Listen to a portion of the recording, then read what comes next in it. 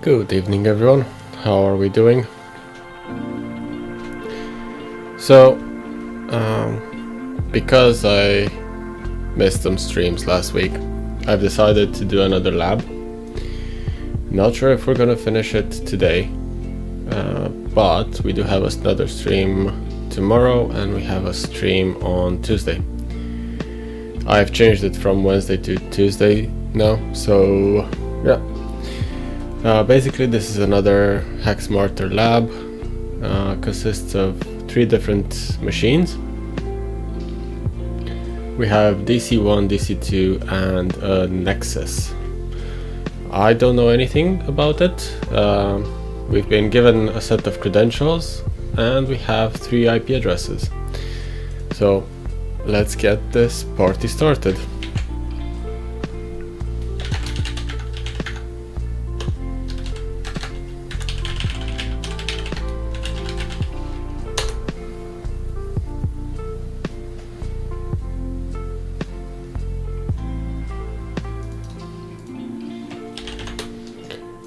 I've decided to start doing IP addresses in here because I keep losing them.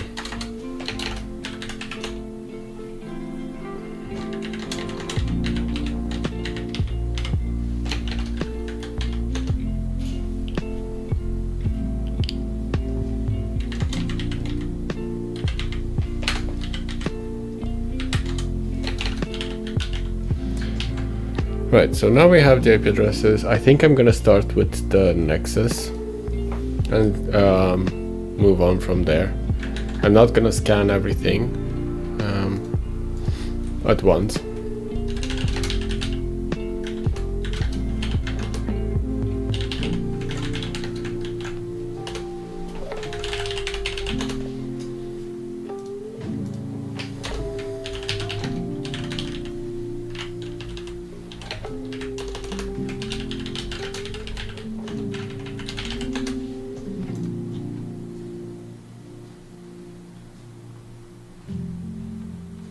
Okay.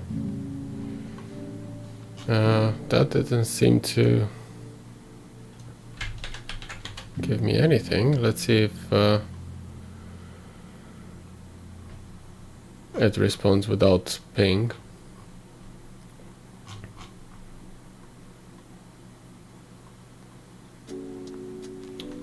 The boxes are up.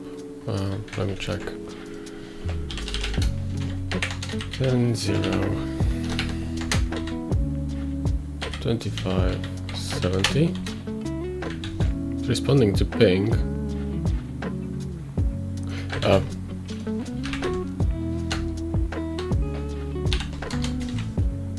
25, 70.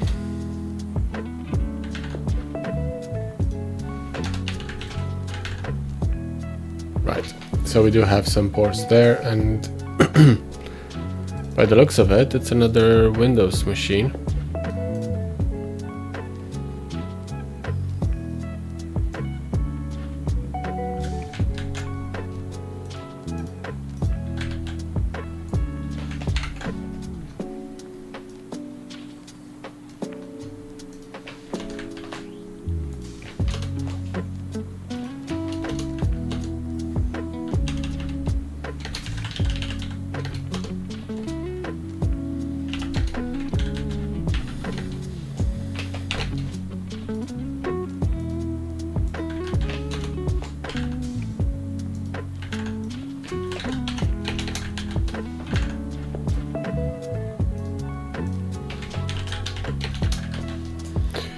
Right, so we have port 80, we have WinRM, RDP, we have a Microsoft IIS server. As I said, we do have a set of credentials, so we can already check if the credentials have any kind of access on this host. SMB tech U, and let me get the credentials over if I can.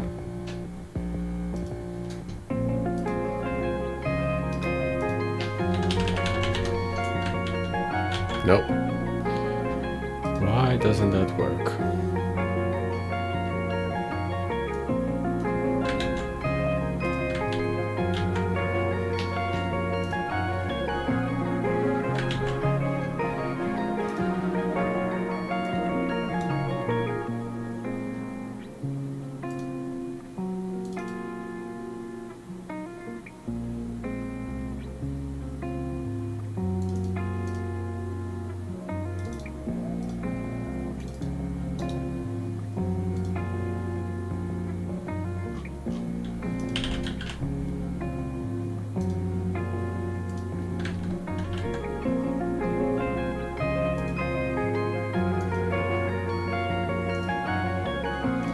There we go.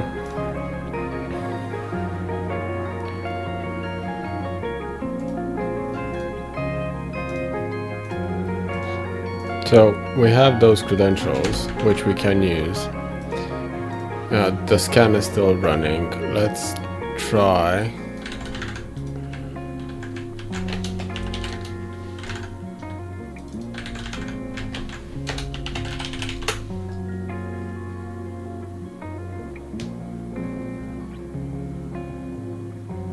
Okay, so we do have access to that machine with the initial credentials, which is good.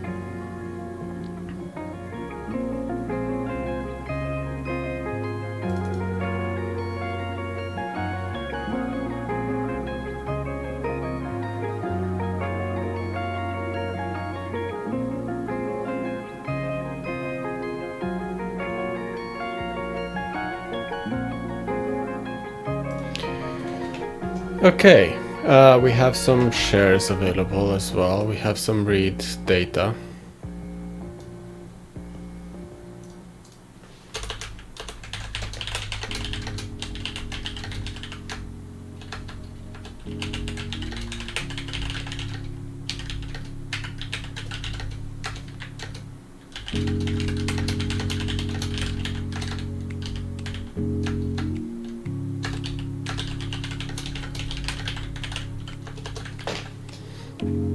I wonder if the credentials will work on any of the DCs, although I doubt it. But let's have a look anyway.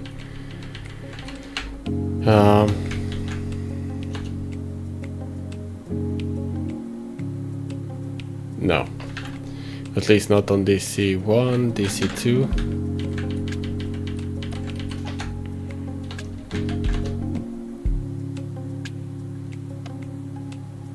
No. But we do know that the domain is Dismay.hsm, which is good. But the credentials don't work on the DCs. We need to read that, so we can use in packet. Oh, what's that? That's a unusual port. SMB client.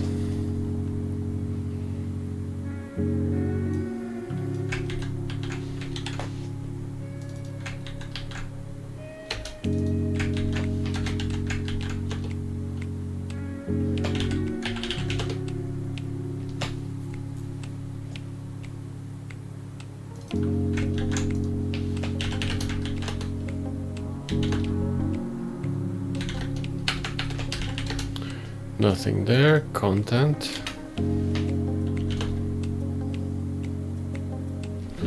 Anonymous check file.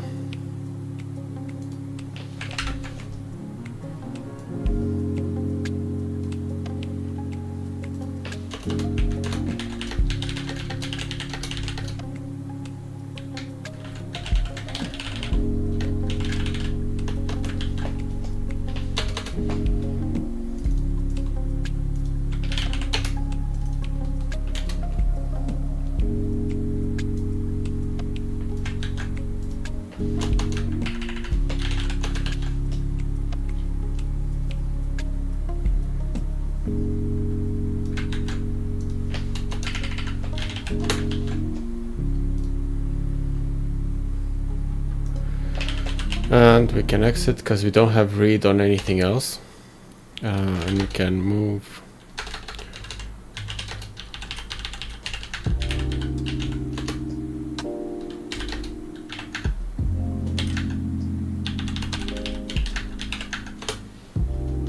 Let's keep things organized. So we move our file into the loot folder in NEXUS and great, it's empty. Well, to be fair, it is empty. That's interesting. Let's leave that running. I wonder if we have WinRM with this user.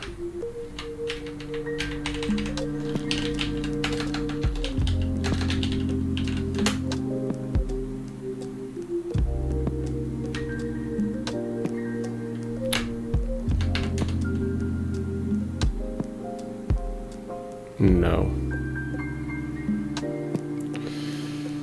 Okay. Hold up. Hold up should be valid. And also we can check RTP. So that's an interesting port. And that one as well, which is apparently an HTTP port. So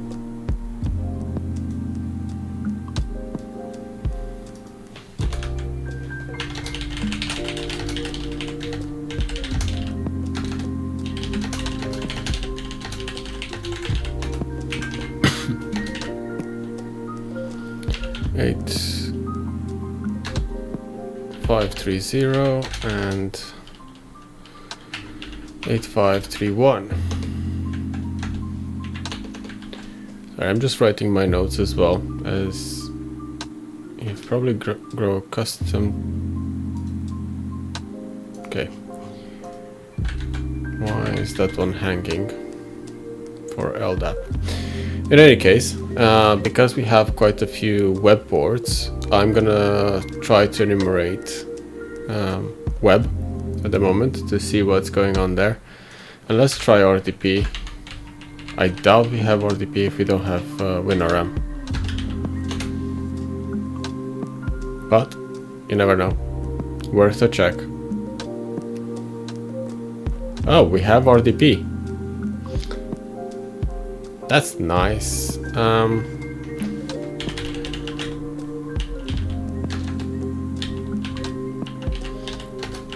I'm trying this because I've noticed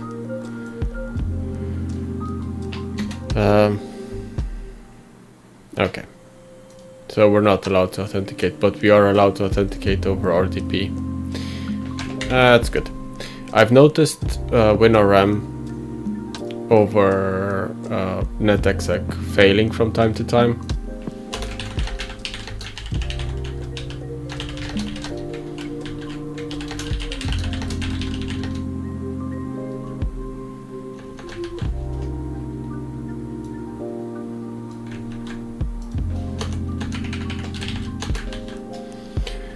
Before we go into RDP, I do want to have a look at the web stuff as well. I don't want to just rush along and get a beacon running. We can do that in all due time, but let's do it right.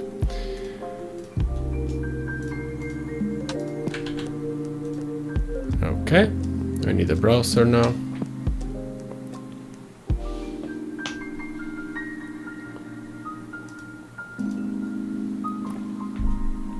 That was from yesterday. Okay, so there's nothing here. 8530. And it's empty. 8531. Connection reset. That's fine. So 8530. Let's have a look in burp. What's this one returning? ASP. Let's do a fuzz.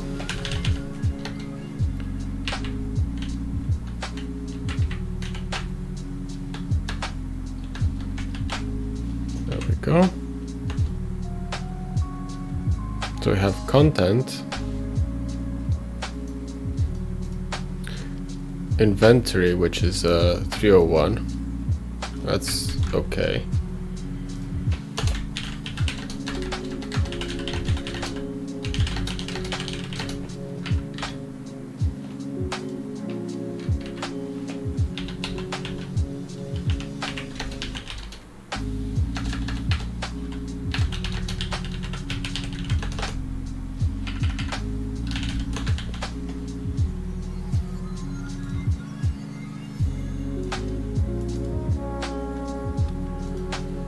So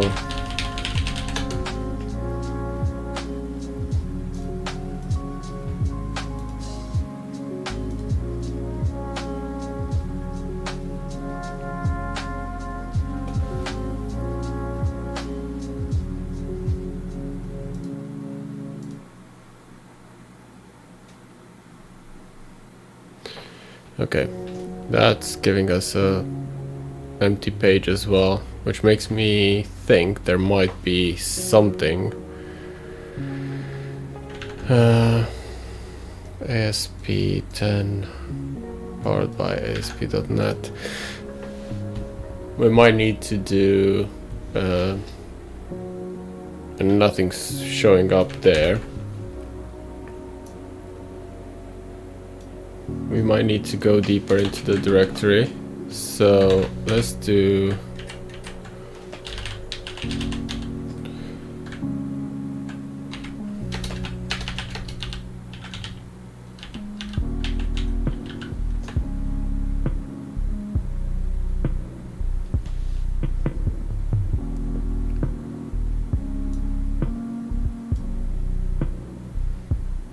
then we had content as well, didn't we?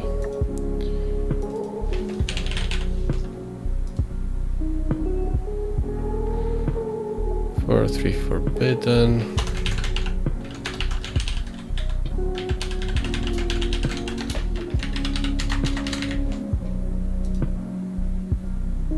No. Just testing some very basic stuff to see what's going on.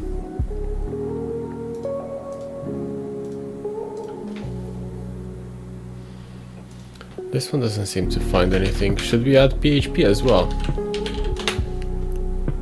Maybe it's running PHP.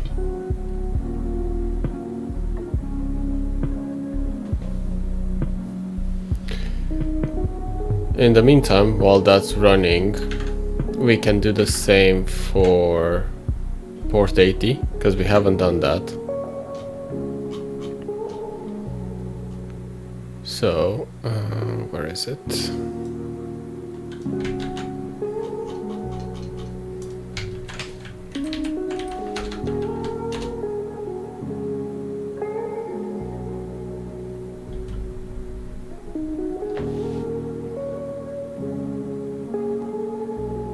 Yeah, that's not very useful.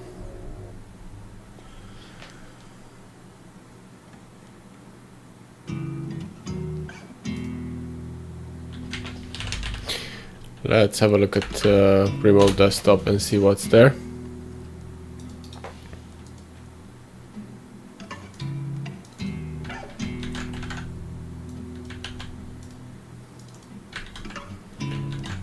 While the two web fuzzers do their job.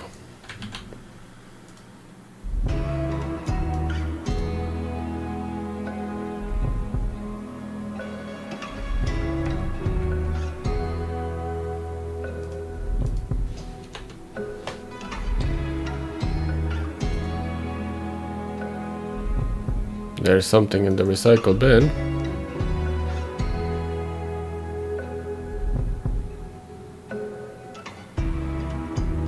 That's interesting.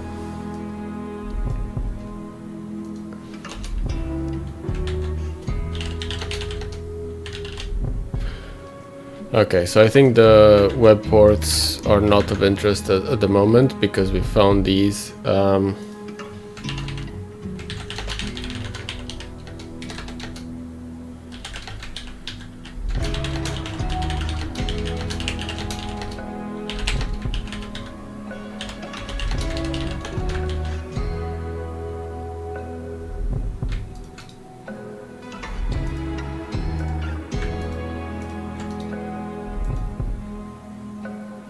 Hello. To be fair, we haven't gotten very far, just done some enumeration. It's a full lab, 3 different machines. We get a set of credentials, which this is the first access that we have on the box. We have an RDP onto a Windows VM, and we found some files here. System audit, invoice, meeting notes, and a file called confidential, which is a 7-zip archive. Let's see the system audit.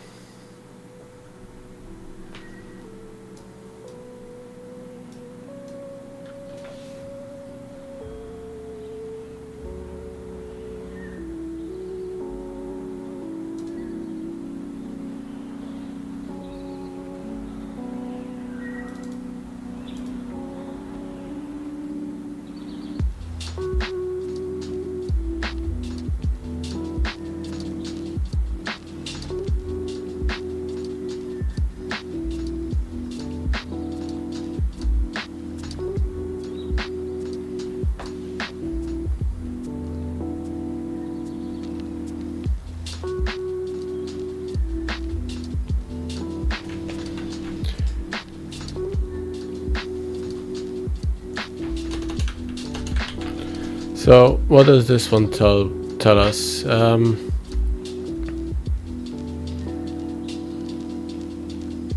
There's an automated backup running. We have a service account SVC SQL01.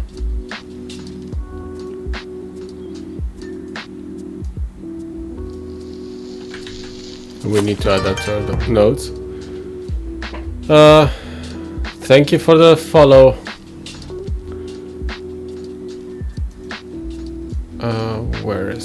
Where can we add that? Users. SVC SQL01.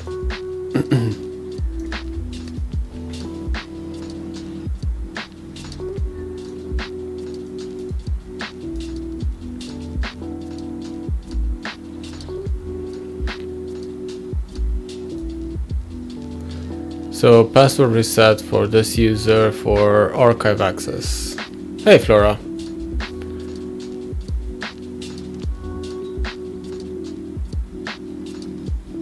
Oh. I'm good, thank you. How about you?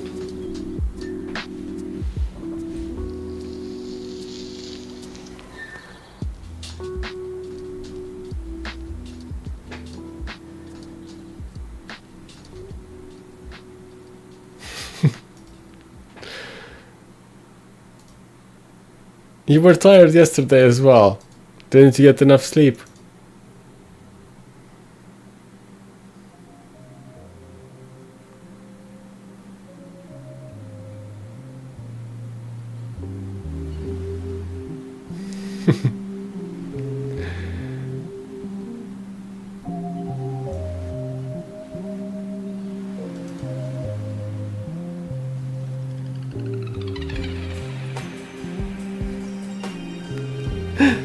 Well, hopefully you can get more sleep today.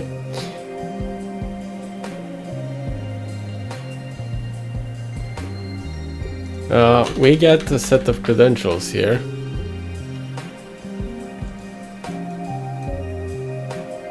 Thanks for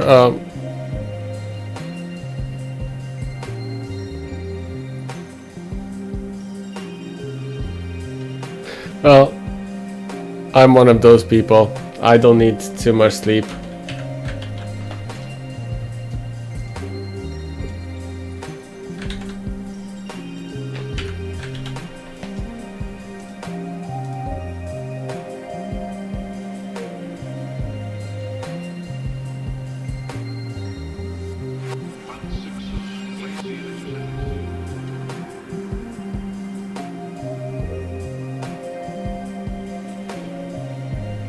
Hey.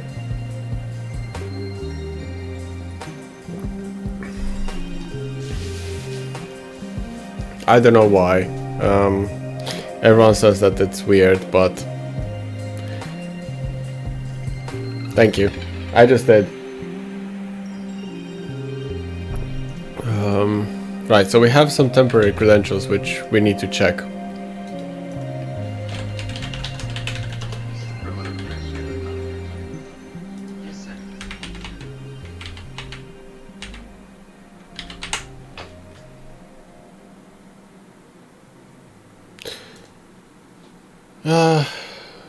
With work stuff, yeah, it was fine in the end. Just a lot to do, and it's still ongoing.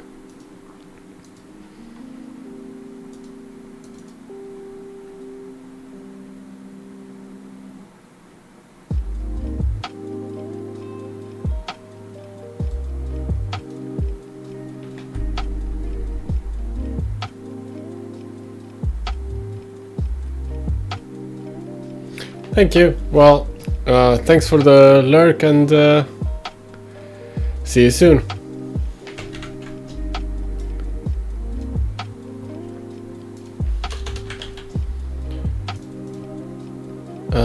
We get another user here, V Marcus.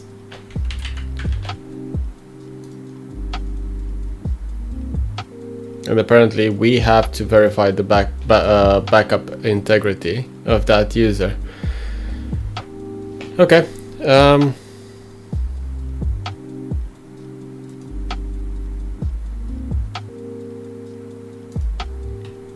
Let's see what else do we have in here.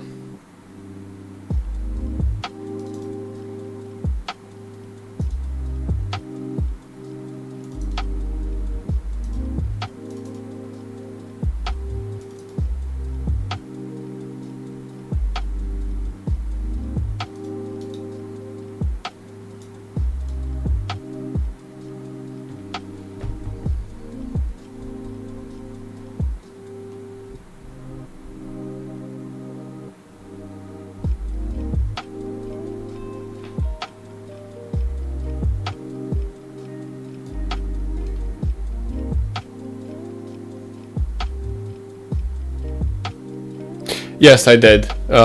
Thanks, Bunibam. I'll have a look after the stream to fix the screenshot there.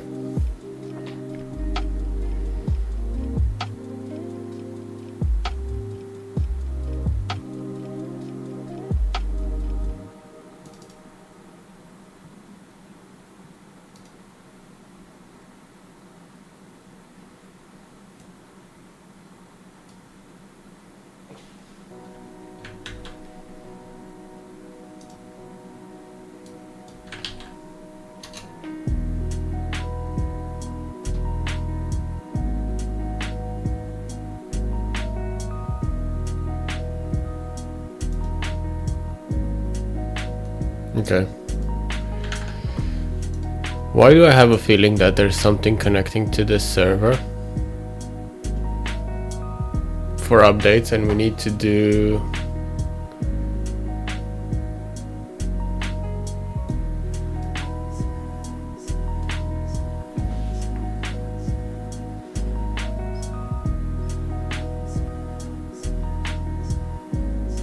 yeah, this feels like we need to do a responder on this machine.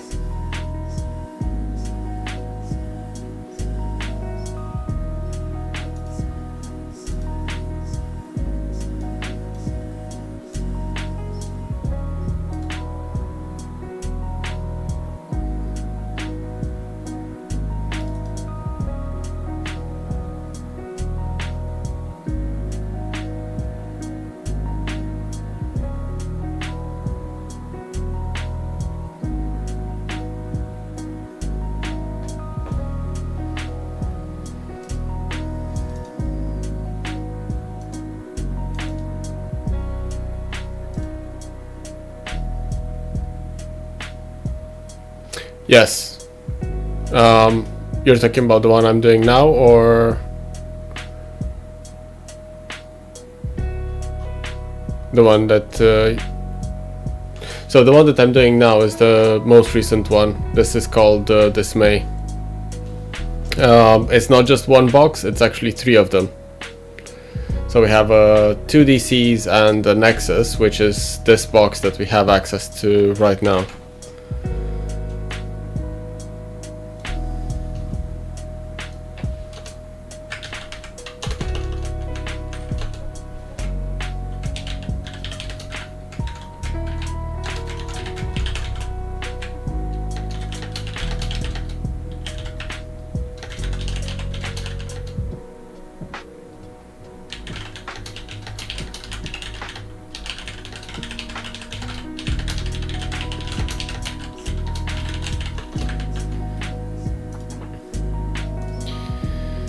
So let's have a look what else. No, that's just the boot stuff. As I said, there's nothing on port 80, there's just a web server there.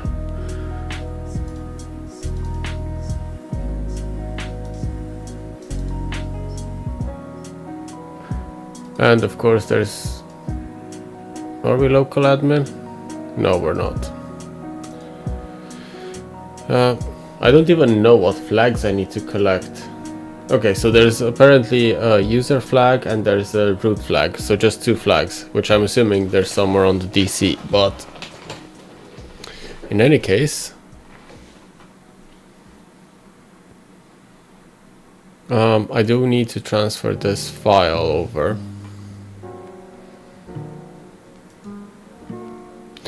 Okay, well, at this point I will start Adaptix.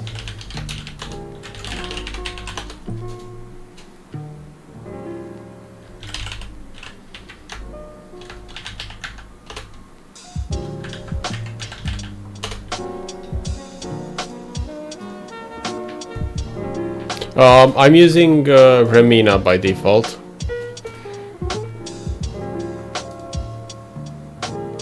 So Remina Remote Desktop.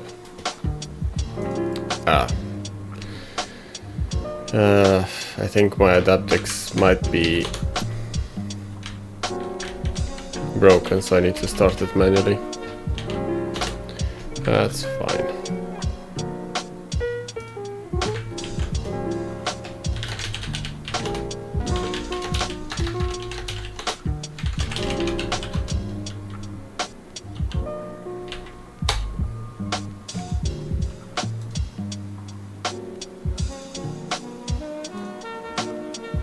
There we go.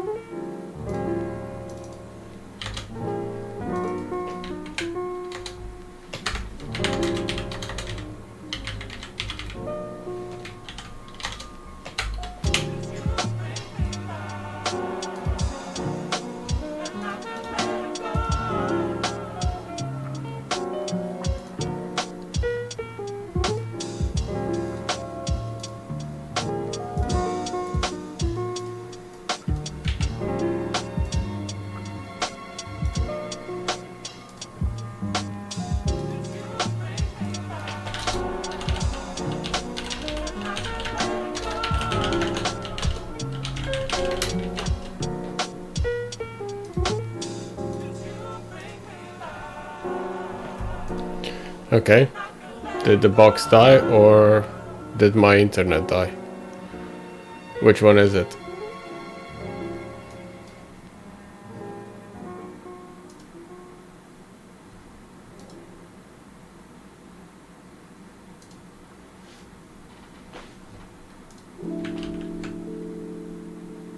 I think the VPN might have died. Oh, great. Yeah, I think so. Let's reconnect.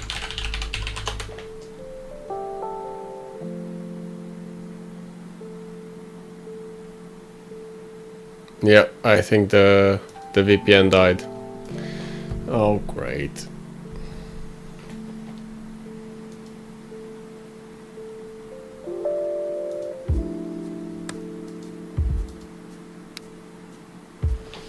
And now if I stop the machines and restart them, I'll have to reconnect and redo some of the stuff, which is fine.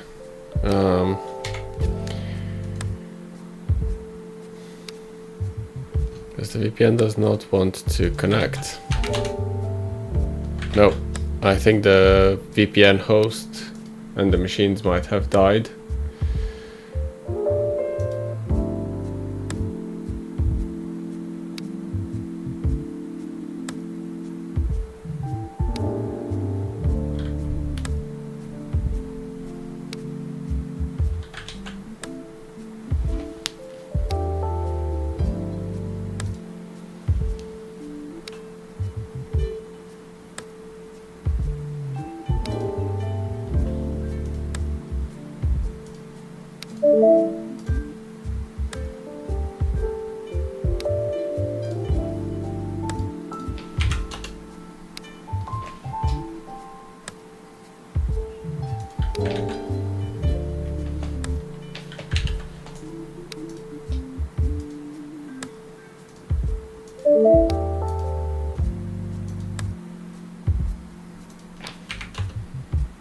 There we go.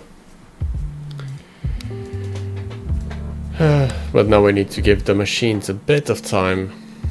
I'm assuming that my IP address is the same. Yes, it is. Okay.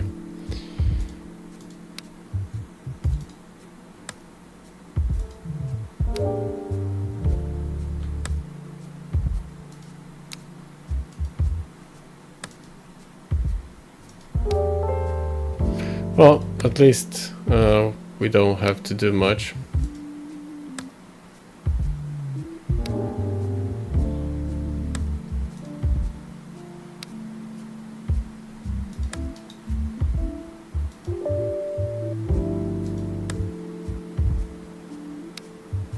Okay. As I thought, we did have some data in there, didn't we? Around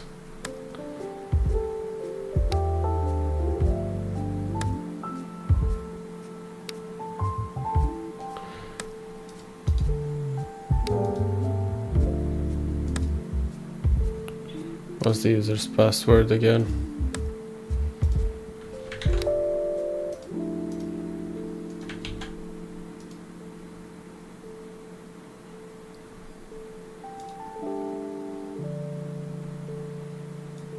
Okay, so wrong password. That's fine.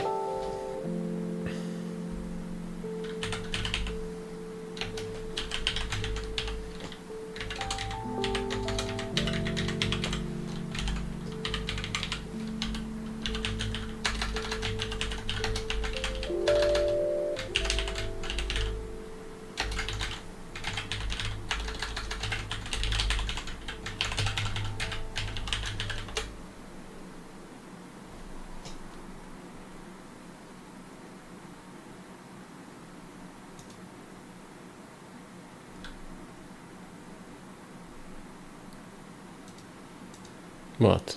Cannot connect?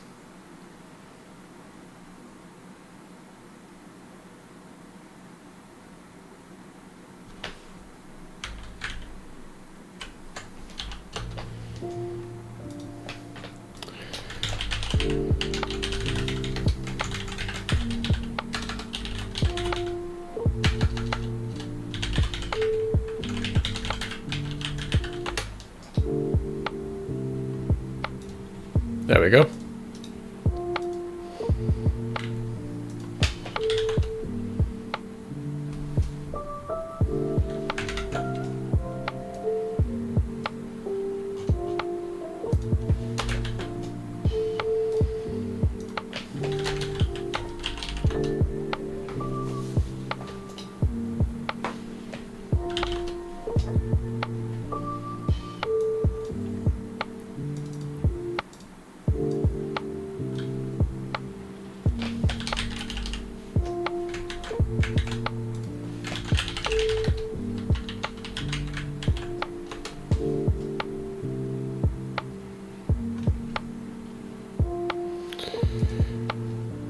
I assume you guys know what I'm gonna try to do with this. Basically 7-zip to John and then crack the password so we can extract.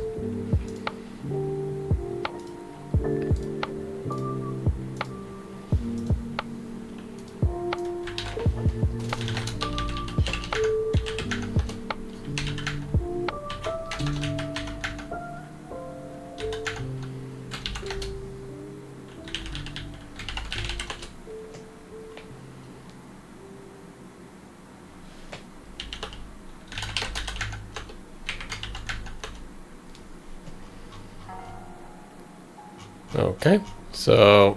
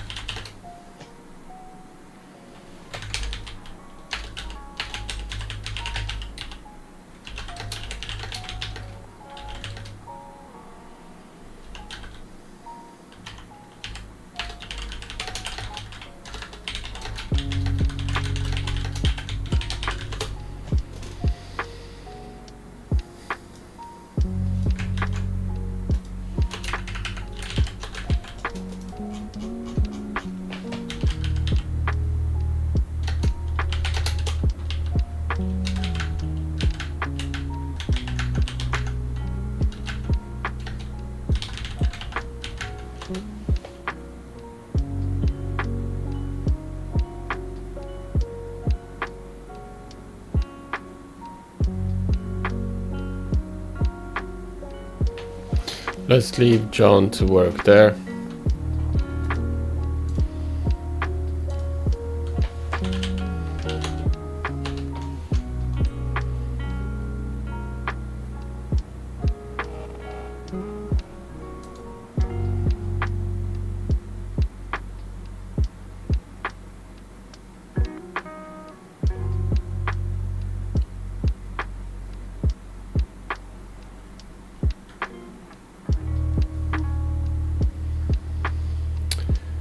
I do want to run seatbelt.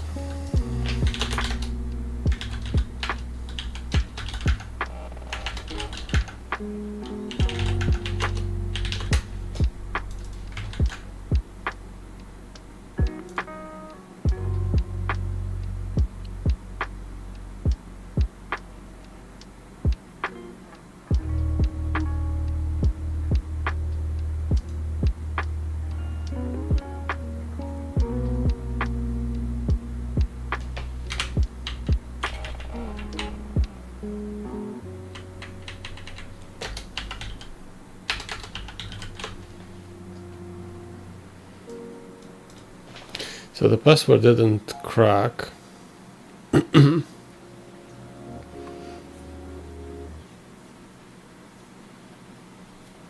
Okay. Well, that's a pity.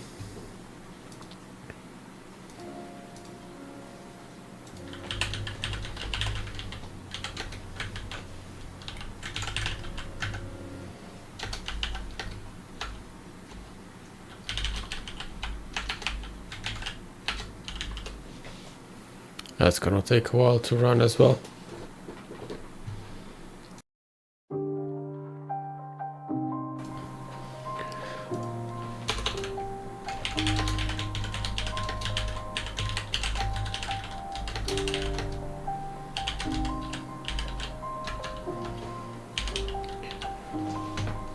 Let's have a look at what Seatbelt came back with.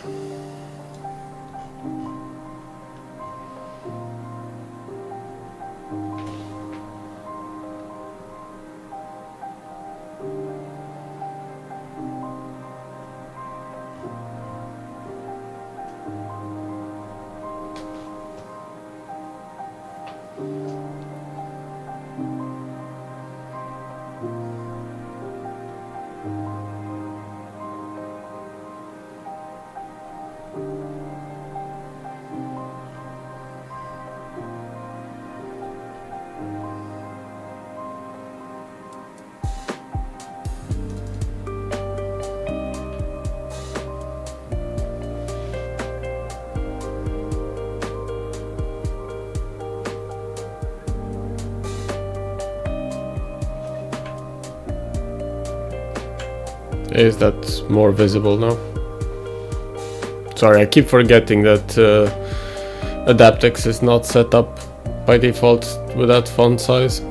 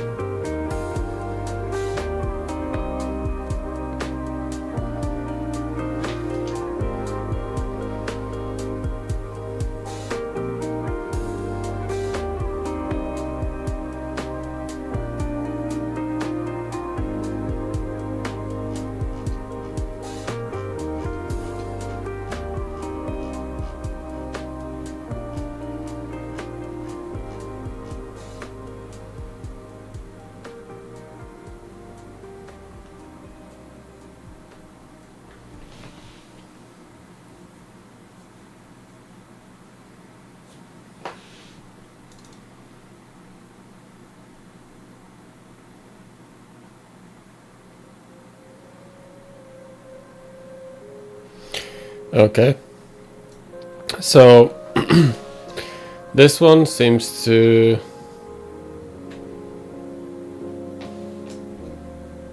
run level user ID administrator. It runs as administrator. If we have write access to this file, we can get administrator on this box, and I think we do. I'll check that in a second, but I think we do have write access to that file. That's the script that we were reading previously. Where is it? This one.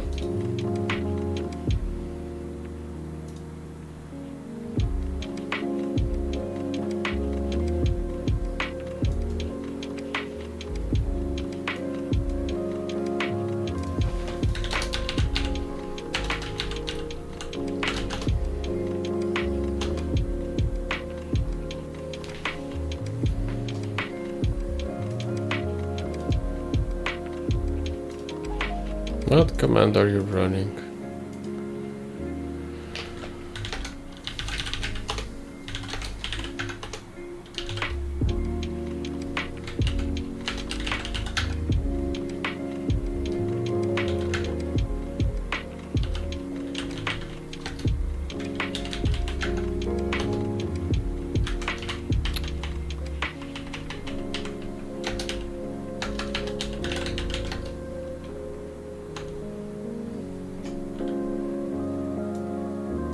So we have read execute, system has full, administrator has full, so we don't have access to that. We cannot write to it.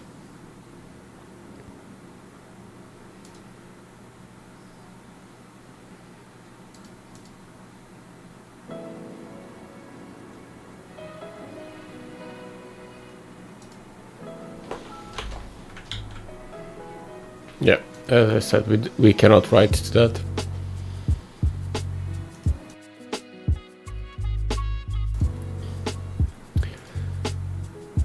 That's not the problem. We can find something else, I'm sure of it.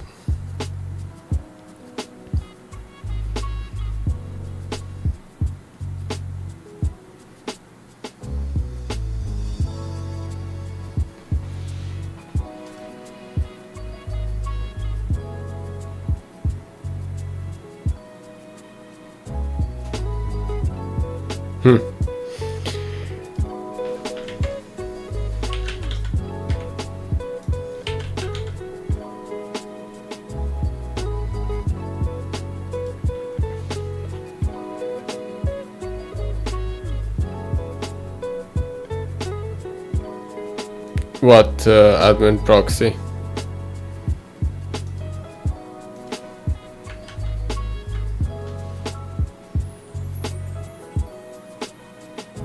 This one.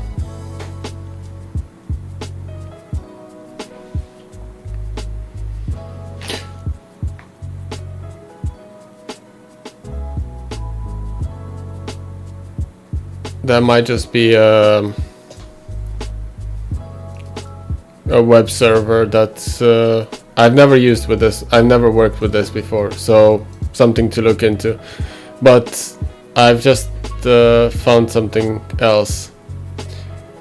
This one is telling us that we can now see and run the task, and I'm trying to figure out if we can actually modify the task as well.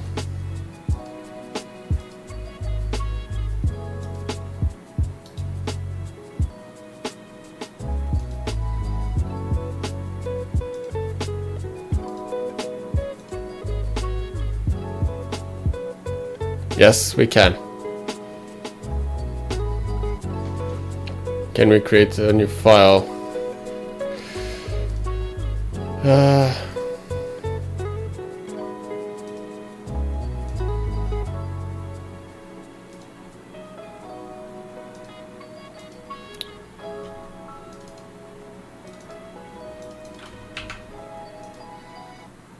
Okay, so we saved it as that.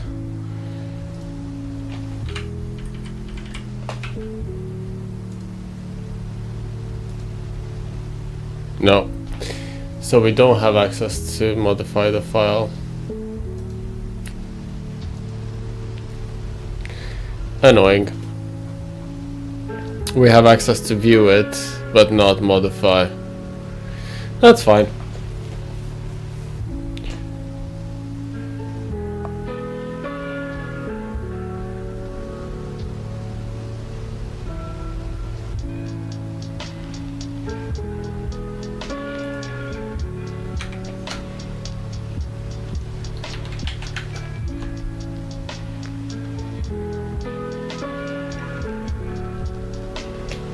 Yeah, so this one's the same thing. We have read and execute, and the administrator and system have full permissions.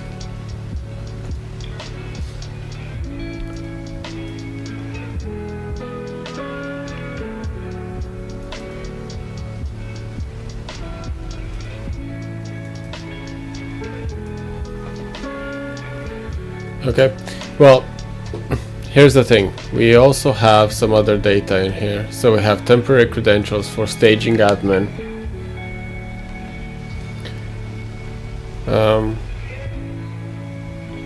And we also have users, SQL SVC1.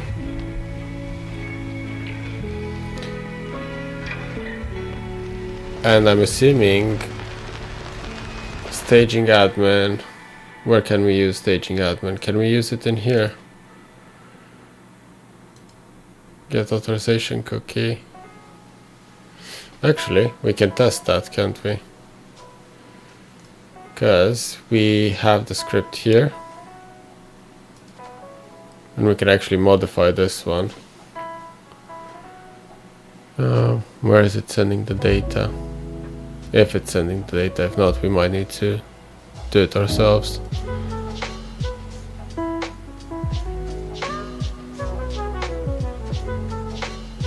No, so it's not using a username and a password for authentication. Client ID.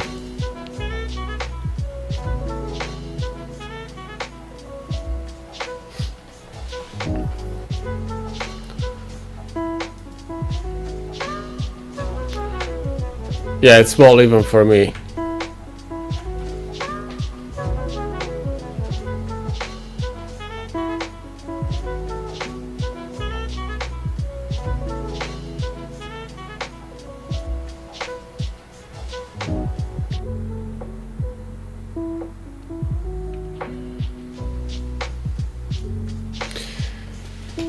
Oh.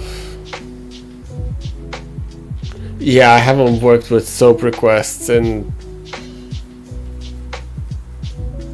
10 years?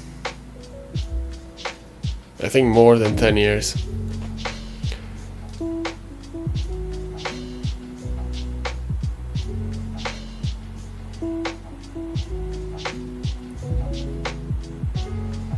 Nobody is using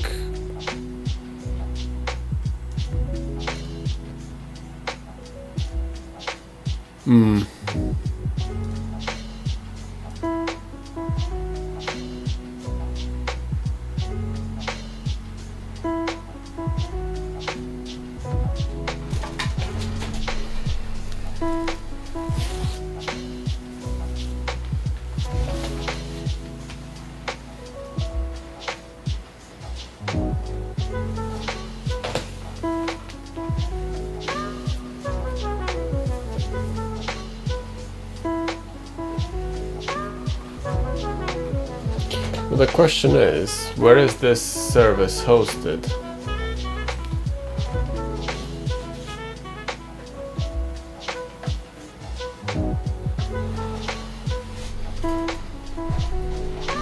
Sorry, I was getting a bit hot, since I normally tend to close the office door.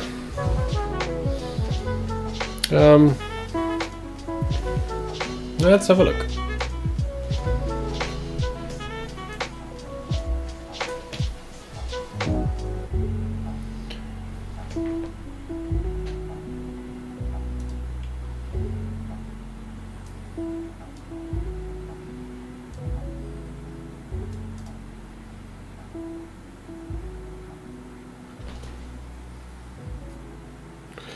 So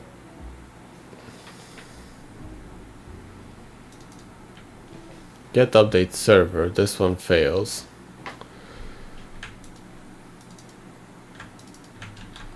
Let's have a look.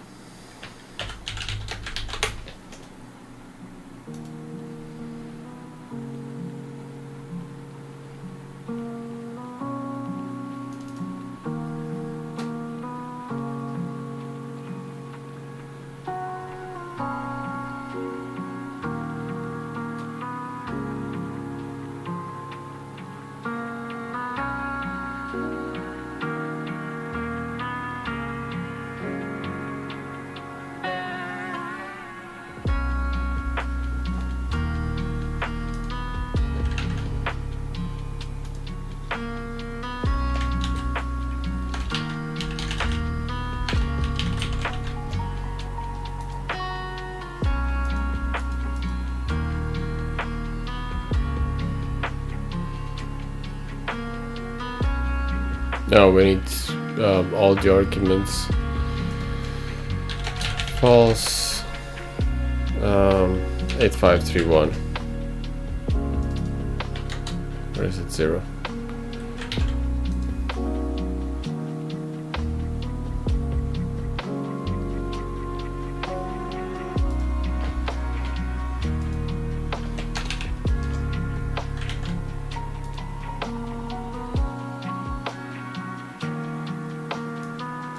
But this one's just getting the local update server, I think, by default. If we don't pass any parameters, which is fine.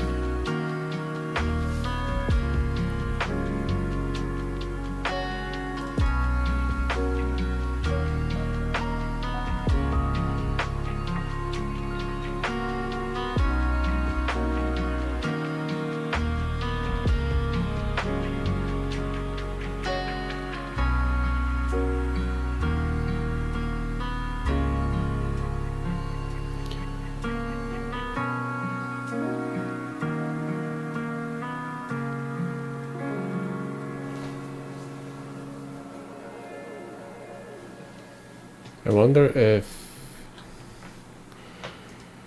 let's check, when was this triggers?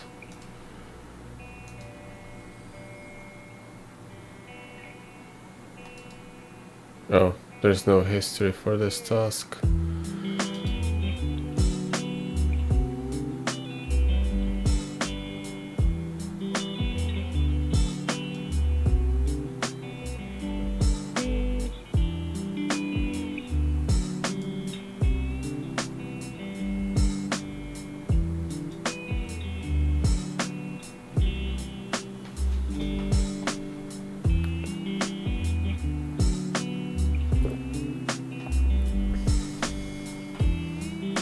So I'm thinking we cannot modify the files, right, for the task. The only thing we can do is run the task as administrator, which is calling the file that we have in here, which is connecting to localhost 8530.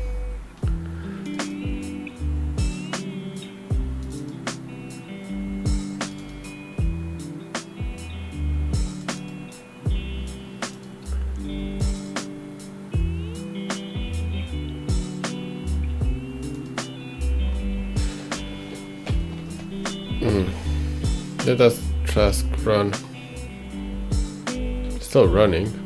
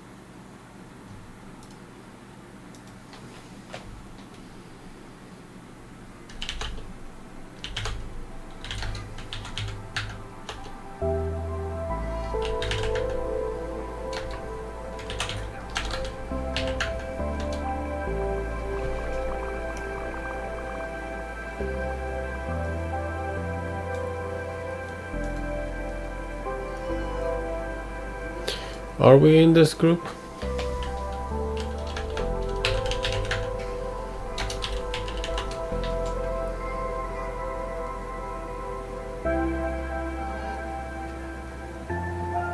No, we are not.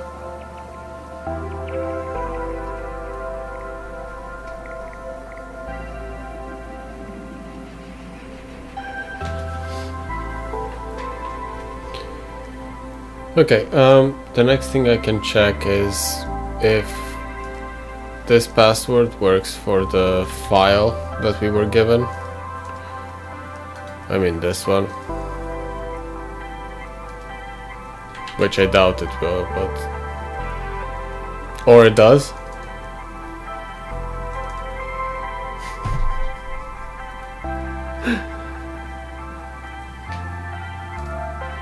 Come on.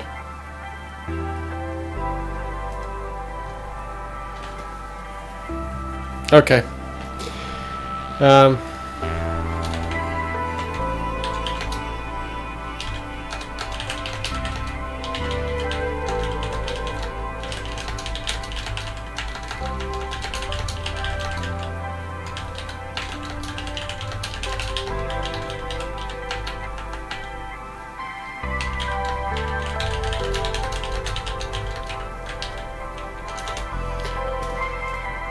Let's see, what do we have here? Okay, I'm gonna download this locally and then we can have a better look. I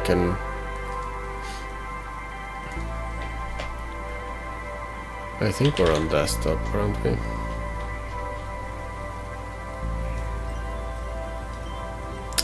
Yes.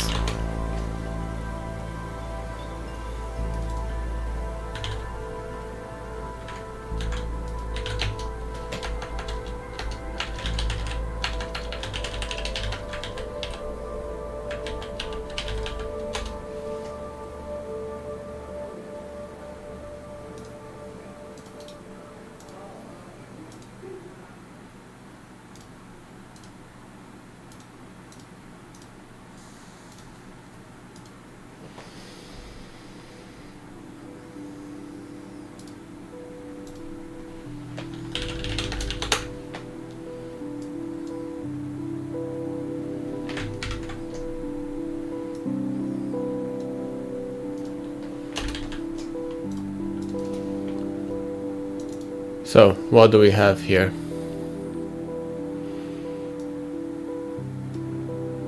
Internal network assessment, Windows domain.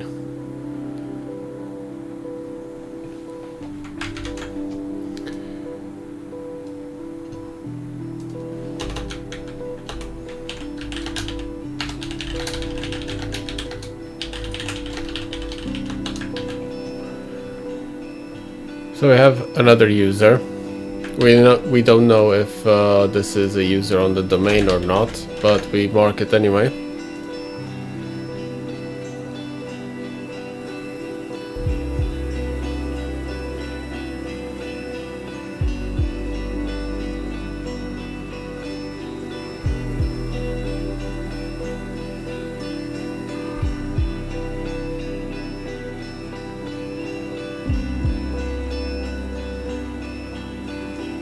Unconstrained delegation, that's nice.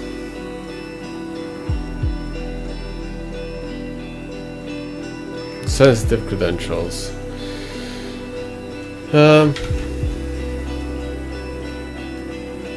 I'm assuming we're gonna find some sensitive credentials exposed in this report. What do you guys think?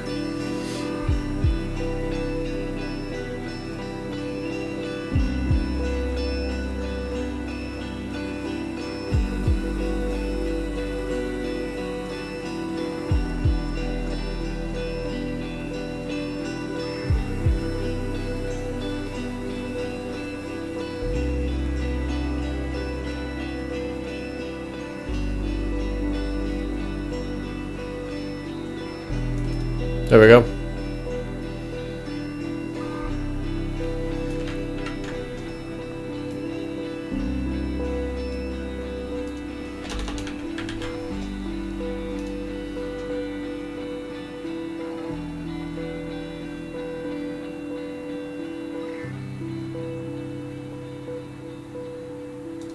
So we have SVC scanner as the user, with the potential password of whatever that password is.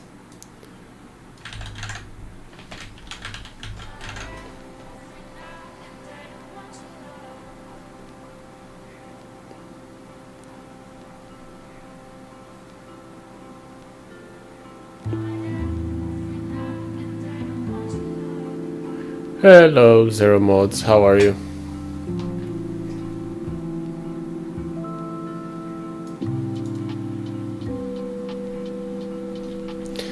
So the purpose of this report is basically to give us a password for SVC scanner. I wonder if that's going to give us access to the domain controller, or one of the domain controllers. NXC SMB.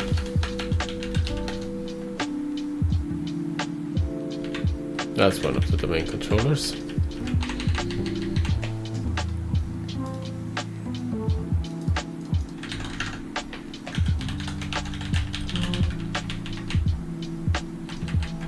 I haven't even done a port scan on the domain controllers.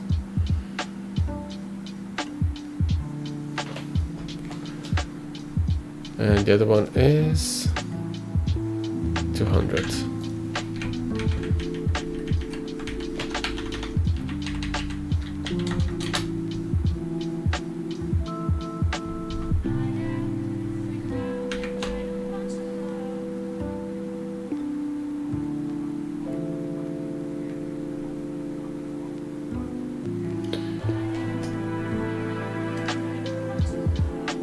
Okay. Do I have the IP address correct? Yes. NXC.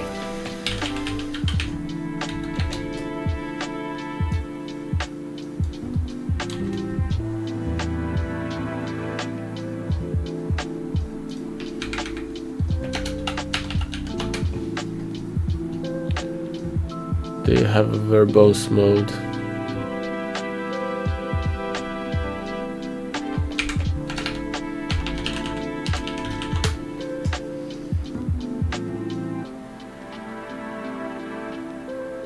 Okay, so maybe SMB is not available on DCO1 LDAP.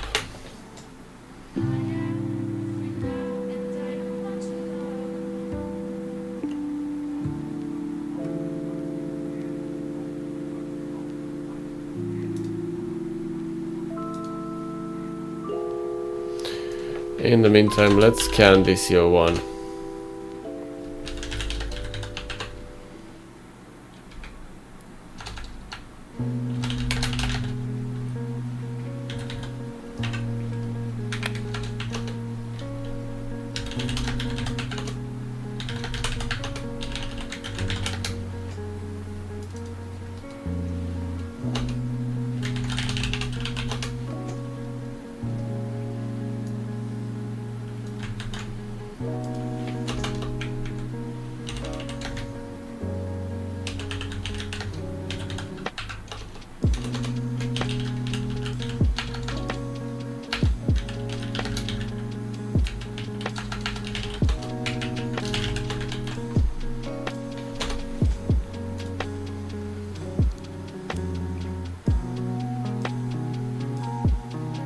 What's going on? So that's not connecting at all.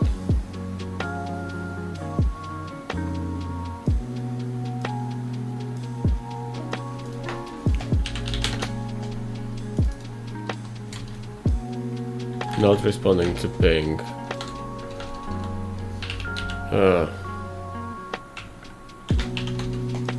Okay, so DCO2 is responding.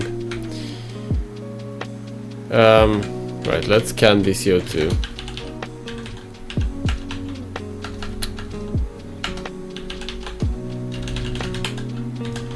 And see what we get there.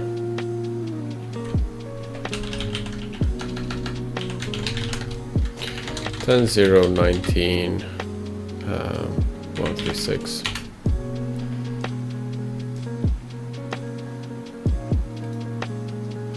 Maybe DCO1 is not available from our network here.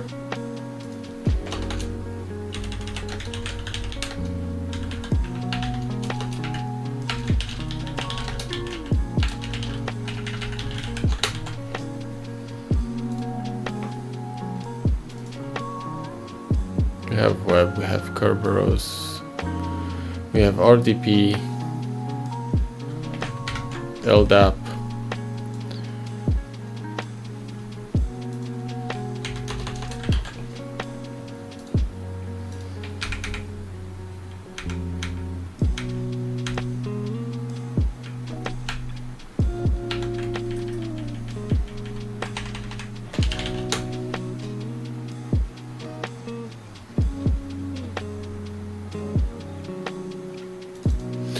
SVC scanner fails with this password. I wonder.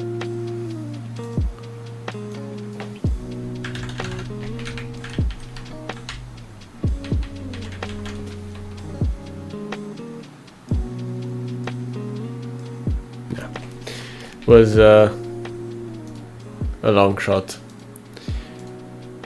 but let's. What is the report again?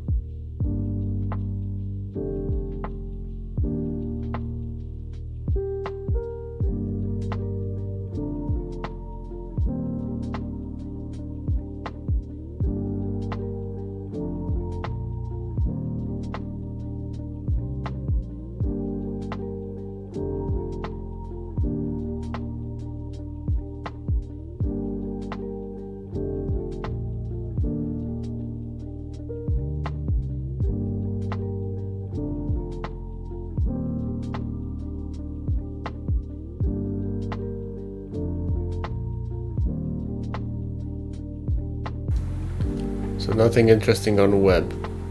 On the DC02.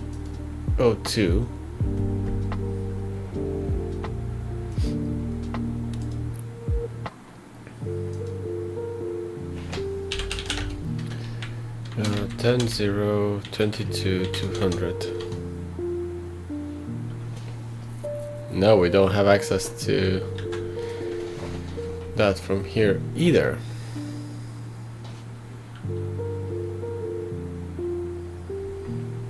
So that username is not useful at the moment. It doesn't give us access to DC02 or DC01. SMB 019.136.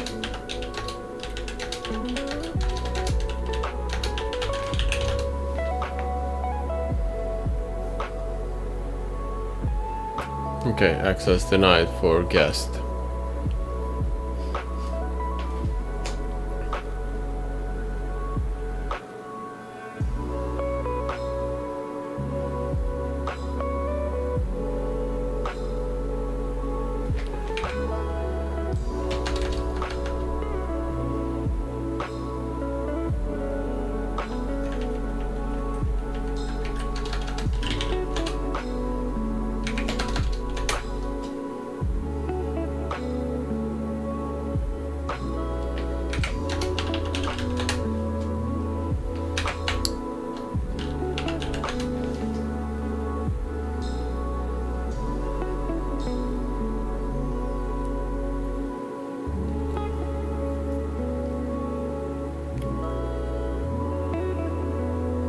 It's doing a successful bind, I think.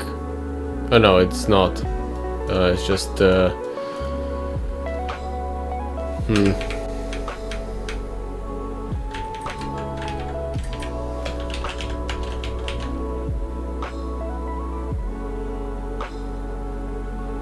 account disabled. So LDAP is not working as a guest. SMB is not working as a guest either.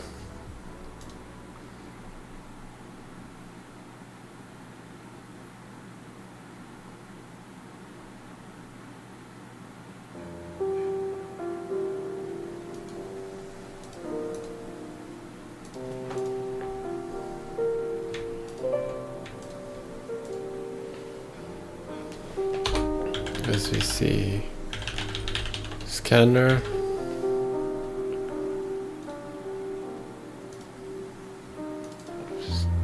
Let's put this one as well.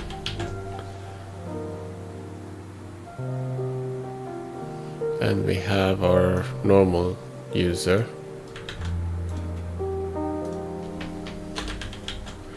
And we can create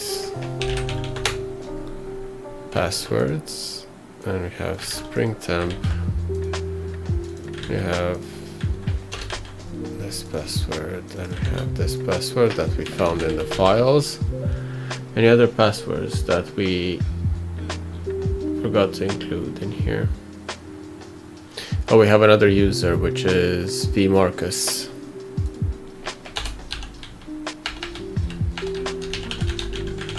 From one of the reports that we've had before.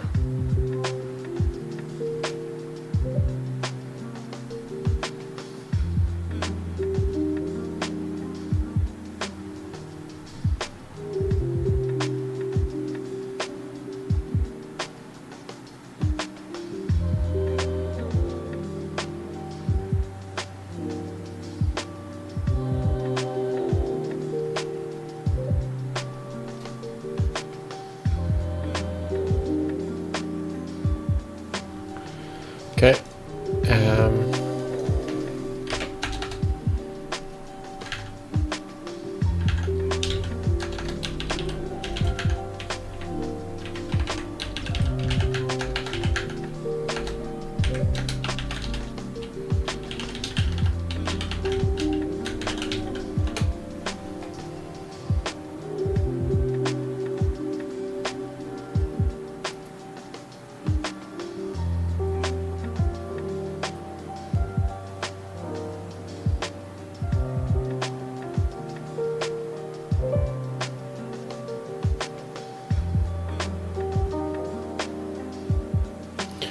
Okay, password brute forcing with known passwords and known users.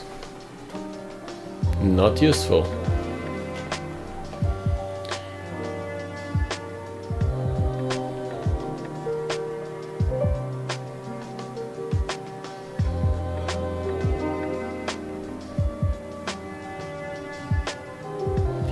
I don't see an SQL port being open here.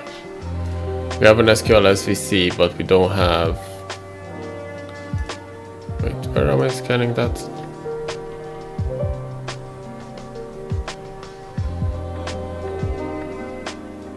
Oh, okay.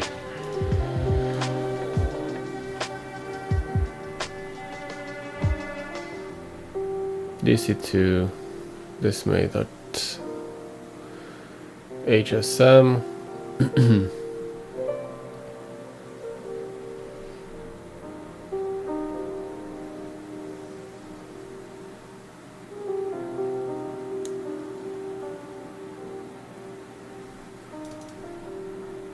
HTTPS open.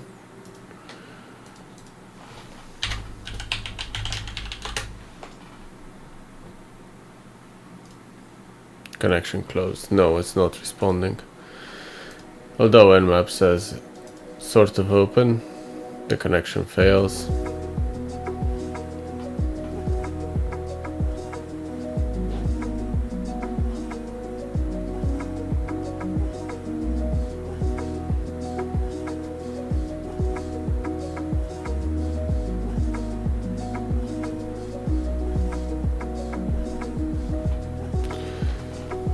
Okay.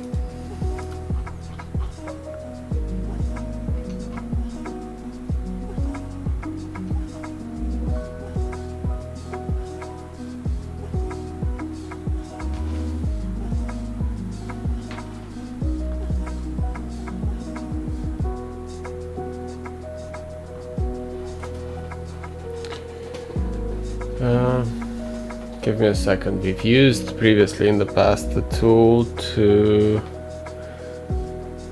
basically do NTLM responder type attack on the machine itself. Let me just have a look. I don't remember exactly the name of the tool. It slips my mind now, so I need to look through my notes, because if the other servers are connecting to the NEXUS, we might be able to catch a hash.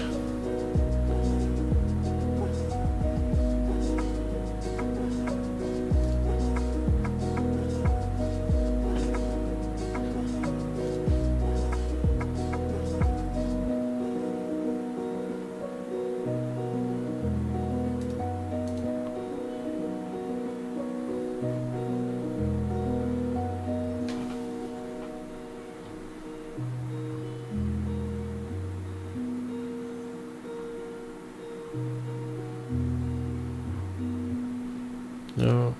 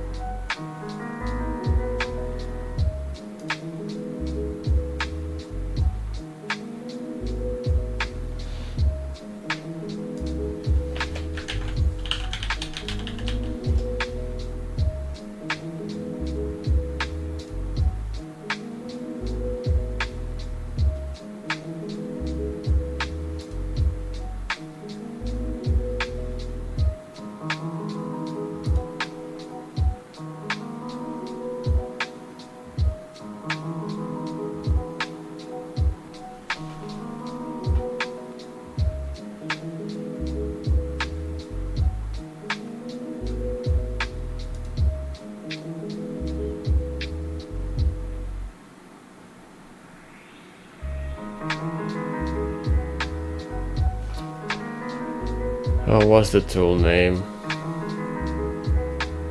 Can anyone remember?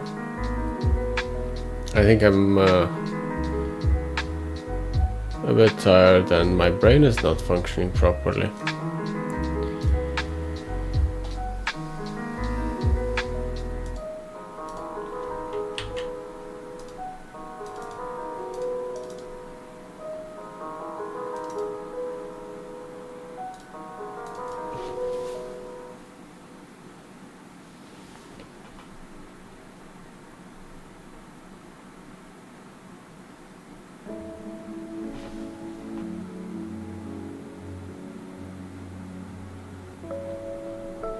I know it was in the Sharp collection. In vain. That's the one.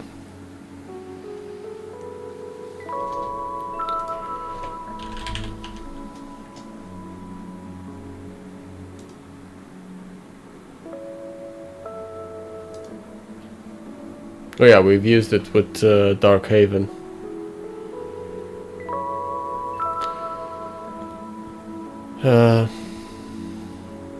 Right, let's copy that to the VM and see if we capture anything.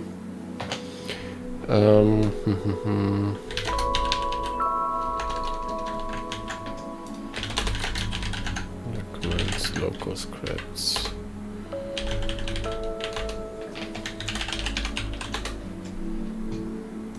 Just gonna run this from here because why not?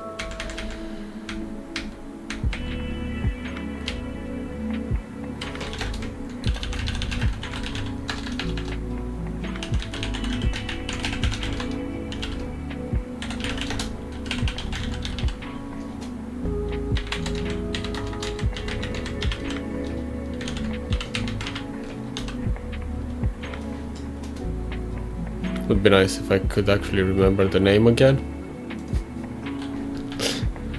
I have a funny feeling it's gonna be a short stream tonight, guys.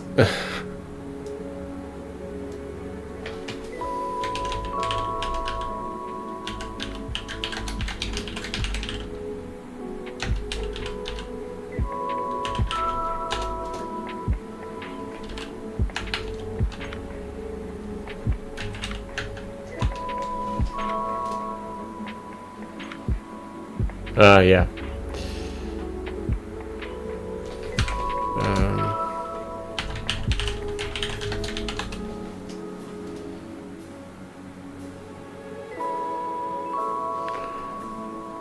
So we cannot do anything because we're unprivileged and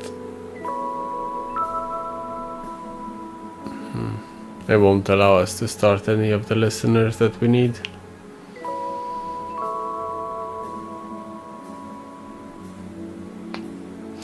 That's not fun.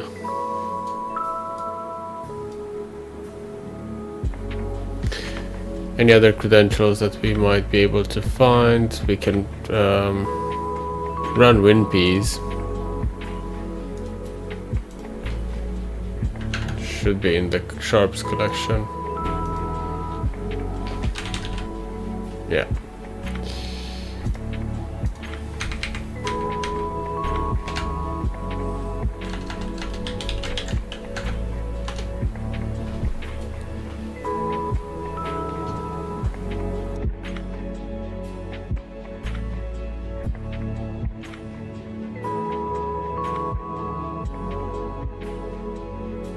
At least we don't have to worry about Defender on this box.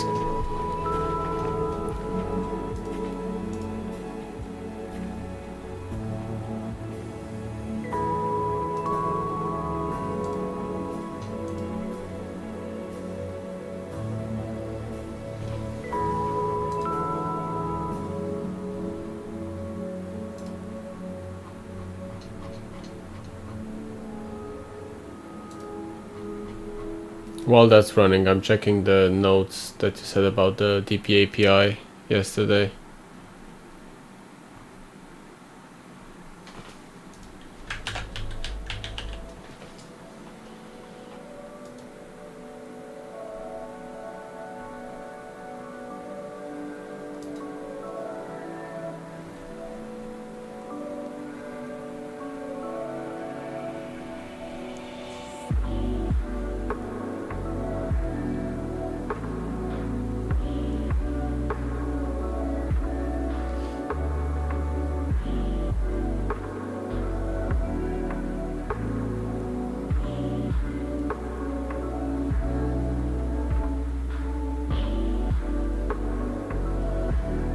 Oh yes, you're right, I have the same screenshot twice there. Oh.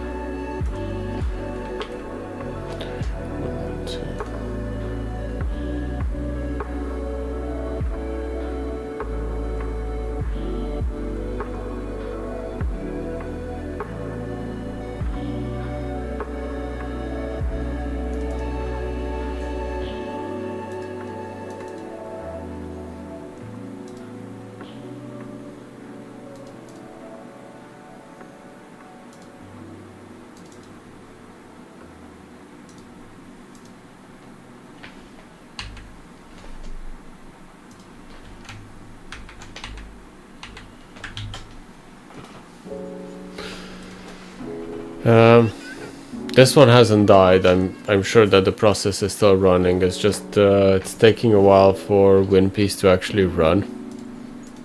But we can check to see if the process is still running. Let's see. Can we see it here? We should be able to see it.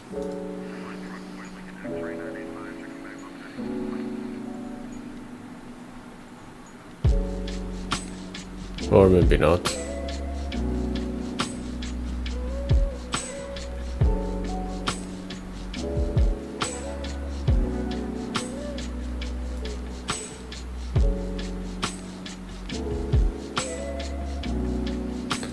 Okay, let's close edge, because this is just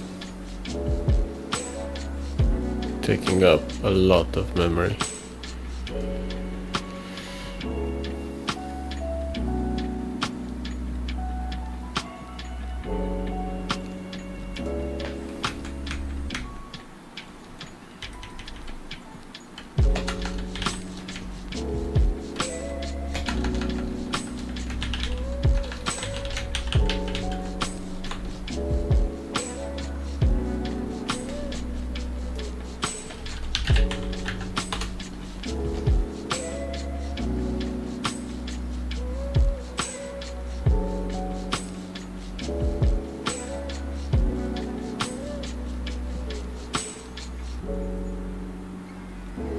Not entirely sure why that one's not executing. Maybe something to do with Adaptix.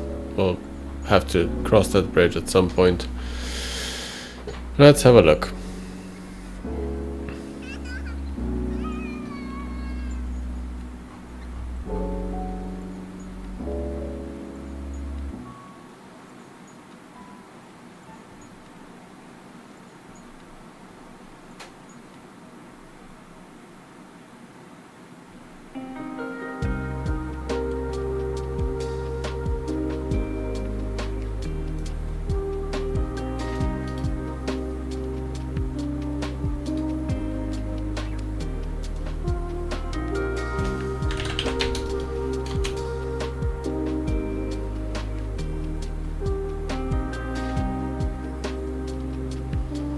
No, that's just what we've done on the box. There's no command history.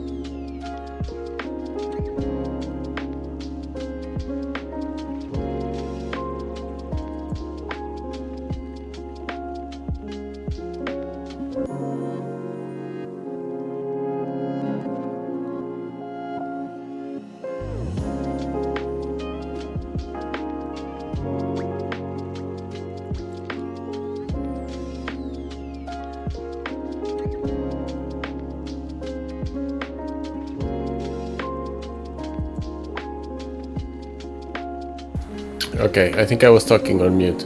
I said I haven't done any work on the update system, so I don't know how to exploit that. It's something that we're gonna have to work together. I think that's our way forward because the task is running as administrator. And it's in a folder that we have access to. We can write files in there. And one of the documents on our desktop here, let me close some of the stuff. So we can write files, update service packages.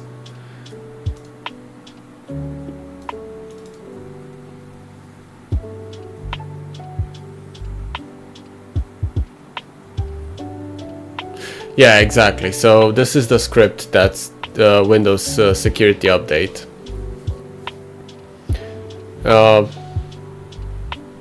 It's searching for update KB whatever number there, and we can create files.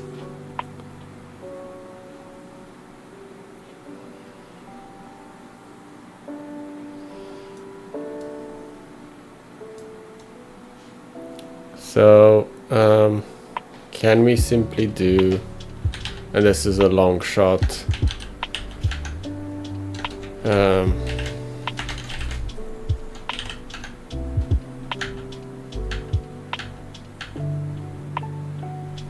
what was the name?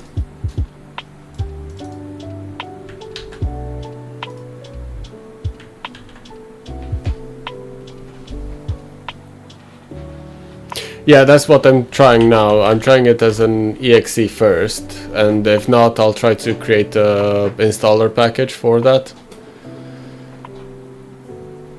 An MSI, as you say. Let's see. Because I don't see any other point in us being able to run the task as administrator.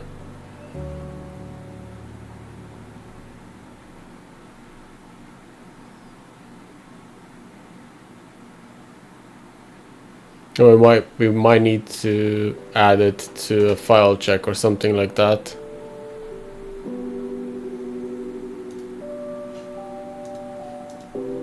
We added our agent here.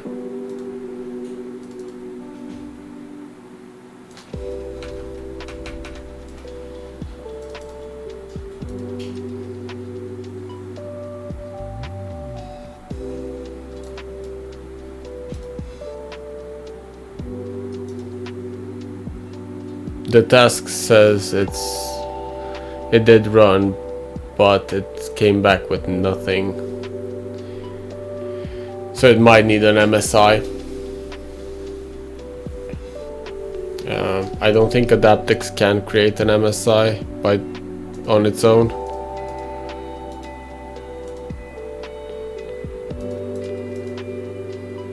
No.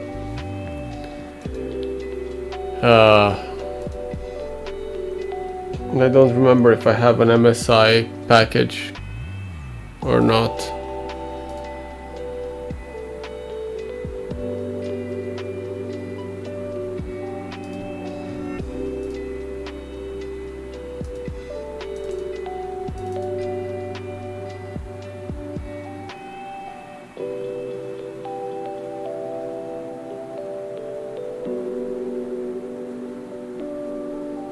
No.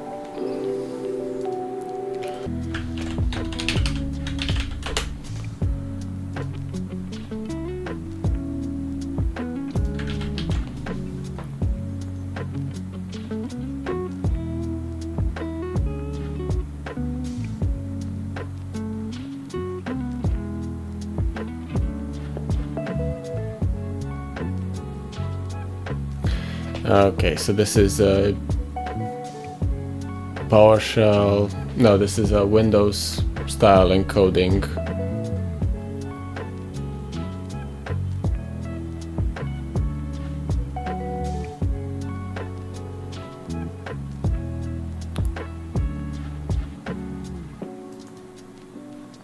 Yeah, so this is basically CMD calc. So this is file name. We can change this to be PowerShell start process, and we already have a binary on the server because we've managed to get the beacon. Basically, we still have the data in the lab. That's one good part about HackSmarter. They keep the state of your lab, so we still have our agent in there, which is good. The only problem is if we try to, we would need to basically encode this for Windows, so we would need to convert it.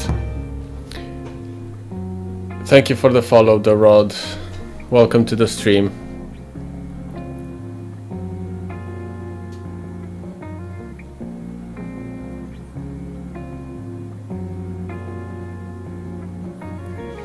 Let's see, do we have the raw data in here that we need to encode?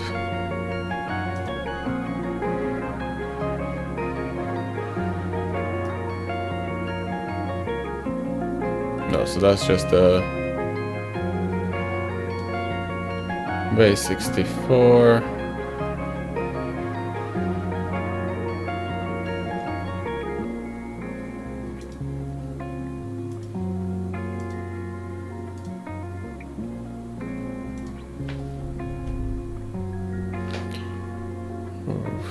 Data formats. I know this one can do conversion from Windows to Linux, but I don't remember how.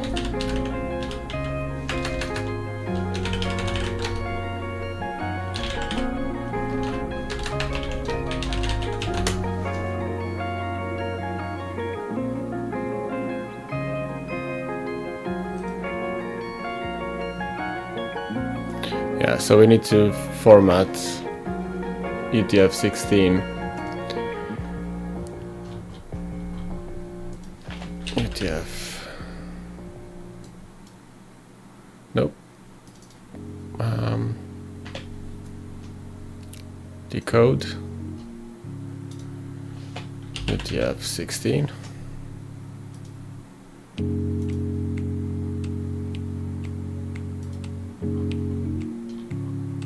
Okay, that doesn't work. Encode then. No. So we need to find the format that works for Microsoft to get the correct base 64 encoding here.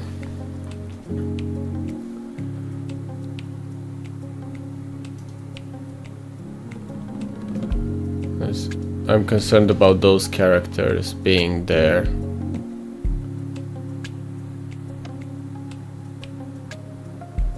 This is basically just an XML data object, which is fine. We can encode and decode that.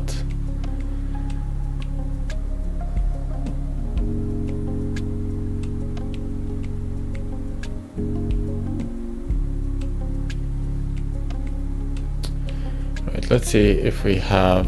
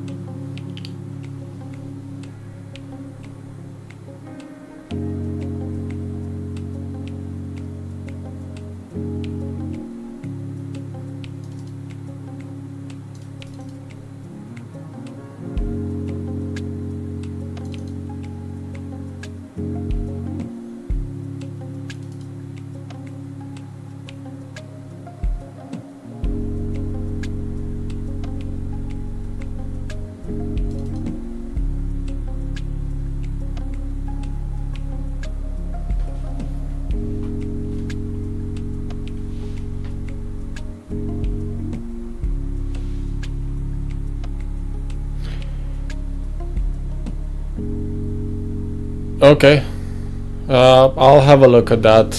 I'm just trying to see if there is a version. Yeah, we can have a look at that, but I'm trying to see if there is a POC that won't require us to do that manually. But it doesn't really matter. At the end of the day, we can. Okay, so we can generate it with YSO serial, which is fine.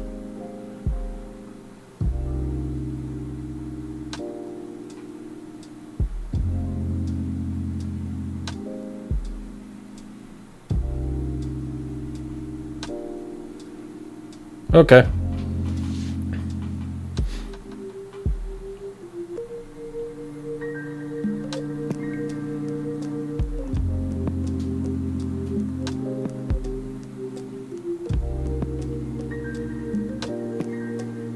So we're looking at 287 text formatting run properties. Let's see, is that the same one we have in here?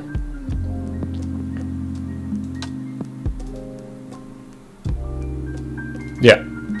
So text formatting run properties, and we can just pass in the command.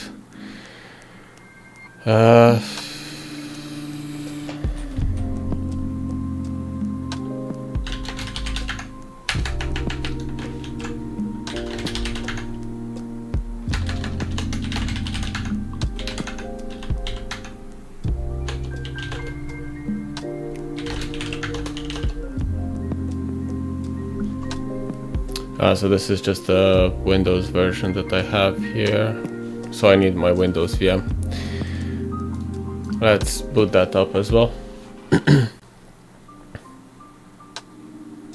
If you have a link for that article, please paste it in the chat. I think that would be useful. Thank you.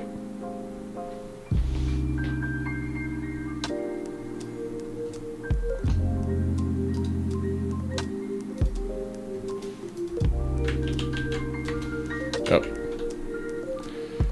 Again, my copy paste doesn't really want to work.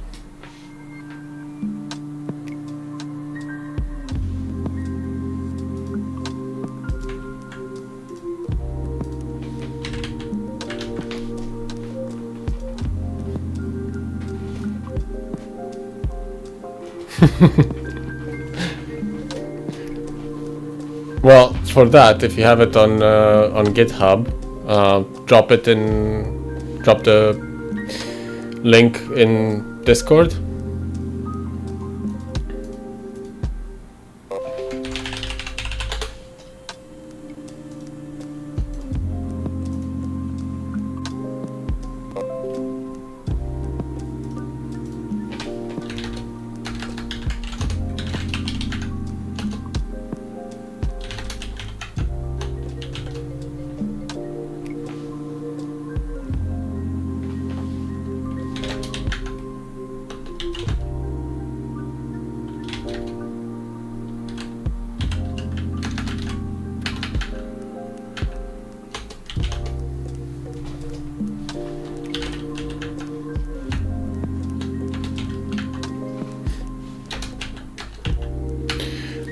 let's see, what exactly do we need?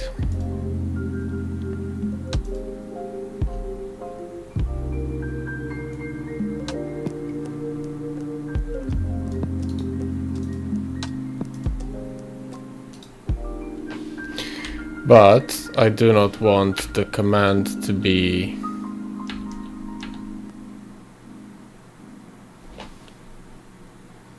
I wanted PowerShell, .exe, start process, Windows, tasks, a.exe. And there we go.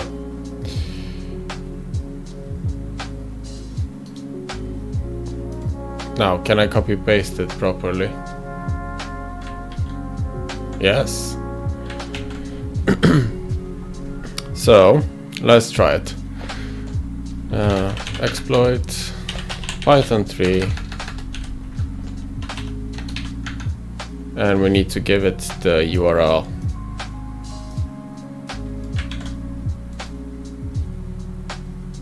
Oh, thank you for the contribution.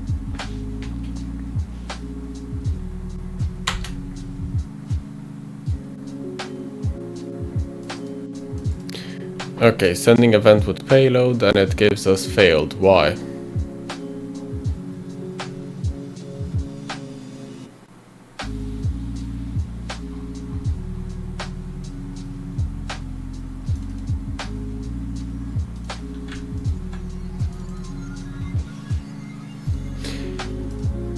Yeah, but it didn't run. I'm just curious to see, send malicious event, why is it returning an error?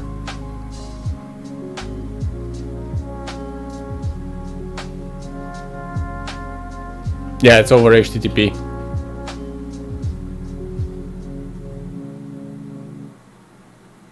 Well, yeah, but we can also put it in burp. Actually, let's do that.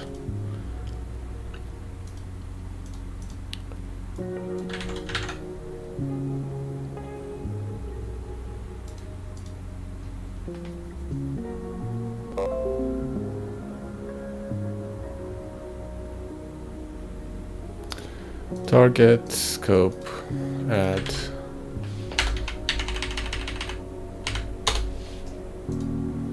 Okay, and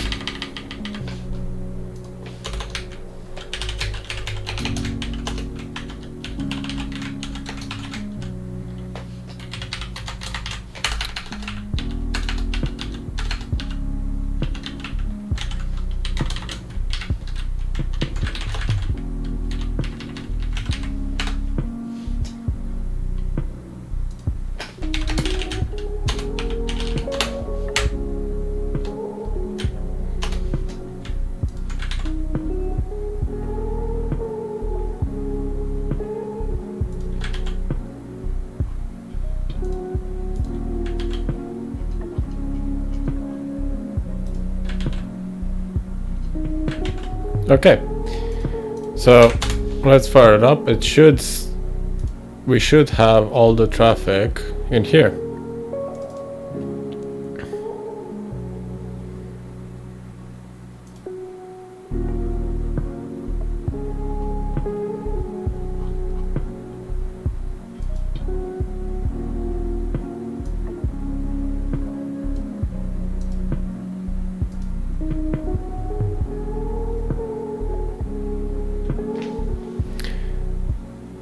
Hey Flora.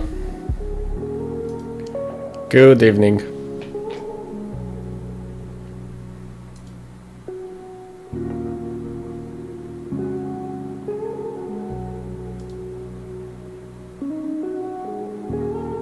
Invalid host name.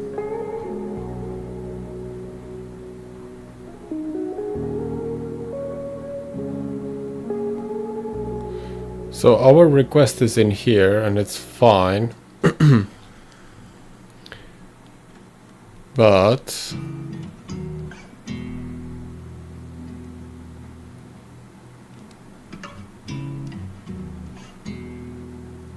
it's using a double slash there. Let's remove that. There we go.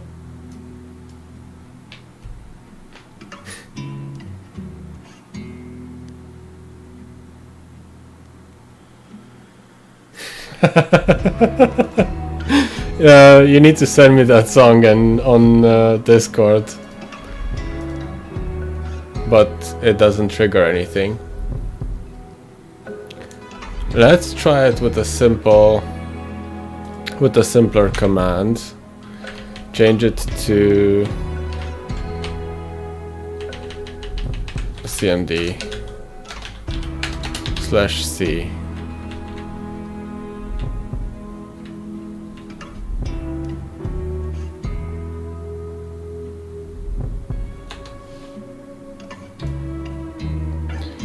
It seems like the request succeeded this time, and it was failing because of the double slash. Thank you, Flora. We're not sure if you've caught the start. We're doing Dismay from HackSmarter. We started it yesterday, but here we are again.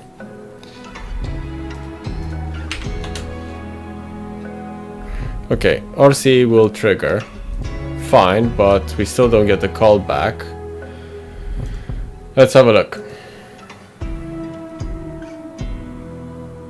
And I think it has something to do with where my payload is.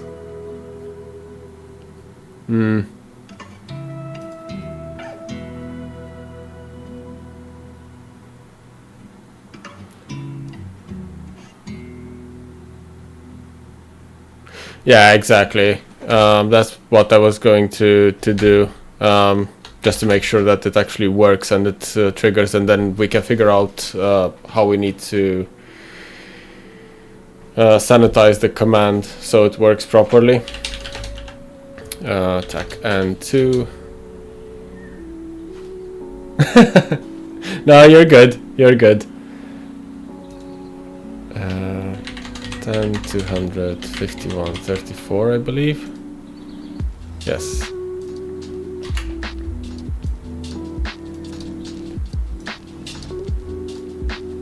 I am more than happy to get...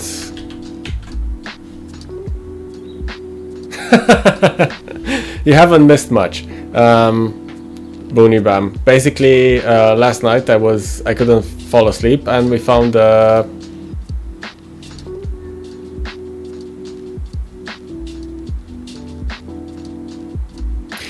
yes, I am actually planning on doing OSCD this year. So that would give me the OSC.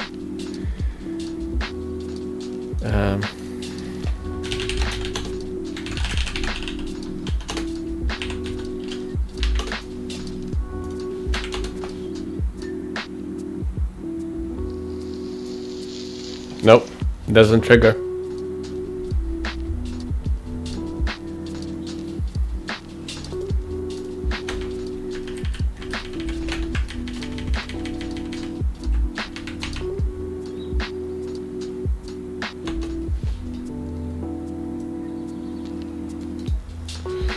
So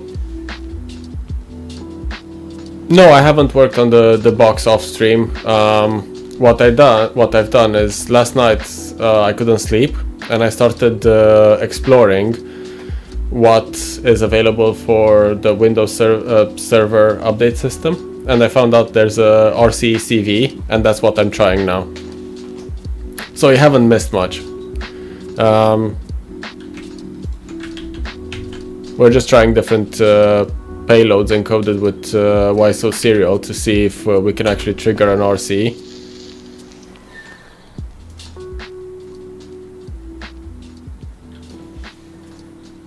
But it doesn't seem like it. It doesn't want to ping.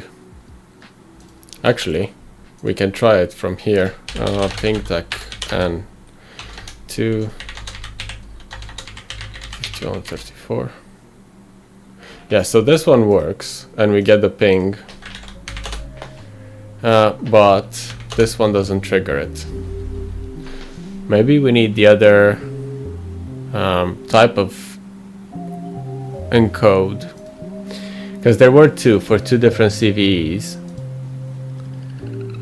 Role principle and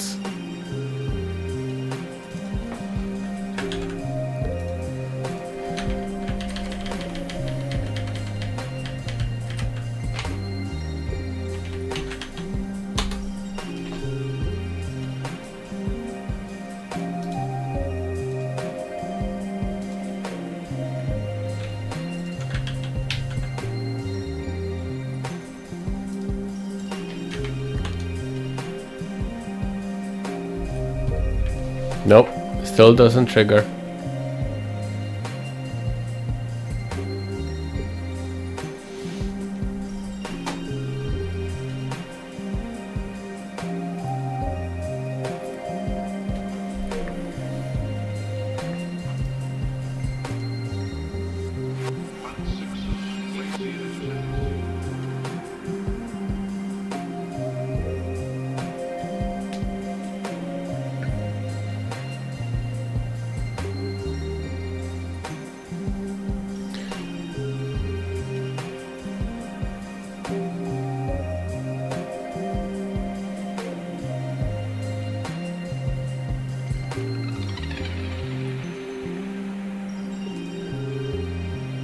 Oh, there we go. So we do need the role principal to trigger. Good. That means we can do PowerShell tag C, start process, Windows tasks a.exe. So it's not the CV that I found, it's the second one that will trigger.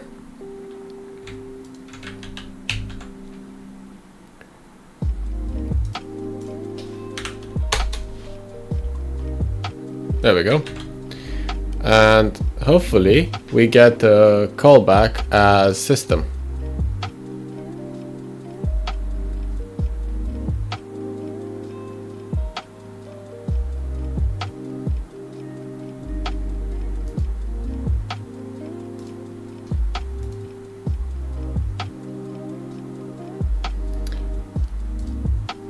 So it's I'll post them in the chat.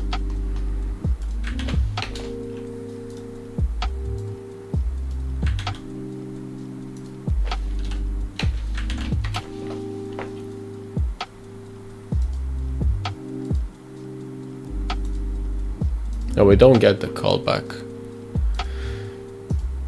What did I do wrong?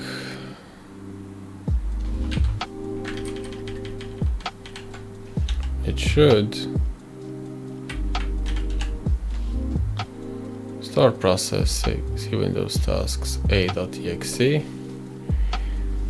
Okay, you know what? Let's do it again with a test to see if PowerShell actually works. If not, we can revert back to CMD. Ping tech n 2 10 200 51 34.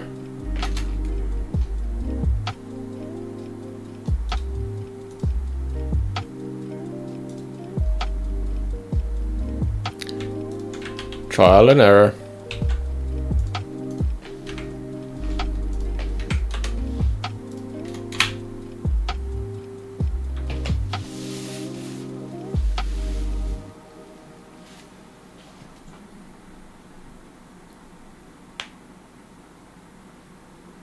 It might be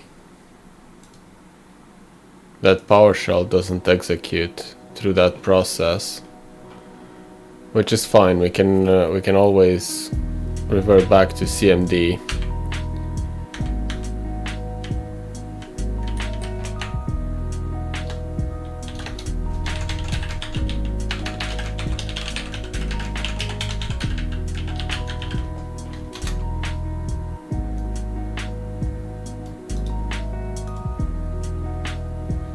Yeah, so PowerShell doesn't want to execute.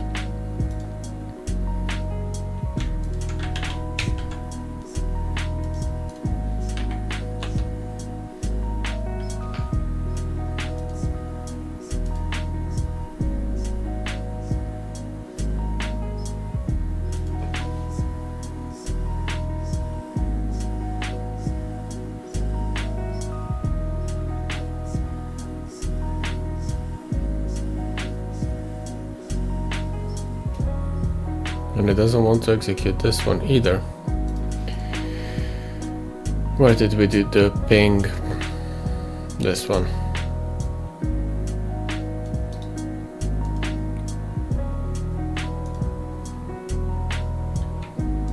Seems a bit unstable, doesn't it?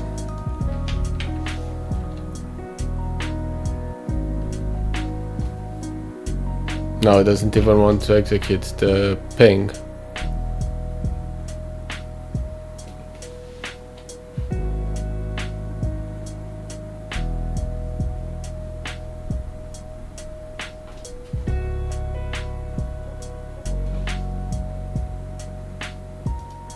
Nope.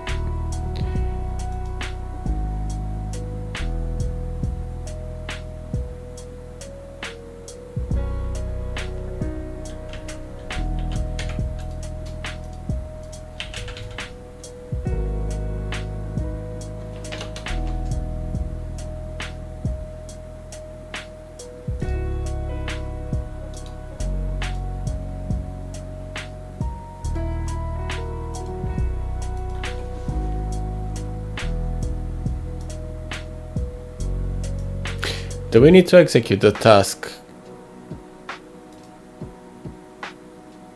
manually to bring up the server? We might need to do that. Okay. Let's go back to the PowerShell version. No, I haven't. This is the first time I'm trying to run this exploit, so I think we're all learning together on this one.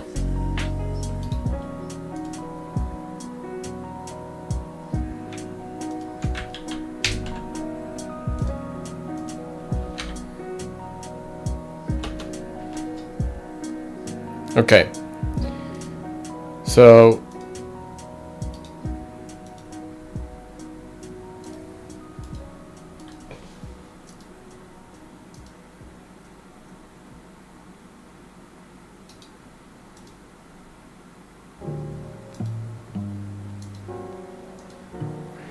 we ran the server.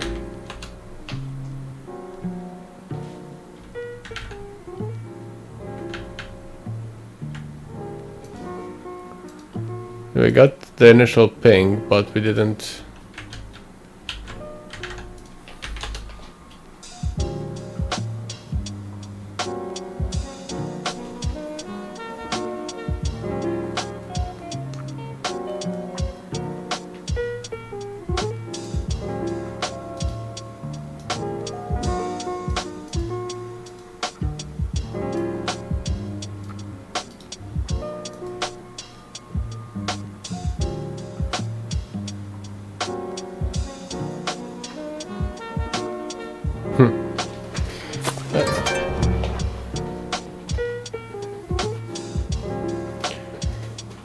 Thank you for the follow. Yeah, we are doing HackSmarter Dismay. It's a 3-machine lab that they provide. At the moment, we are trying to do a remote code execution on WSUS, which is the Windows Server Update Service.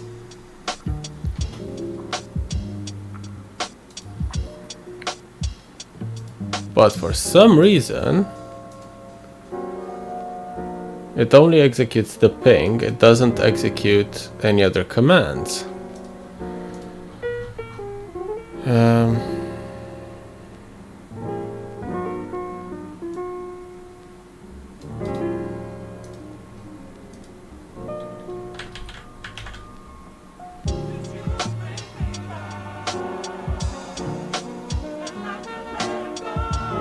Yeah, so because the service is running as system, it should have access to run that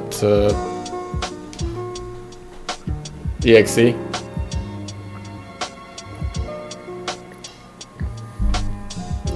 That should not be a problem. But what we can try,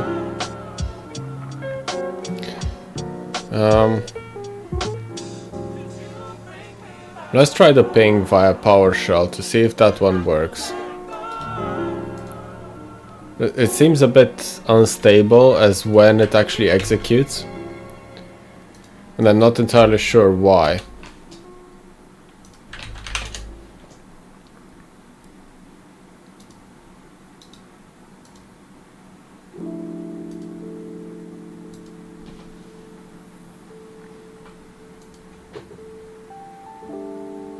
Yeah, so all the pen testing and hacking activities that I'm performing are running inside of a VM. I'm not using my host operating system for this. Okay, so PowerShell doesn't execute at all.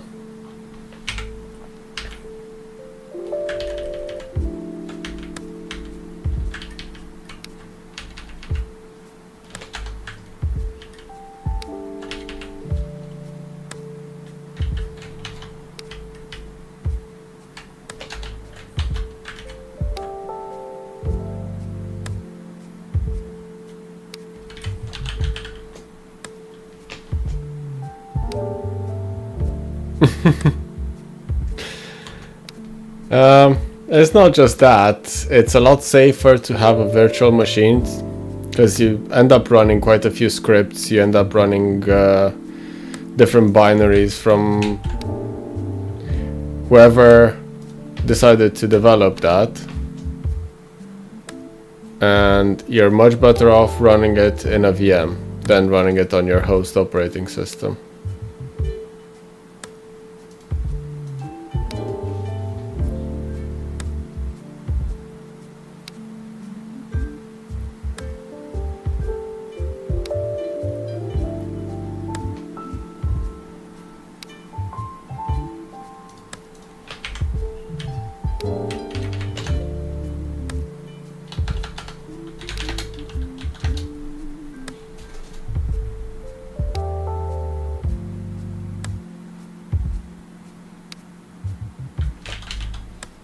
We won't see the process though.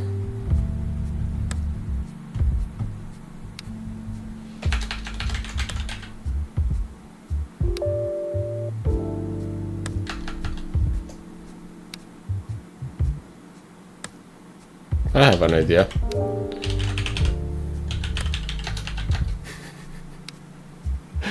Process inception, CMD starts PowerShell, which starts another command.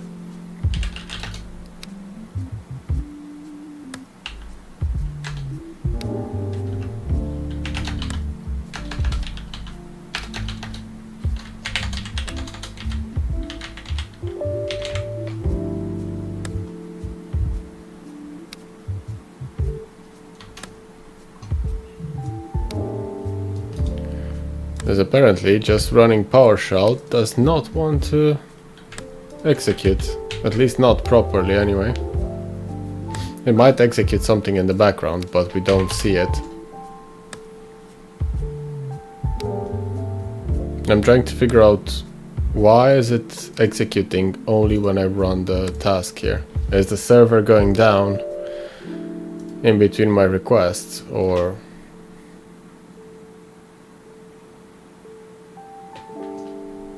so currently running,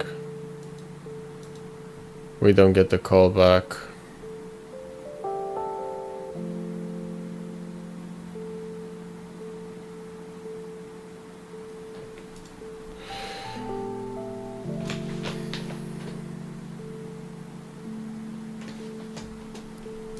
I have an idea. Because we don't necessarily need to start this via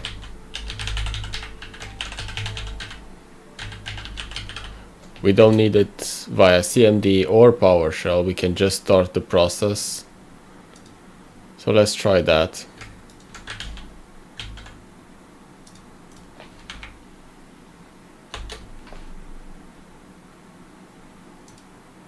Nope.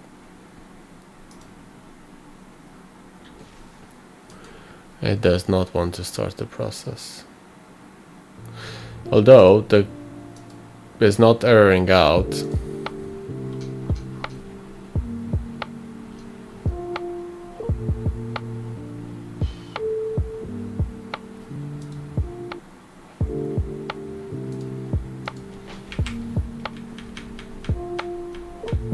Wait, give me a second. I do want to try this one as well again. No, there's no point. So we need role principal there.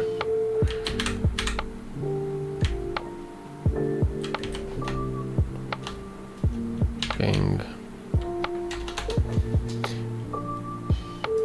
I'm unsure why it's executing only in certain situations, and I need to figure that one out before we can move forward. We execute, we don't get a ping back. Let's wait a few seconds.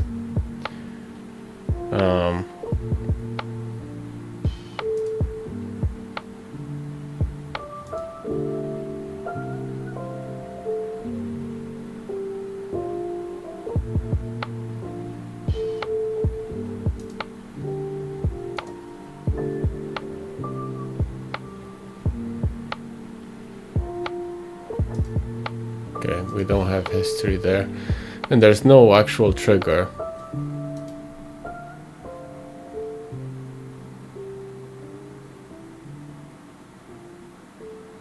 Okay, so we need to bring the server up using this task, otherwise the command does not execute. And by the looks of it, it's only executing the last command it has on the stack there.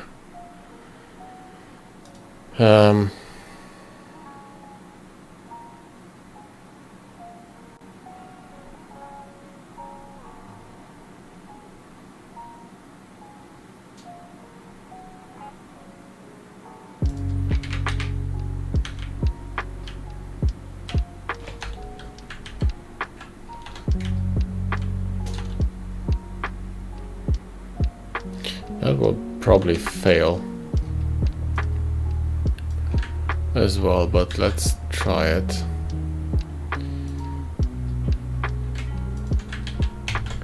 So we have the command there.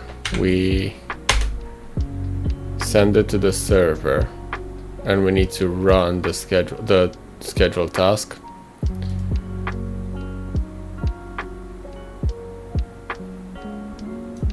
Running. Nope.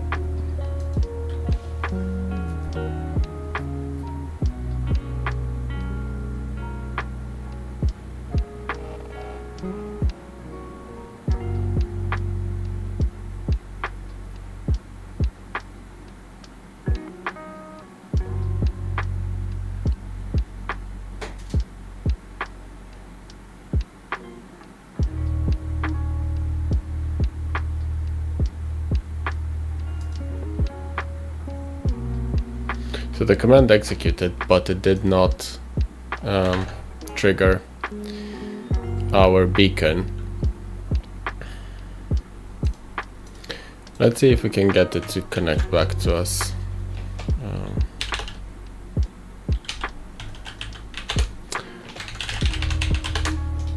8443.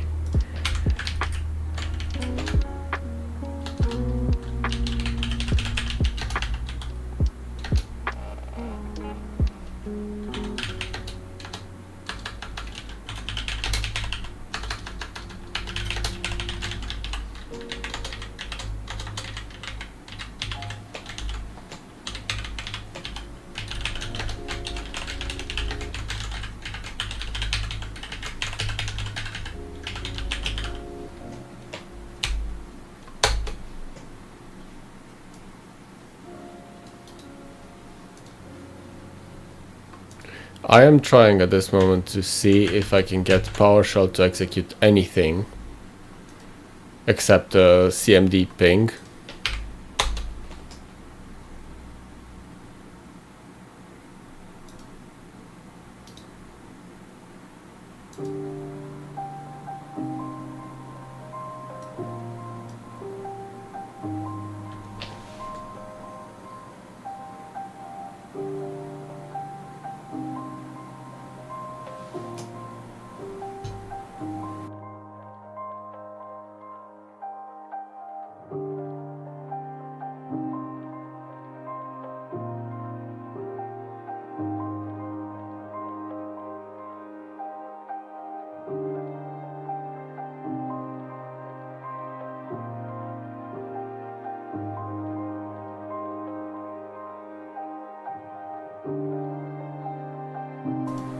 Apparently not.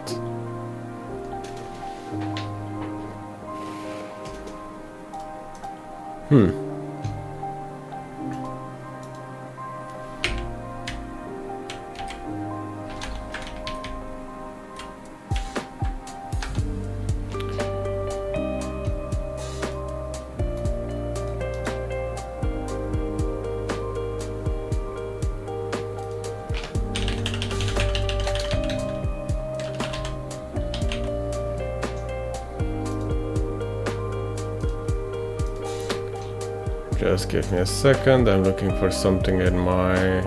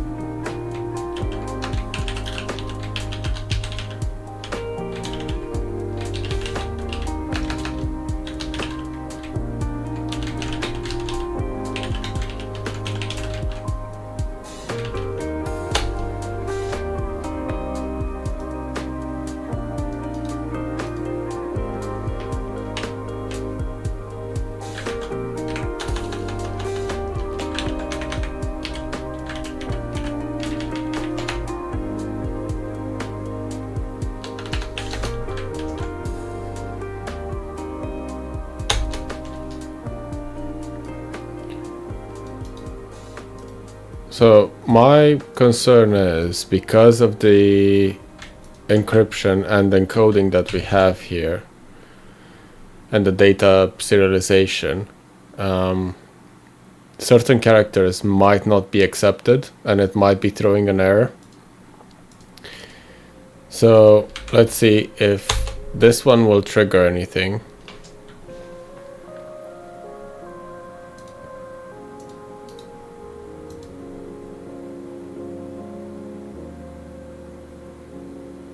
Yes, so it is a problem with character encoding.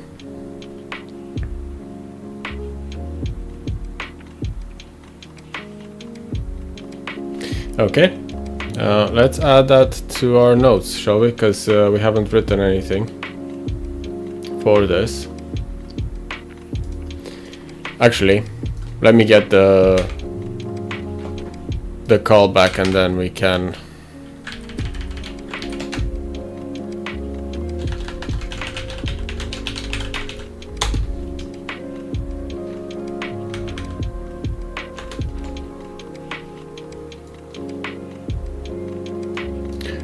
thank you. I'll have a look.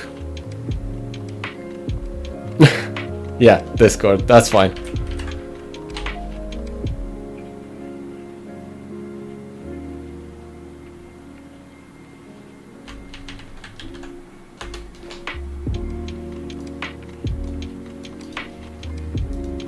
So we got the callback via PowerShell. Let's see if we can actually make it execute the process that we want.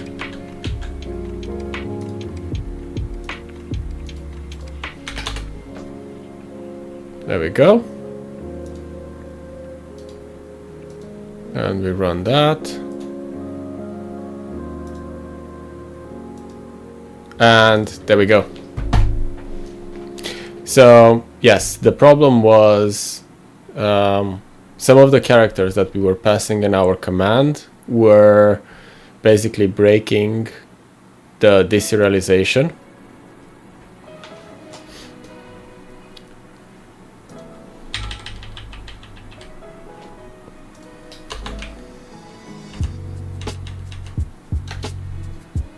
Yeah.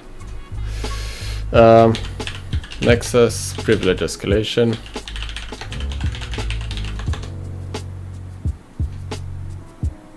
Yeah, exactly. I was just trying to see what's actually happening, but now we got the shell, and we figured out, yeah, it is actually due to the encoding.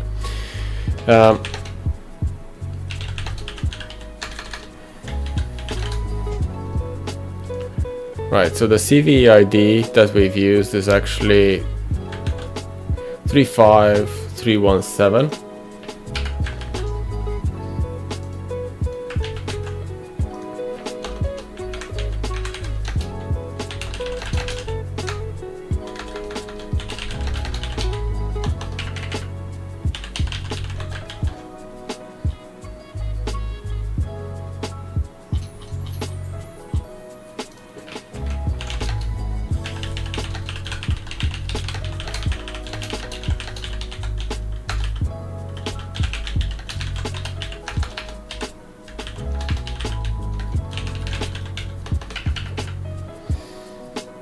Right, just bear with me a second. I am writing my notes. So this is something that I do on a regular basis because I do publish them on the website, and it's basically a good way to know what you have to redo if you have to redo steps.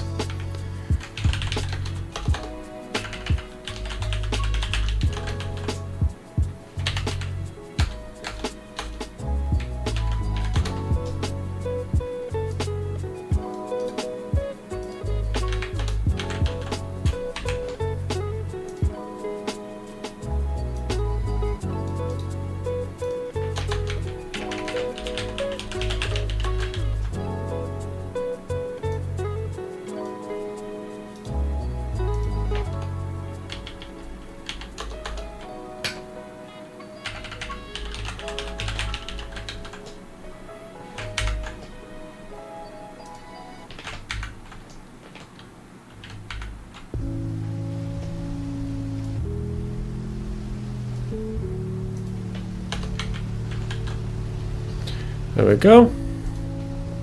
And yes, we do have a beacon as system.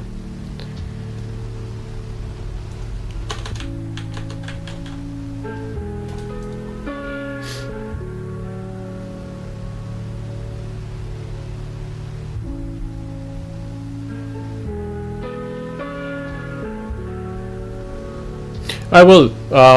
I'm not sure if I'm gonna have time tonight to look over it, but I will definitely have a look over it tomorrow. And yes, I will provide some feedback.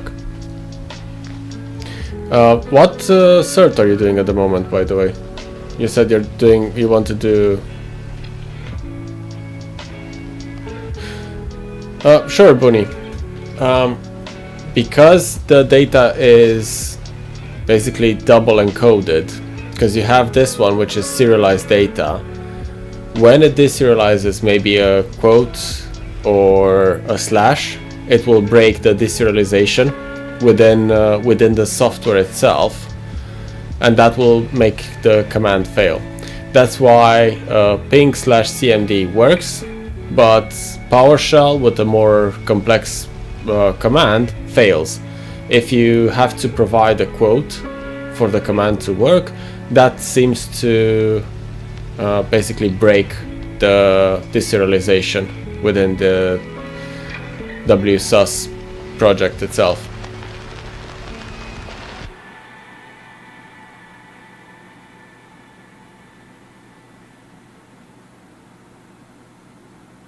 Oh wow, you're brave. You want to do OSWE and OSEP back to back.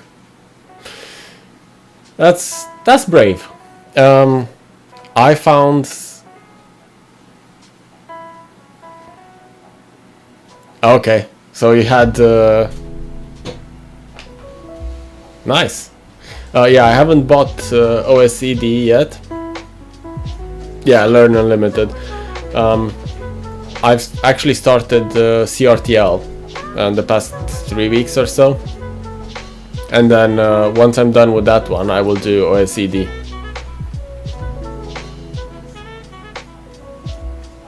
Yes. That's correct, Booney. That's what I did here. I defined a variable and then I converted it to base64, and instead of using the command as a string here to pass it to PowerShell, you just pass it as an encoded base64 string.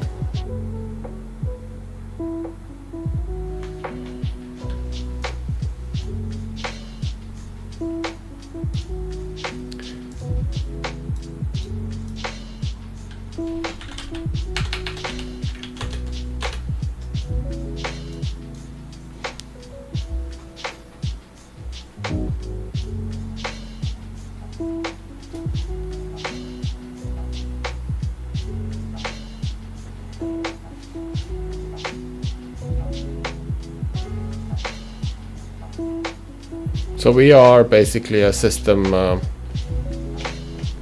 we are a machine account.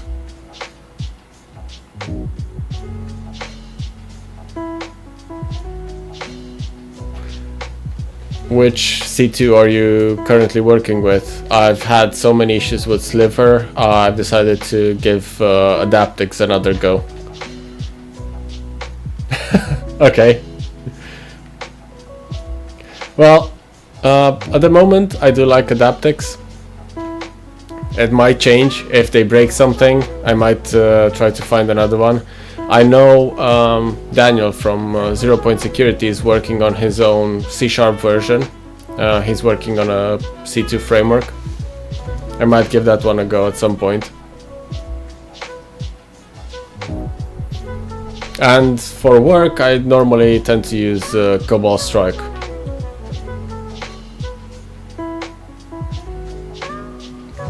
It's a good course. I've done that one as well.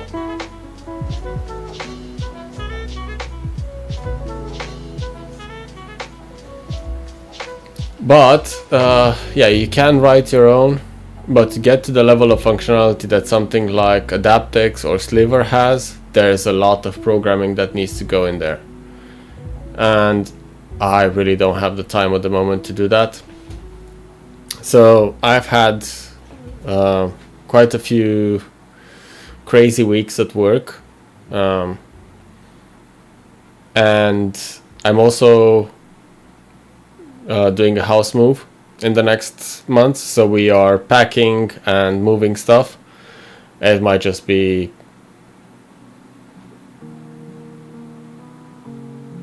yeah, that's useful. You can always use that knowledge. You can write your own loaders, you can write your own bypass for certain things. I do have some loaders written in Rust that you can use. Thanks for the follow, the Labda. Welcome to the stream. So we are a machine account, and basically we can use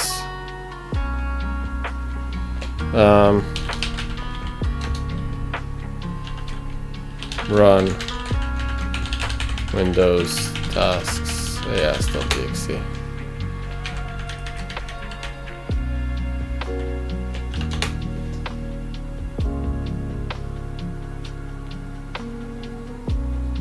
There we go.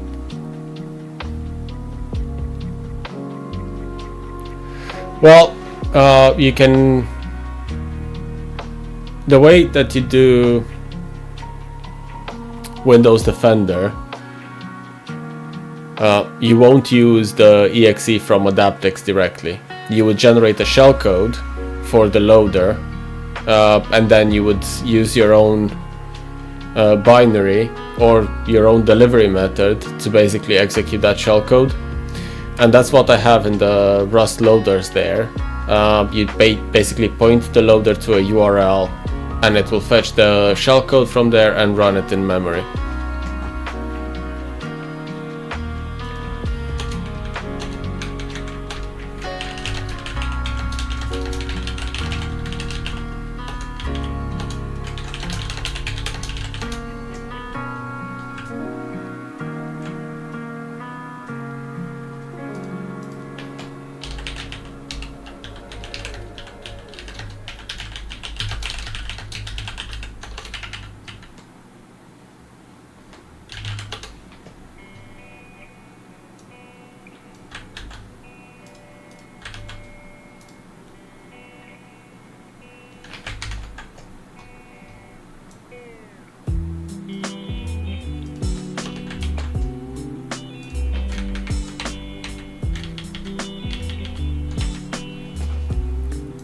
So now we have a full system on the machine. Yeah, so for OSCP I used the Rust loader that you can find on Discord in my GitHub. Basically I had no problem getting any callbacks whatsoever. Whatever EDR or defender they had in there, I didn't care. It just ran every command, no problem, no detections. So it was just like the defender wasn't even there.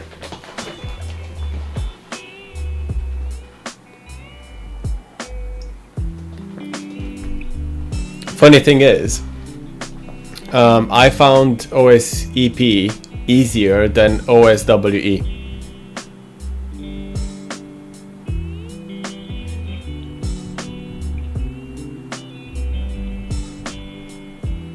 Yeah, sure. I can definitely show you how to create an Adaptix beacon with that. So, generate agent, shellcode, generate, you save the shellcode where you want. For this example, I'll just do Dismay exploit, let's just call it a.bin. There we go. So we have it a.bin. We already have it served because I'm serving it from exploit. Let's see. It's here, right? So we are serving it over HTTP, and let me just bring that up.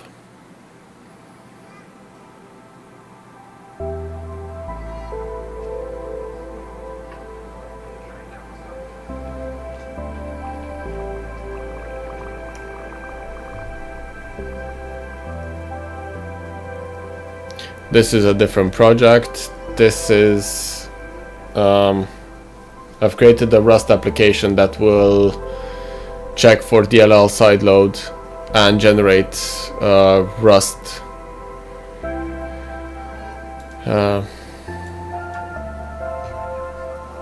Rust libraries. So I'll take Rust Harder for example. You have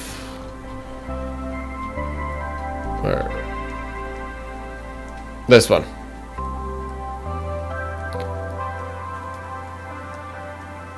So my IP address is 5134 and we have it saved as a.bin. Cargo build release, so we put it in release mode and we generate the binary. Now we're gonna need to copy the binary from here to our attacker machine. So network data HackSmarter Dismay exploit projects Rust Harder, not source, target, release, and we have Rust Harder. We copy it here.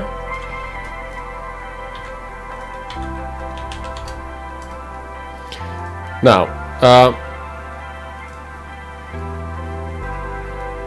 let me show you from a command line.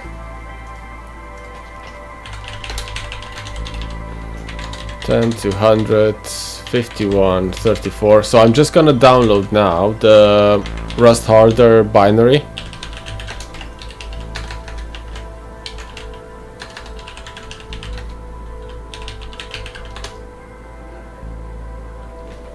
The only downside is the Rust binary is actually quite big compared to the Adaptix. And I have some output that should not be there now. But basically, there we go.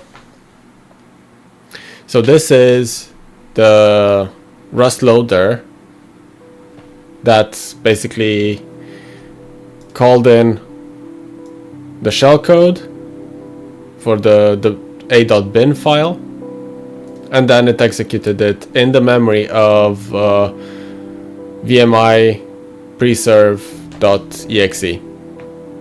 So it starts the process as halted, changes the memory, it loads the shellcode, and then it continues execution.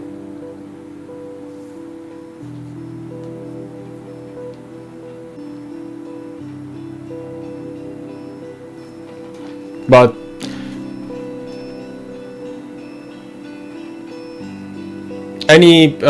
you can change whatever process you want. So here you would define what process you want to load. You just need to make sure that it exists where you want. So initially I tested with CMD, but I stuck with this one for most of the stuff. But yeah, this one will bypass Defender by default. It will also bypass Elasticsearch EDR.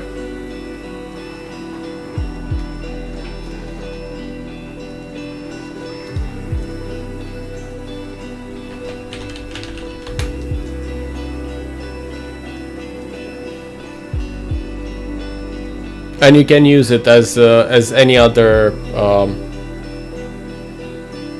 binary that you want. It should run any shellcode. I think it will also run MSF Venom type of shellcode. It will run. I know I've tested it with Sliver. I've tested it with Adaptix. I've tested it with Cobalt Strike. They all run.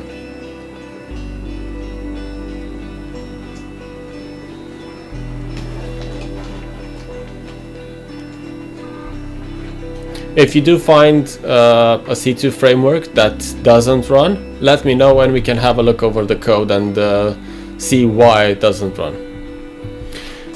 There is one thing that I would mention. If you look at the code, it actually supports TCP type of payloads as well. But for TCP, if I can remember where I've put the function for that. Yes, so if it's TCP, it needs to start with the length of the payload. So you have the first 4 bytes in the TCP stream that are going to be the length of the payload of your shellcode.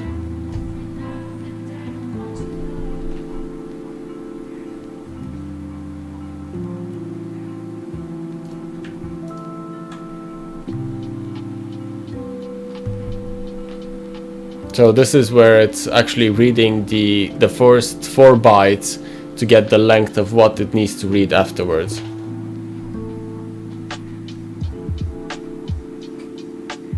It's on my GitHub profile.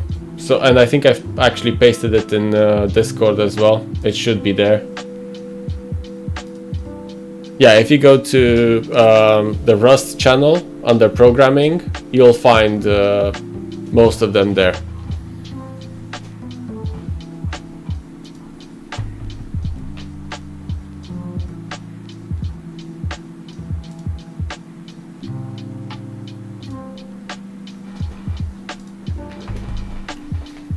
Now let's go back to our machine. Let me close this one because we don't actually need it.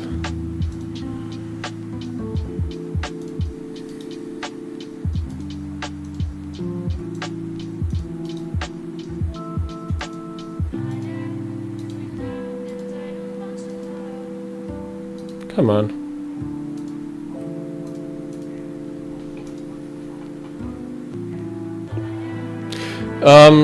I am studying for CRTL, but this is just basically fun and trying to learn some new stuff myself while teaching what I know to other people.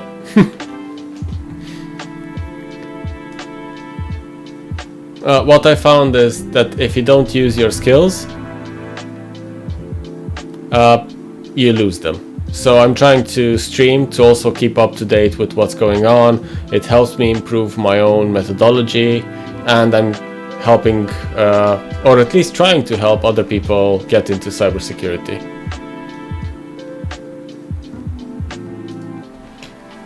I did it in 2020.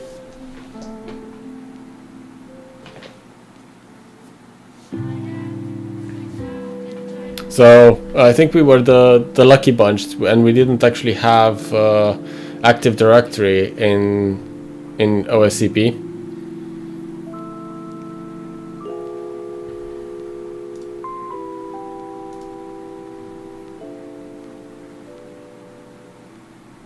Okay, let's run seatbelt, shall we? Do a full enumeration on that. Local scripts.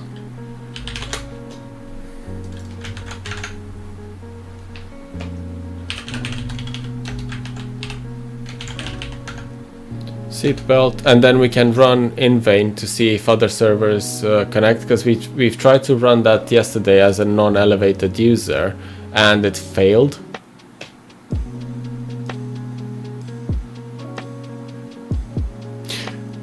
Fair enough, yeah. When I started with Hack the Box, you had to hack your way into an account. It was simple, but you still had to hack your way into getting an account. Now you can just register.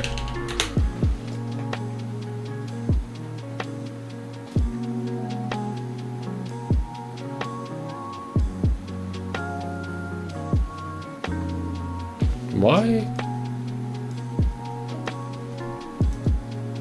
Okay. Well, let's run WinPs then.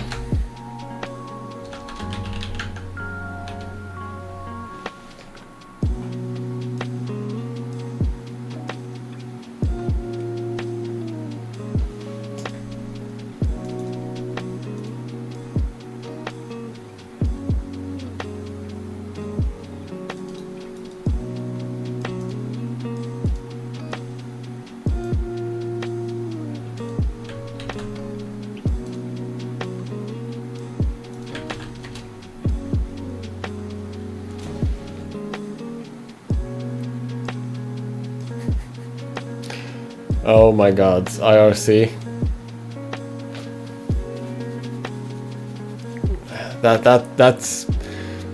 That's showing your age, same as me. So, not sure how to feel about that.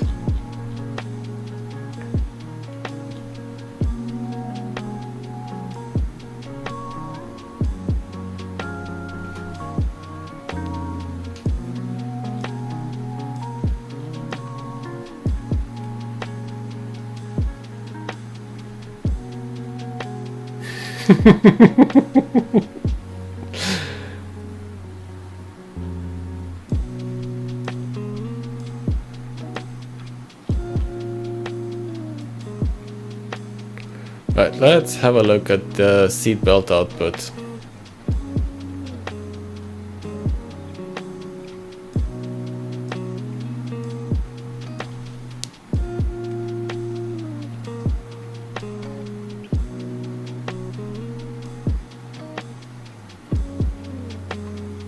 To be fair, we could do hash dump and see if we can get the NTLM for administrator. Yeah, we got it. And with the NTLM for administrator, we should be able to do unpack. Evil WinRM.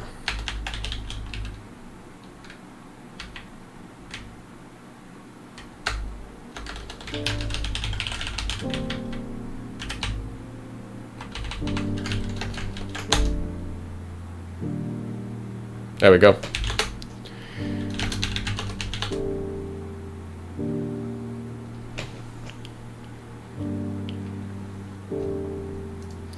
So basically we got the hash for administrator,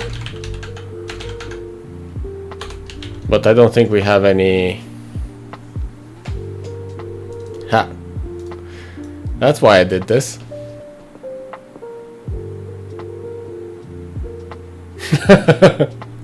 Oh man, I haven't seen Dirty Cow in years.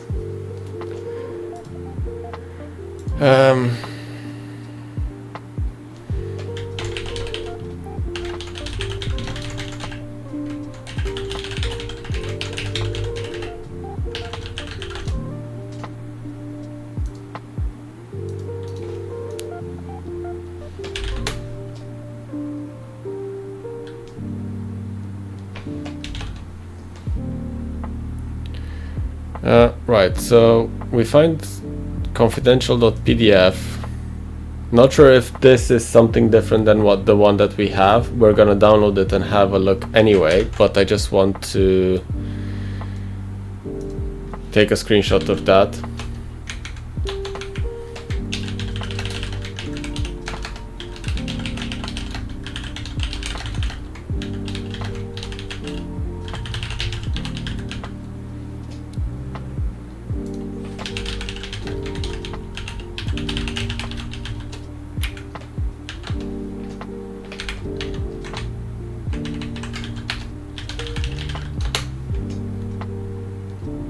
There we go.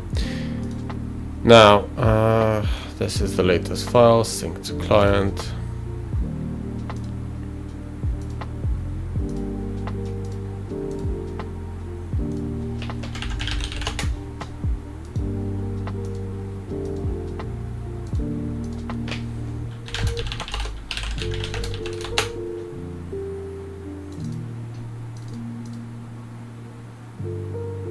I think they're the same file, but let's have a look.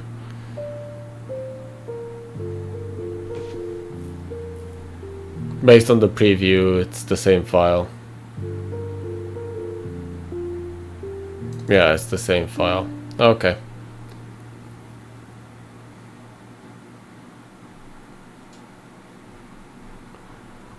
Well, that's not helpful.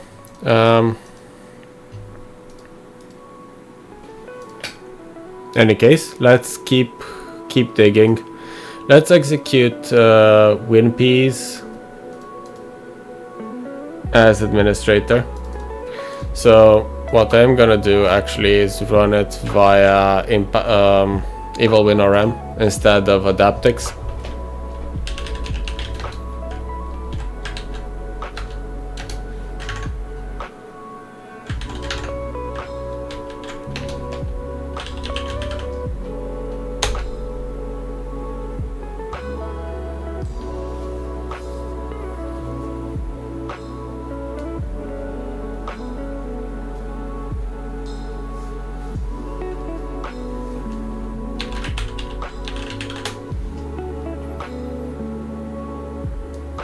And that's just because I like the colorful output of WinPs instead of the Adaptix normal text. And then we can run in vain to see if other servers connect to this one via NTLM authentication. So we can capture some hashes. We like hashes.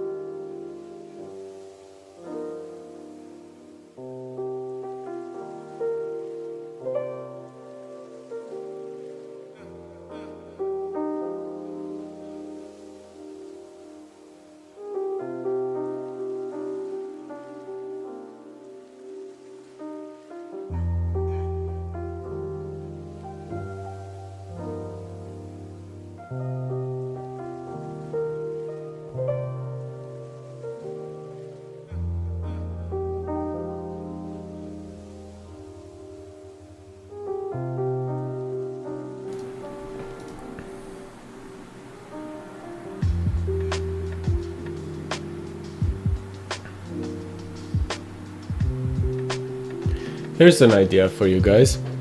Who would be up to doing some Hack the Box Pro Labs, but not on stream, on Discord? We join a few evenings and we do some Pro Labs together.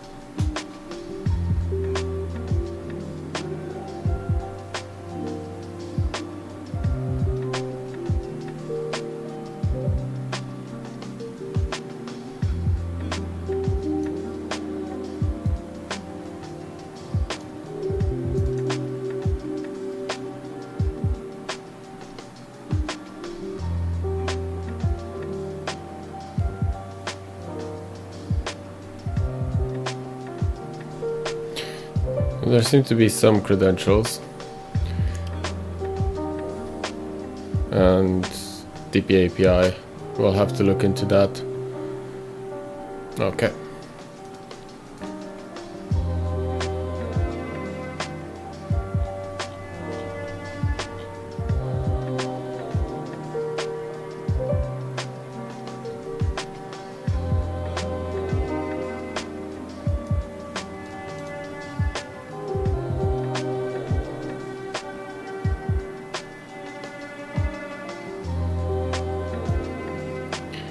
Okay, so there are some credentials in here.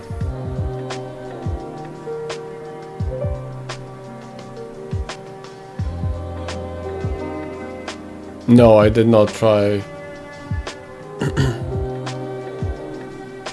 B bounty. What's that?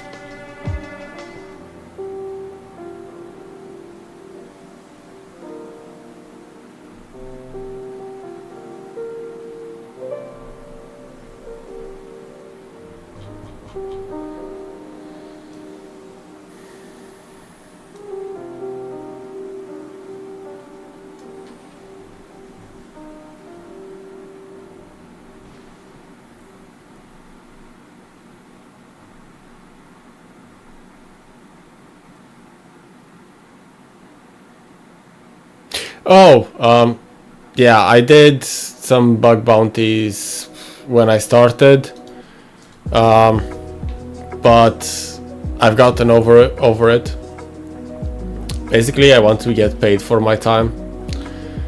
If I'm gonna be doing pen testing, I'll be paid for it.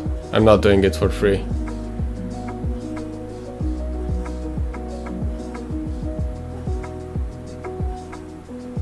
It's a good way to test your skills on different systems, but at the end of the day, you're spending your own time, and you're not sure that if you're gonna get something or not.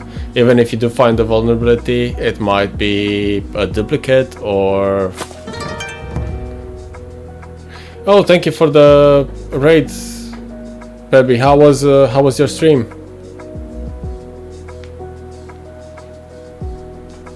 What did you do?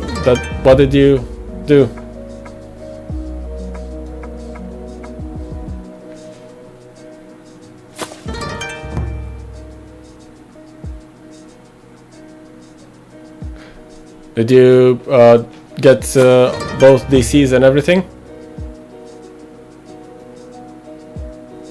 Oh, thank you for the follow. I got I lost count.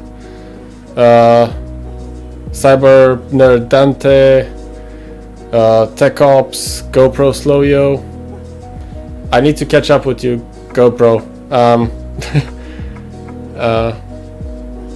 Shredark, thank you for the follow.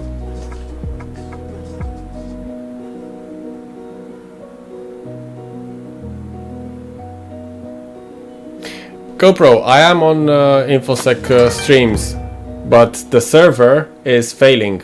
Whenever I go live, it's not updating. And I think it's because I'm the first one in the list.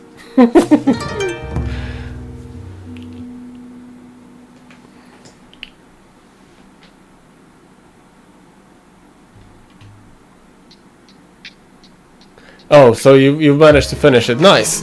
We started it yesterday, but I was that tired and we didn't finish. So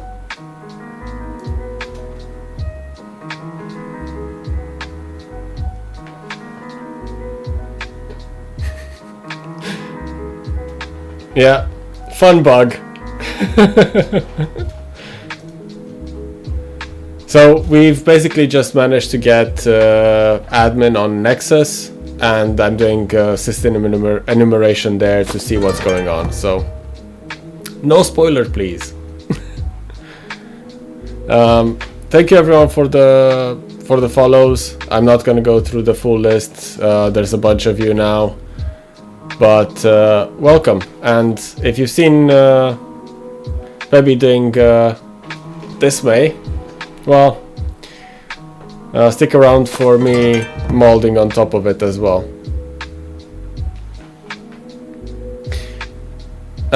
Yes, so we get initial credentials as what's the guy's name?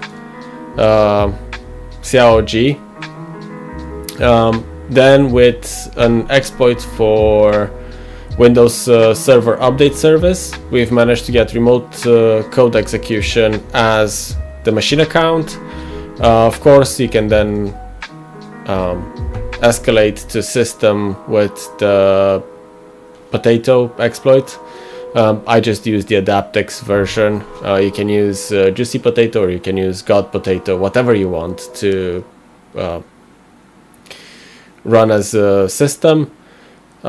I've managed to get I've done a hash dump and got the hash for administrator, and now I'm doing some enumeration as administrator. My next step will probably be to run in vain to see if any of the DCs connect to this service update and authenticate as a NTLM hash, basically, to try to catch that. We have some other username and passwords that we found throughout files. Where are we? So we found this credentials that this one actually worked for a 7-zip archive, which is the PDF report from a pen test. That has a clear text password for SVC scanner, but the password doesn't work. So we'll have a look. At the moment, I was just running through WinPy's output to see what we have in there.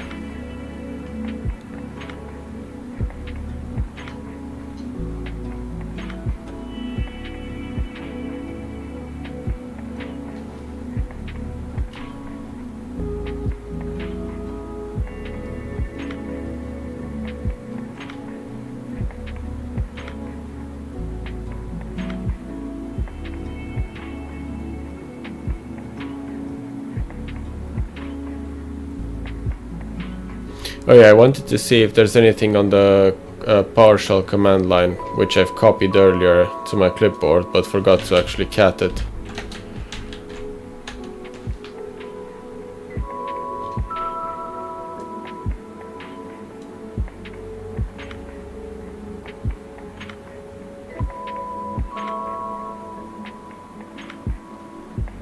Okay, that's just to allow WinRM. Nothing interesting there. Let's upload in vain, if I can remember the name of it.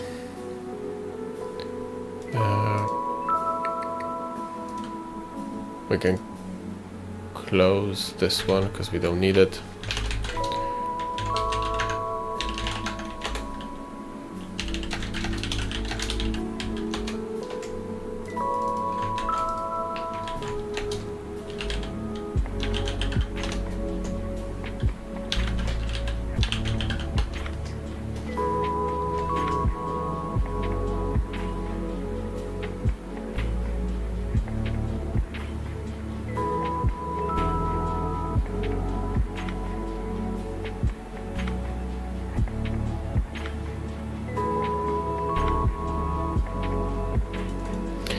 It's failing to create the service.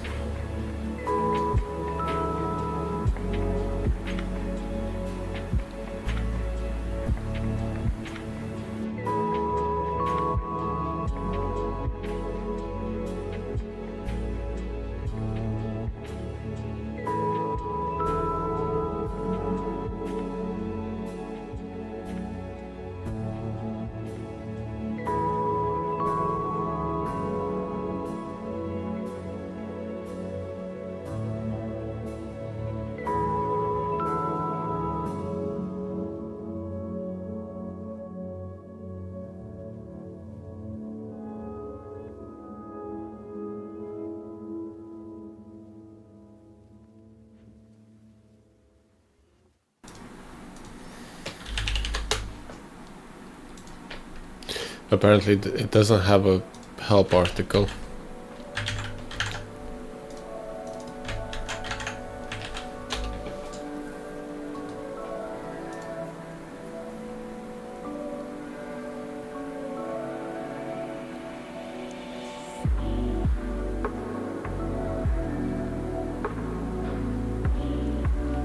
Okay.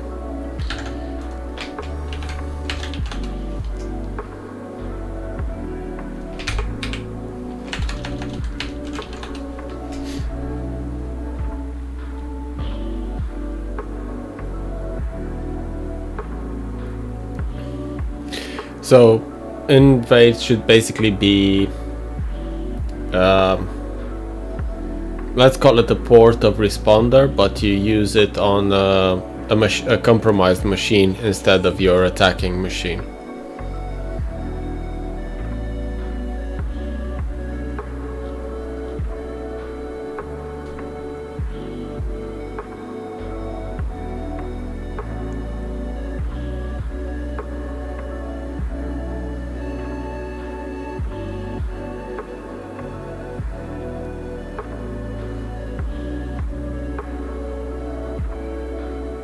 Let's try to disable HTTP.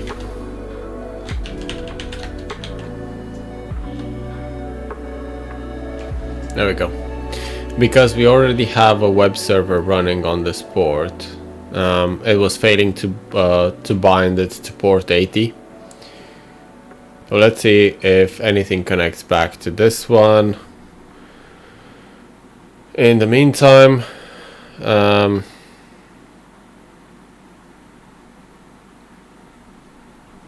what else do we have? Let's have a look at the scans. So DC1, oh, that I didn't actually, no, this is DC1, DC2 scans, which I ran yesterday.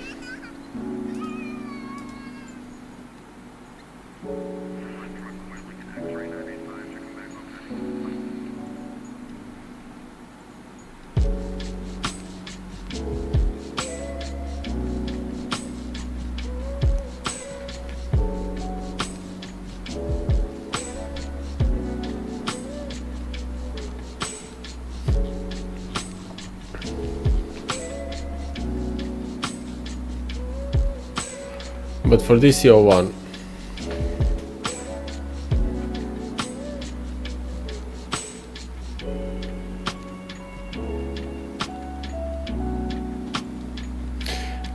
actually I haven't created a lab. I have created a hack the box machine which I've submitted, hasn't been approved, or I don't think they even looked at it yet. I am planning on creating some labs as a platform, but that's gonna take some time. I need to do my certification. I need to figure out some personal stuff, like as I said, with the house move and all of that, and then I will focus on that as well.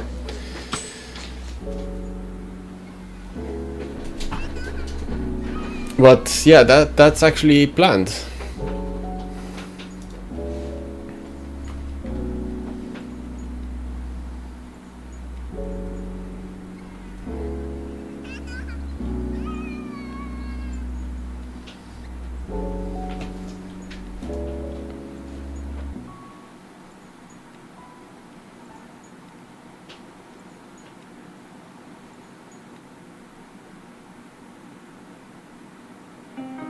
Okay.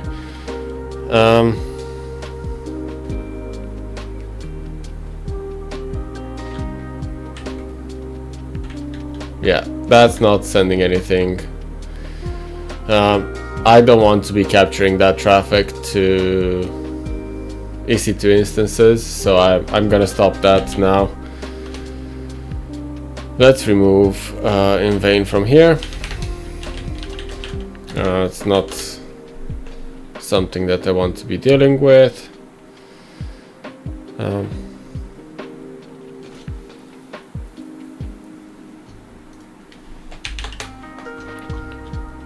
We should have sharp DP API here as well.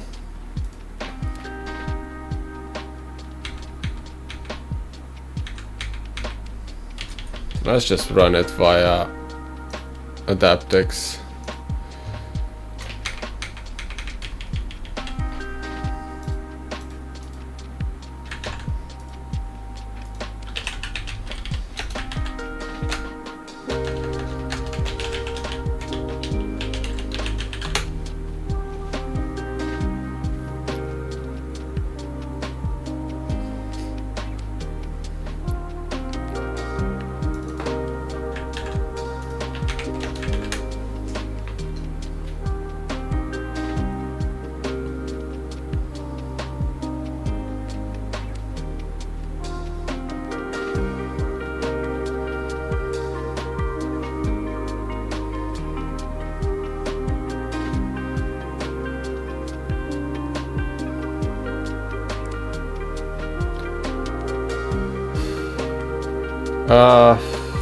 Wait.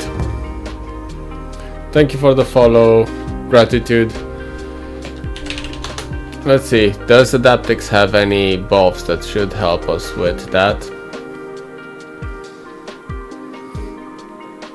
I'm trying to use the tools that we have in Adaptix. I'm trying to get used to it. So let's see if we can.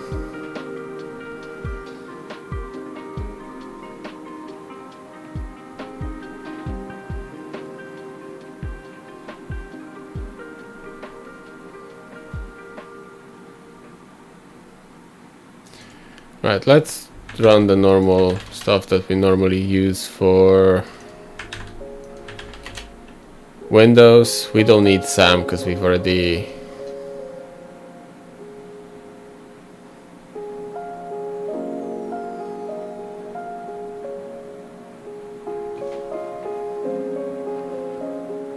okay, nothing interesting there.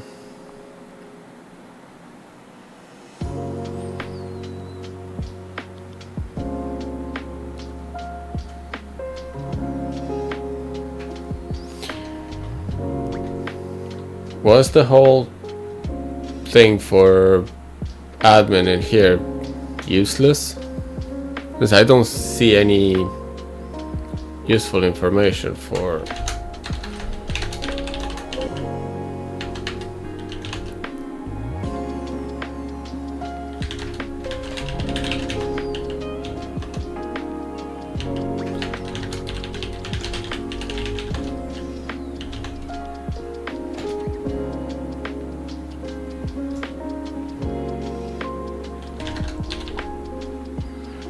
There's nothing in there. Wait, there was another user in here, wasn't? No, there wasn't. It's just our other user. Okay. Good to know.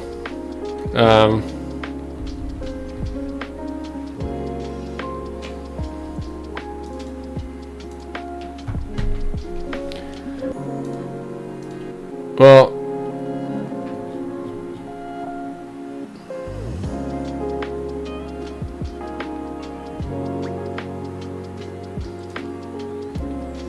let's run the scan for the DC01 again.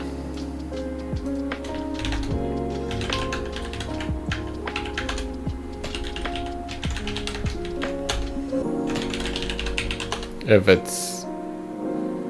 Yeah, see, yesterday when I ran the scan, it was not responding to anything.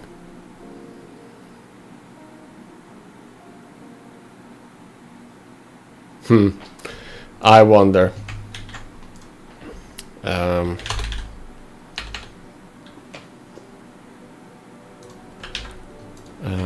Give me a second. Nope. This one down. Okay.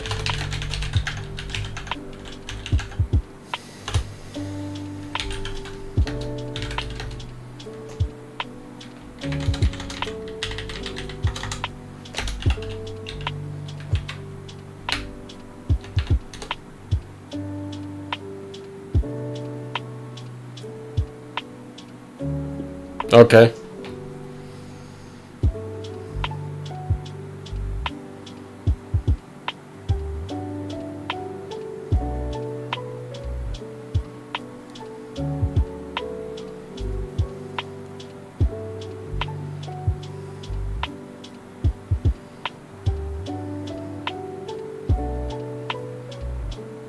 So I would have expected SVC scanner to actually have a way forward.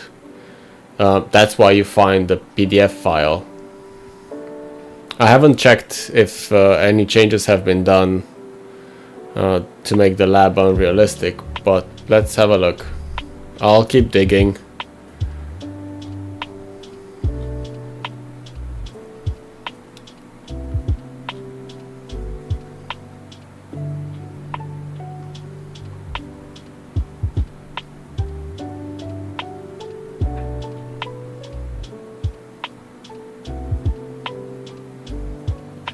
Because if I remember correctly, we found another user as well. Yeah, we have V Marcus as well, and SVC SQL01, Nadia Robin.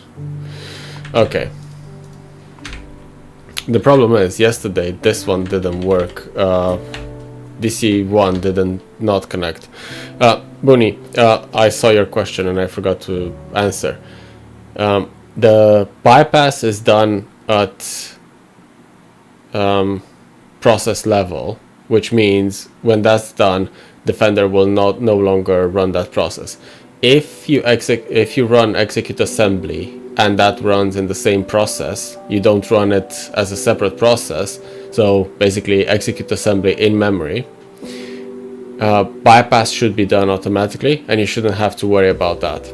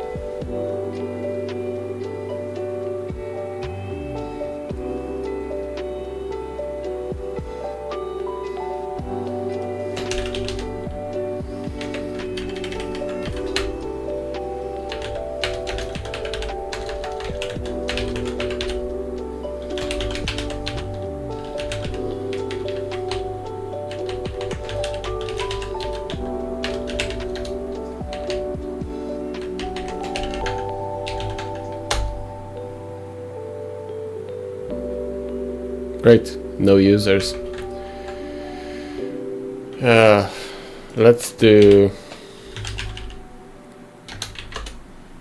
DC2 as well. Give me just a second.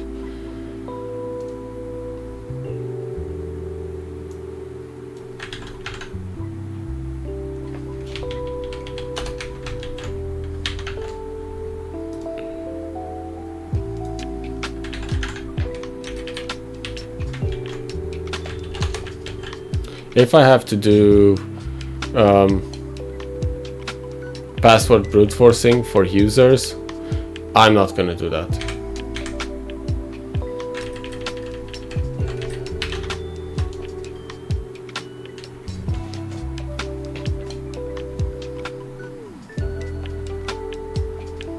Okay, so we don't have any, apparently none of the users that we have are valid.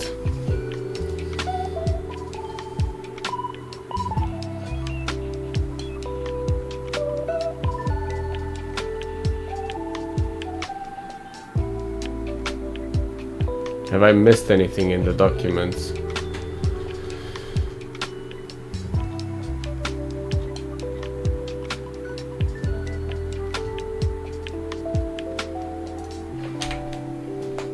Okay, that's still scanning.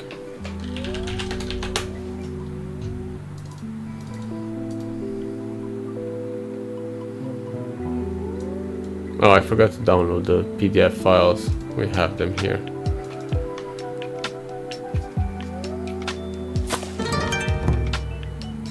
Thank you for the follow, Orcs.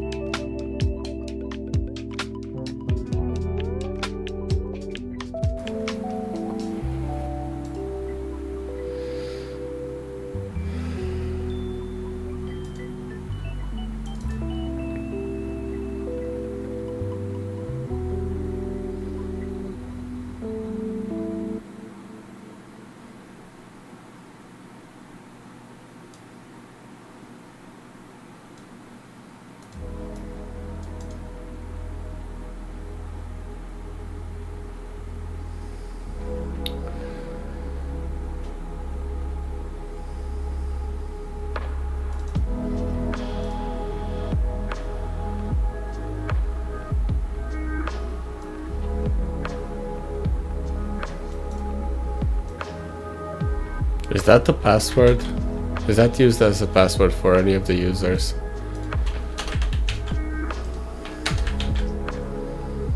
I don't think so. That's just dead beef. That's a generator string, but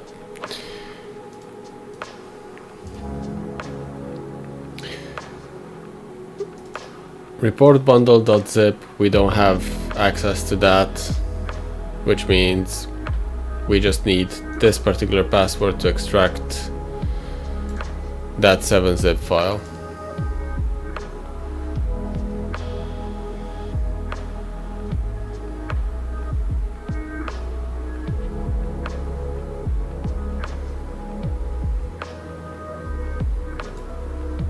Backup integrity P Marcus, which is not a valid user apparently, according to Kerbrute. It doesn't say that it's a valid user or not. And then of course we have the confidential report, which we've already seen, which exists on the administrator desktop as well, which has this password and a SVC scanner user, and it does not work. Maybe I'm missing something.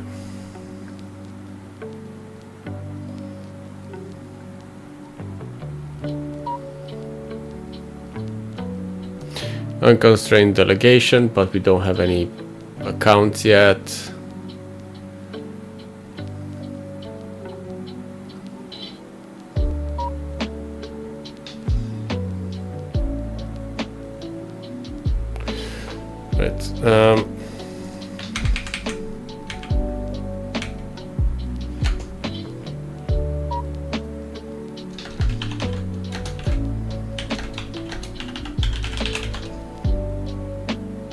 Guest user. And let's see, why are you doing this?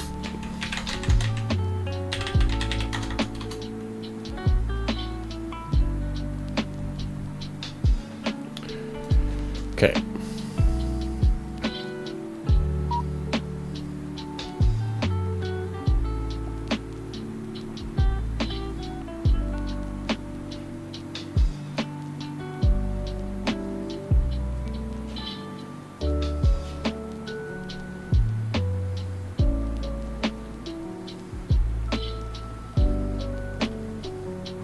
We could do an LDAP search, see if that works.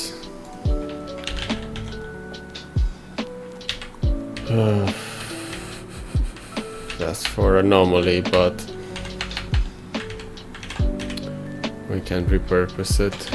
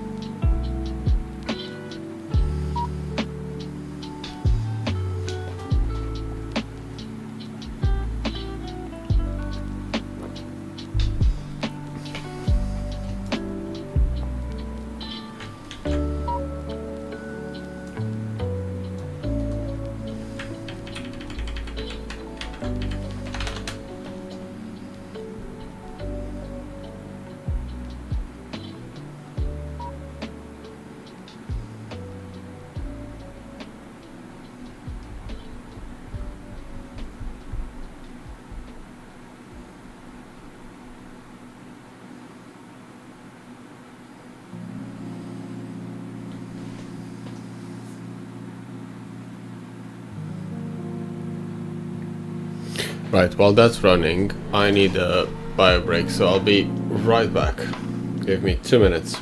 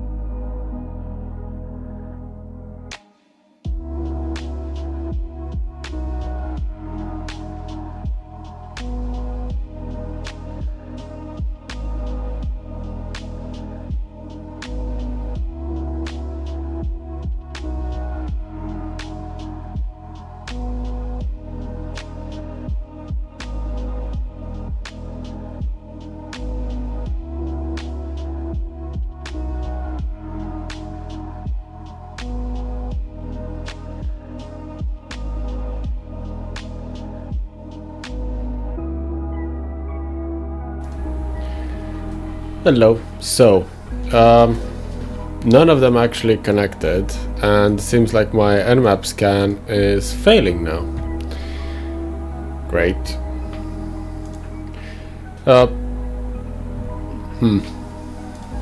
LDAPs?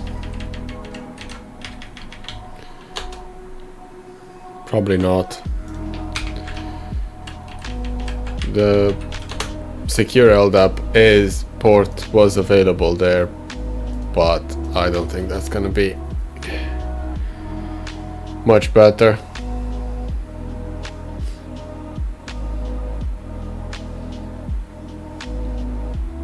I'm probably missing something obvious.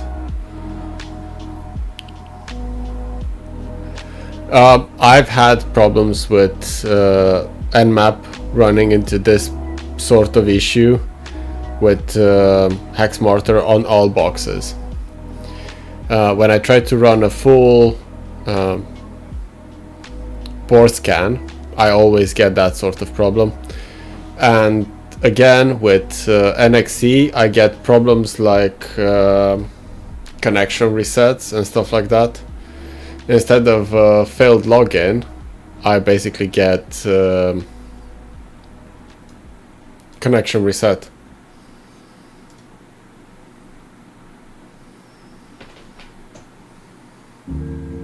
Not sure why. I've tried to modify a bit the VPN file, but that didn't help.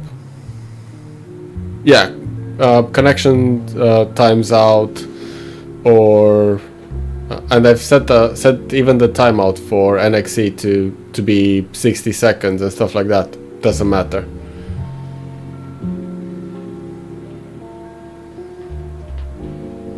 But even with I had the same problem. Yeah, so on any box I had that VPN issue.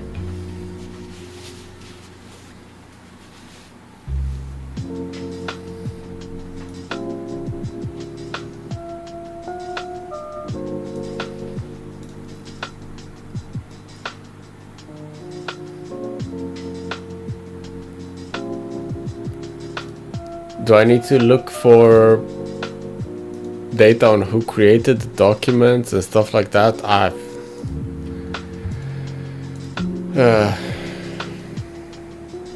That would be annoying.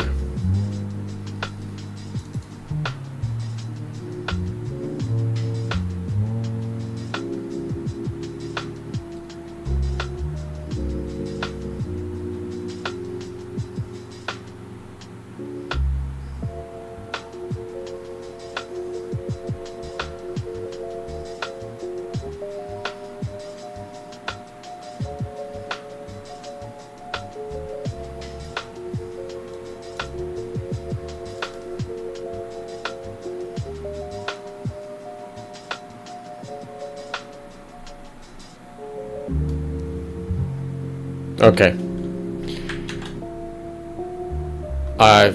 I see a new user. I've missed that one. Okay. Let's do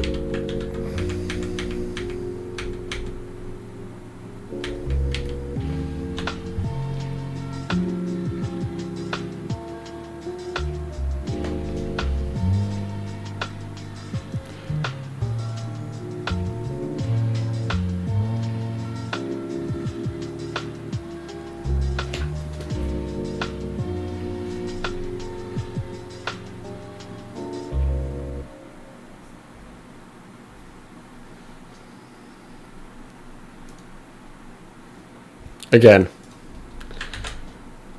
Oh.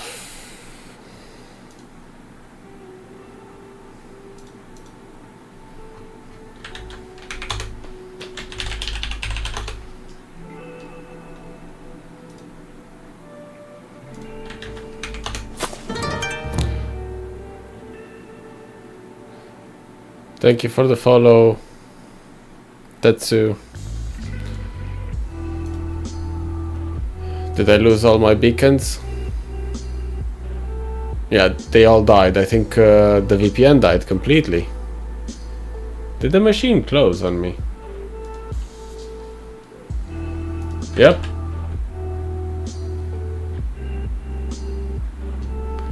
Oh, great. All of the machines have stopped.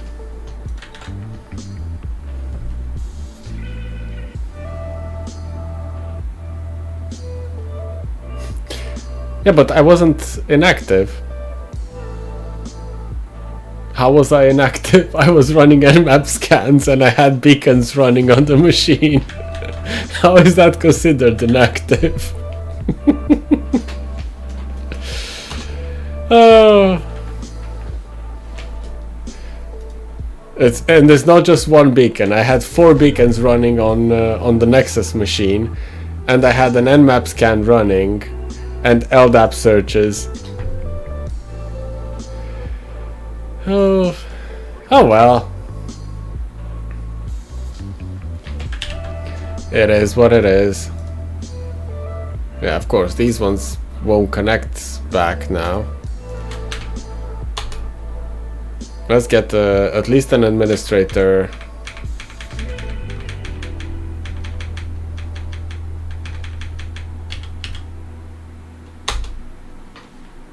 There we go. And we can remove these. Leave them.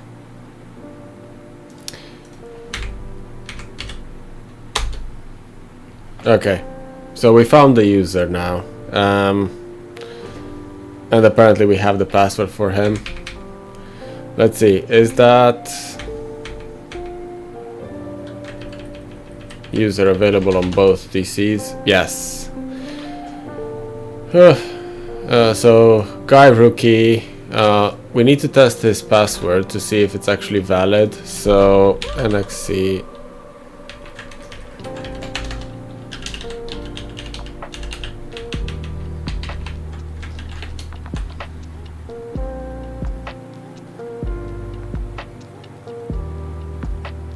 Okay.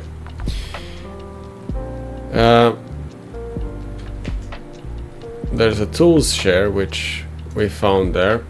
Let me just add that to my notes. I've missed that user completely.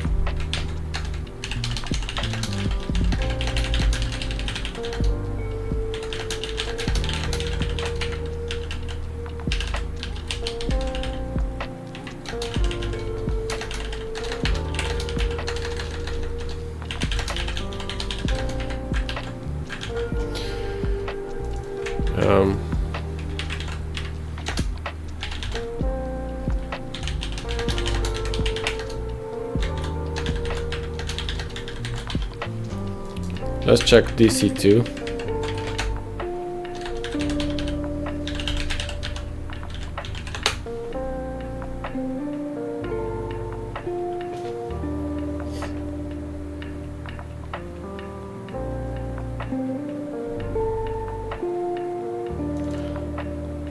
Okay.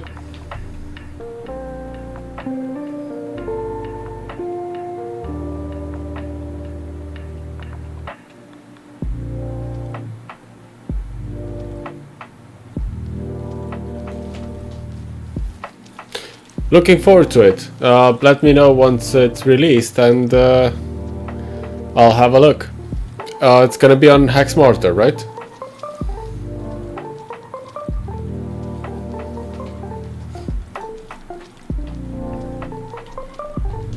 Nice. Well, please let me know once it's released, or if you want me to have a look before it's released. Happy to do so. Happy to help.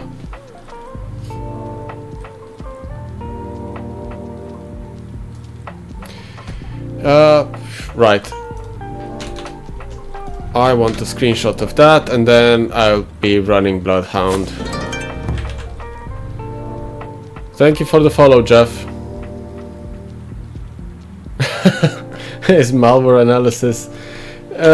Depends. If you like to do disassembly and follow path and all of that, no, it can be interesting.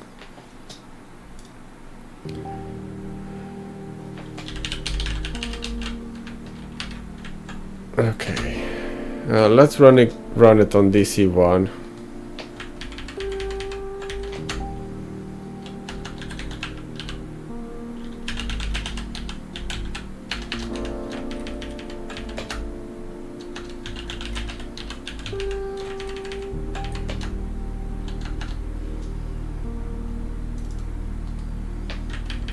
Oh, I'm gonna copy the command because I don't want DC1.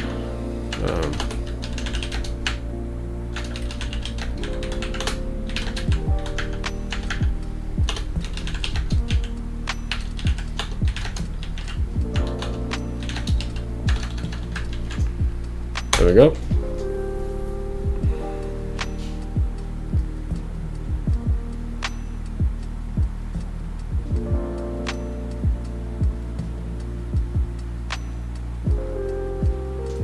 "59 groups."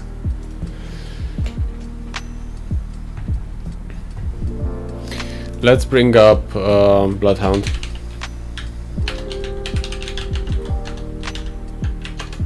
Because I remember I have some data in there that I need to remove.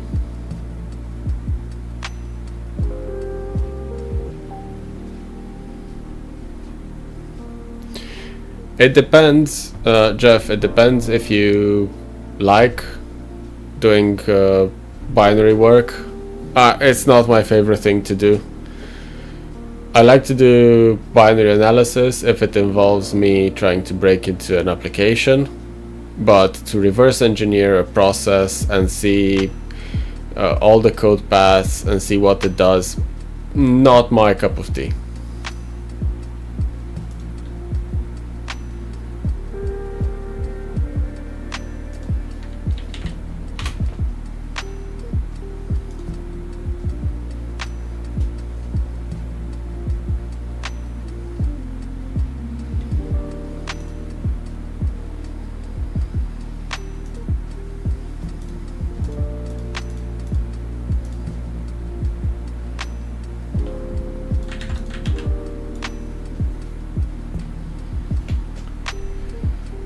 Okay, so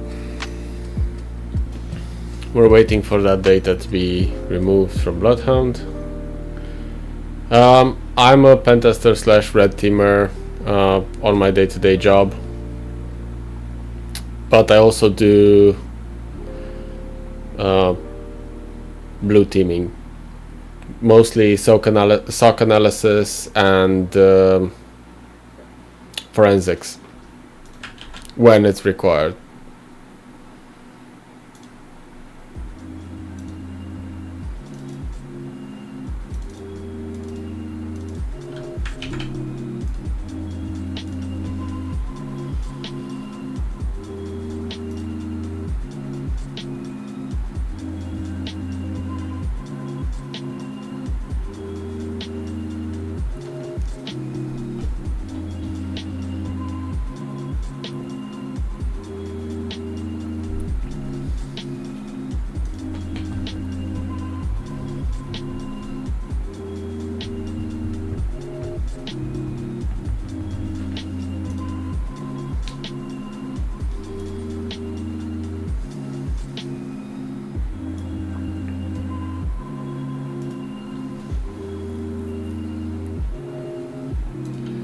You know what? Well, that's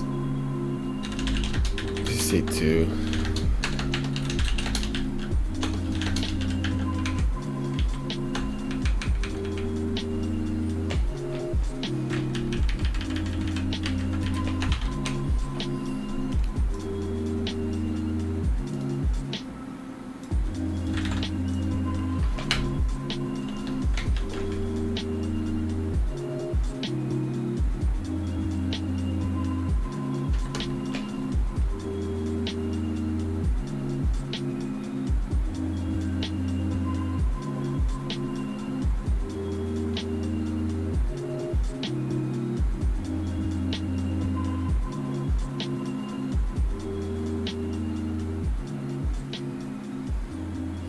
I just wanted to see if the servers, the DCs are actually in sync or not. It seems like they are, based on the number of users, groups, OUs and stuff like that.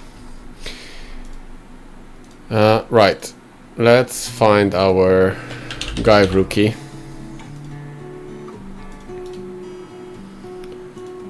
Add a zoned. We have control over Jenna, and we can force a password change.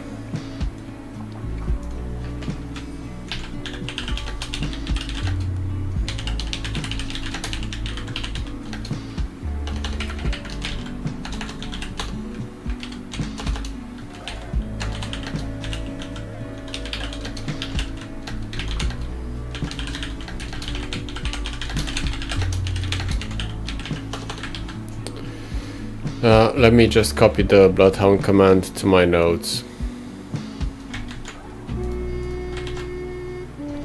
Okay, so we can force a password change on Jenna. We are a member of Help Desk Tier 1 Certificate Authority. Okay, I'll take a screenshot of that just to be sure. But yeah, basically we are interested in this user. What?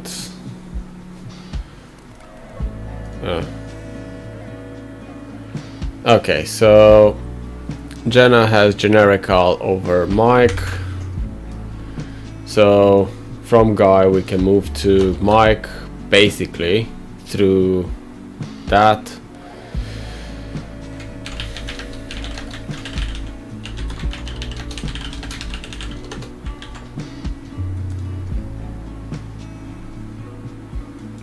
Mike has AddMember to share operators, so we can add ourselves to share operators, which should give us access to some shares.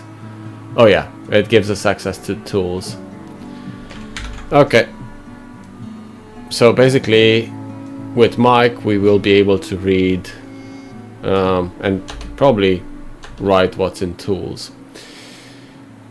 Good.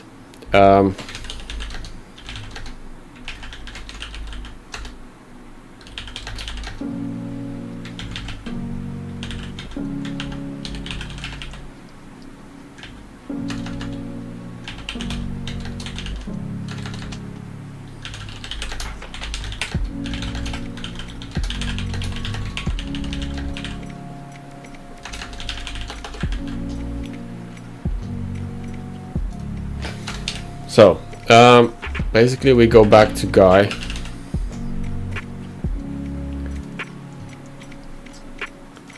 Outbound, force password change, Linux abuse, and we can use basically the netrpc command.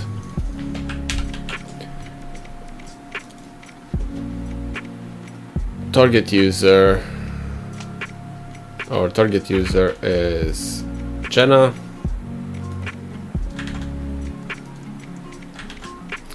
New password 2022, that's fine.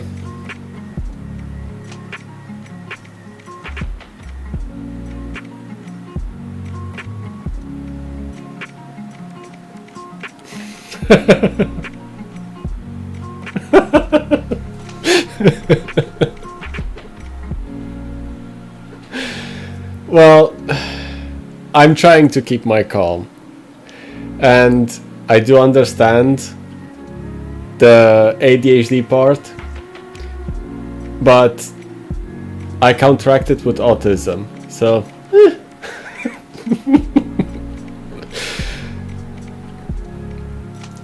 let's put it this way: to be doing stuff like what we're doing on stream and what Pebble was doing, you kinda need to be there.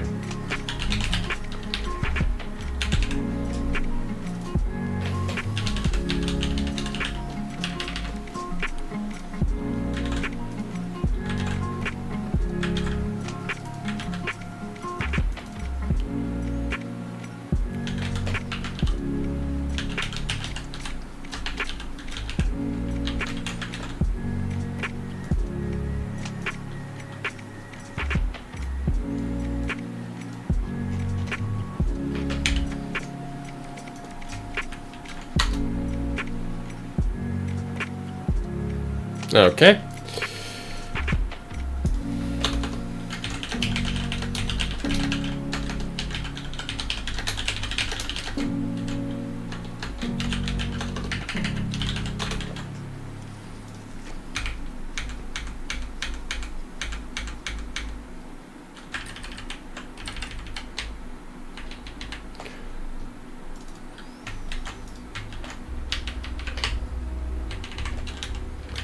Let's see if the password actually worked.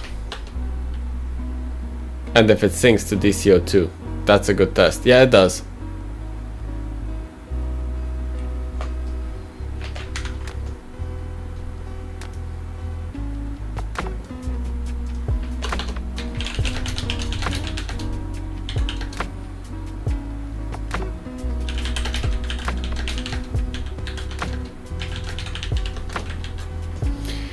Right, so Jenna marked as owned.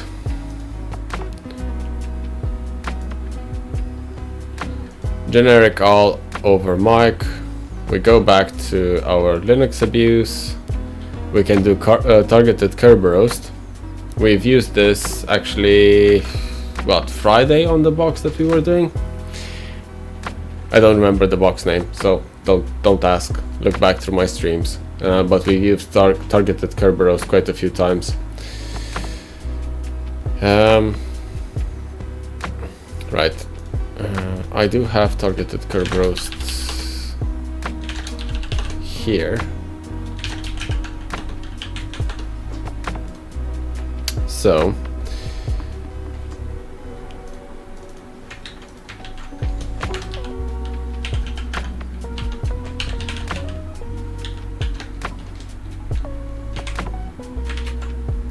yeah, as you can see,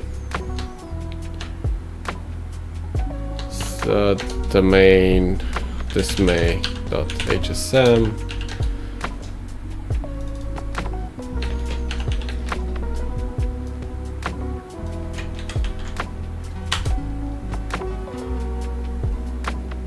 What?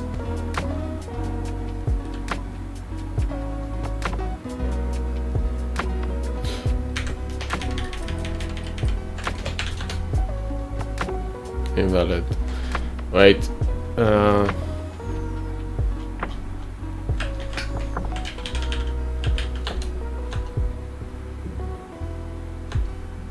I've had this issue with the targeted Kerberos. Okay. DCIP 10.0.22. Yep, 200.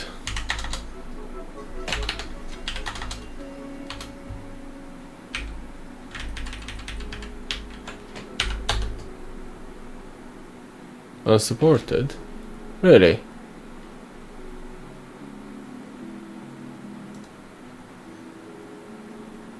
Well, we don't necessarily need to run targeted Kerberos. We can add an SPN manually if we want, or we can do other types of attacks like force password changed. Again.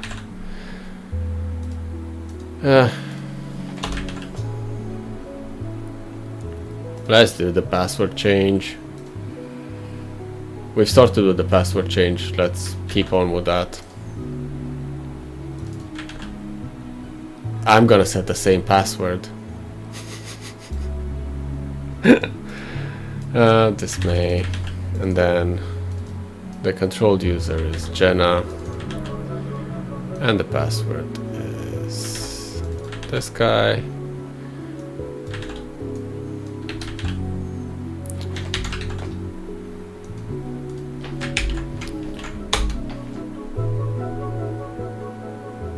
There we go.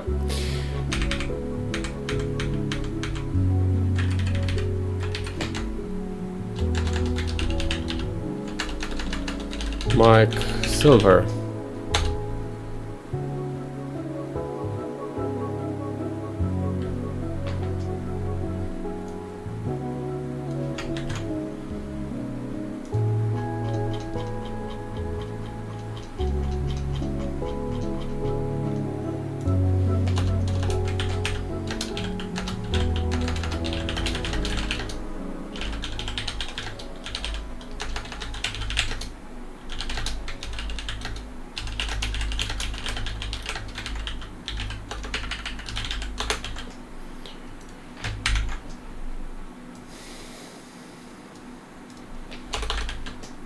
Okay, and now basically we can add ourselves. Let's mark. Did we mark Jenna as owned? Probably. Yeah. Let's mark Mike as owned. Interesting groups. No. Outbound control. AddMember. Linux abuse. NetRPC. Yet again. Who would have known?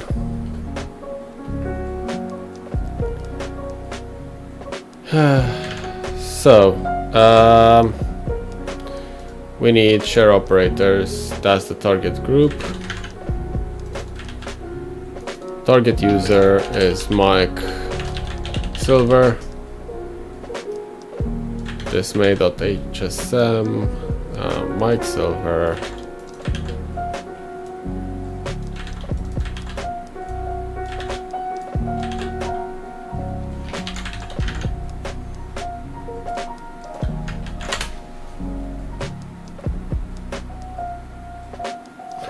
Okay. And now we should have access.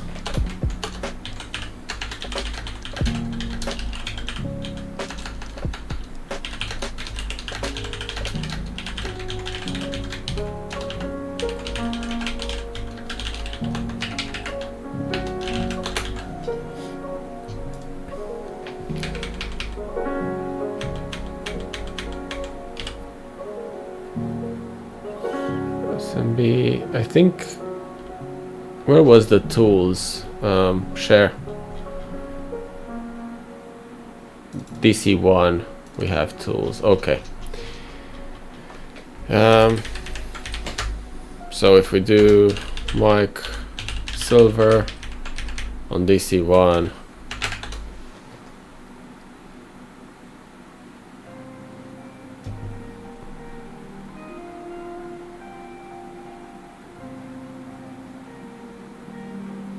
Read write for tools.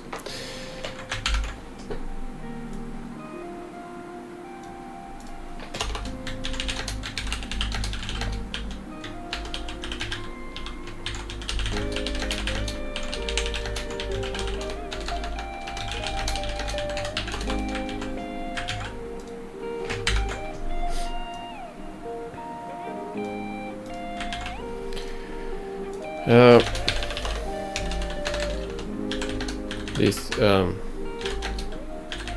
DC1.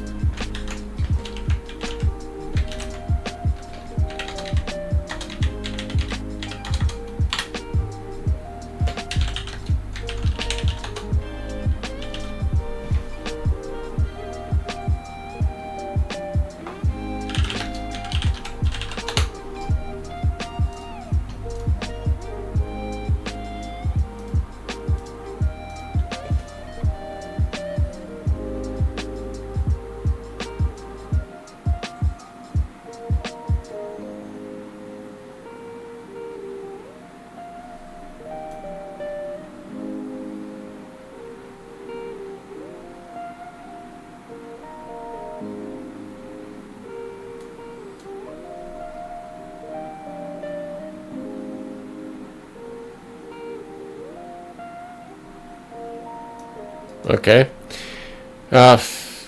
This basically tells me that someone is executing binaries from there.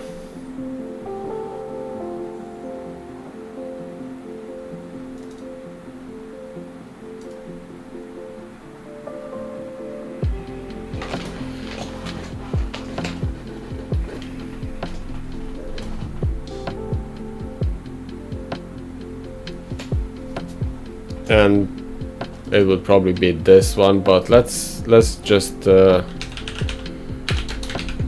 a look.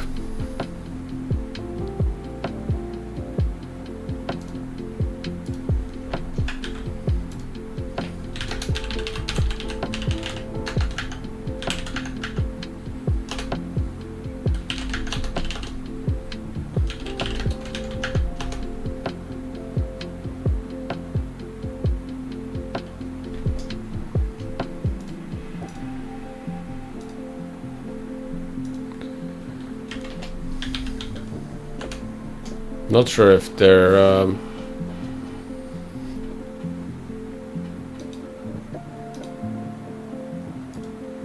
C# binaries, but let's have a look.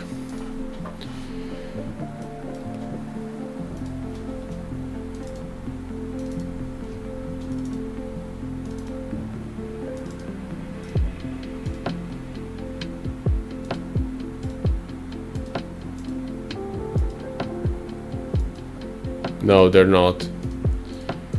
At least this one is not. But... Or do we need to do a NTLM theft type of thing? I'm not sure yet.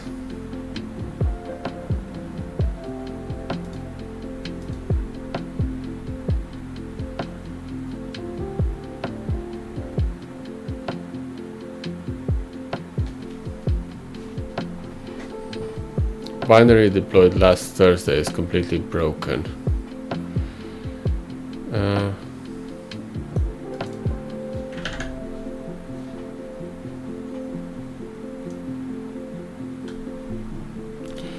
The right time is not Thursday, so I'm gonna go with this one.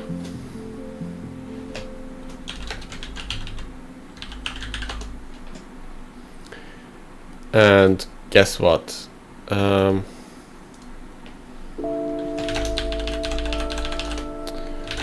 Exploit.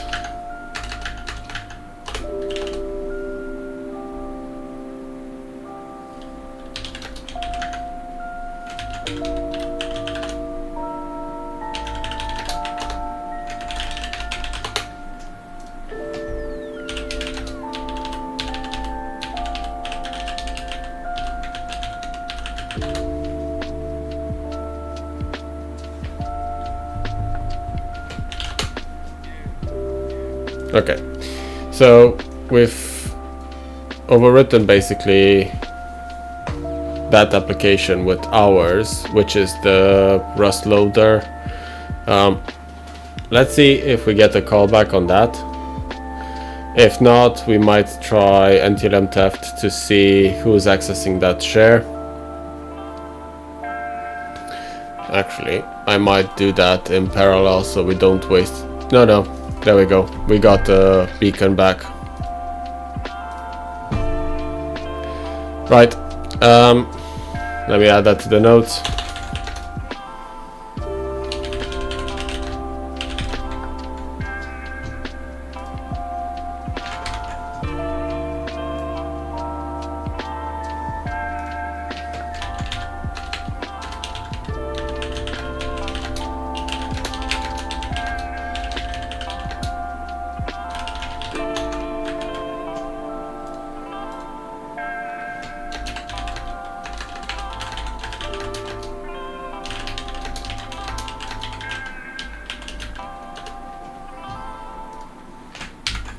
Sorry, just writing some notes.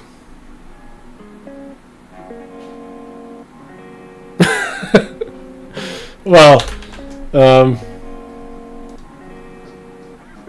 and it seems to be still it's still working, because now I have 2 beacons, and I'm gonna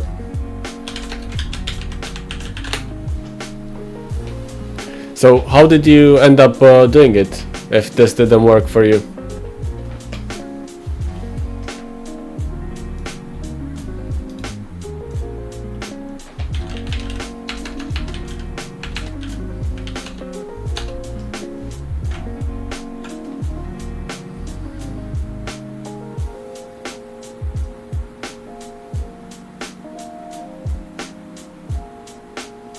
So this user.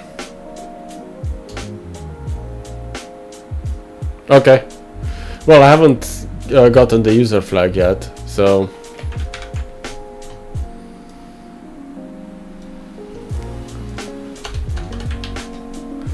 let's have a look in what's her name? Wong, Kali.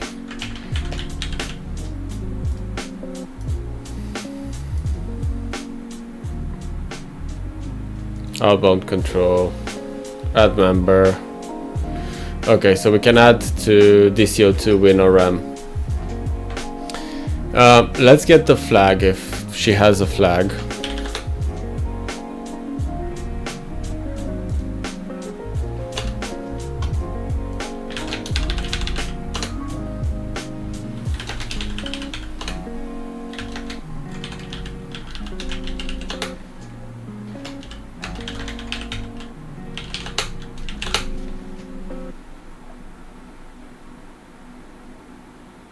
Yeah.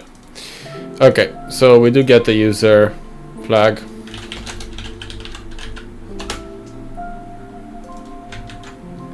Let me submit that one.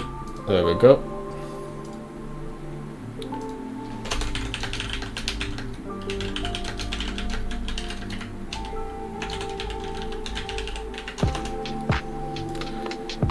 And with Wang, we can add a member to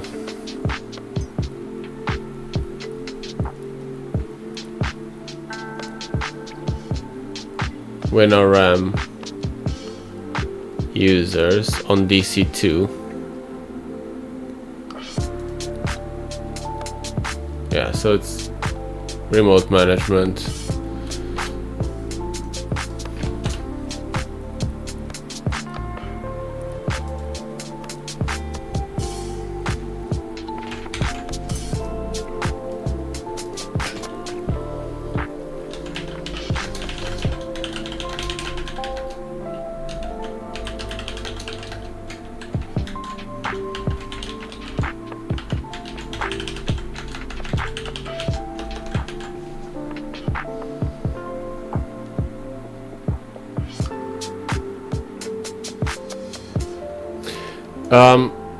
So the agent itself, I'm not doing anything special with it, but I do have a Rust loader that I use. I'll share the link in chat.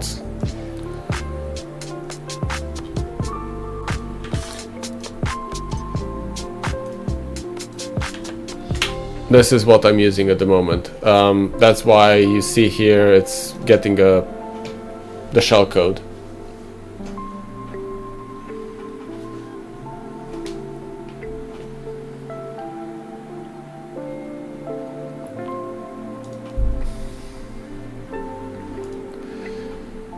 So we can add the member to DCO2, but we don't have the hash for this user, and we don't have the password either. Let's see.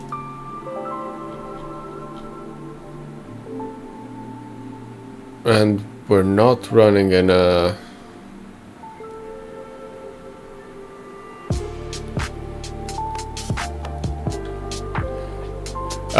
we can do that on a different stream. Let's see if we finish. Let's put it this way: if we finish Dismay tonight, on Tuesday when I stream again, we can go over the Rust harder code, and I'll try to explain everything that it does. Does that sound okay?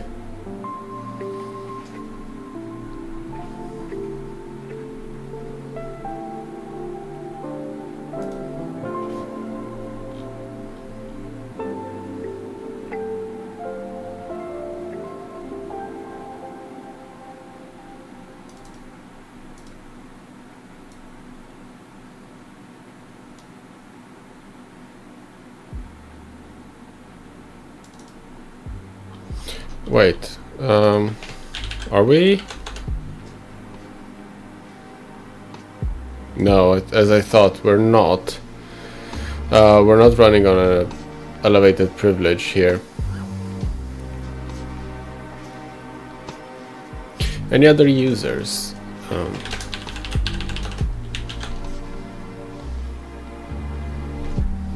No, just Wang, Collie.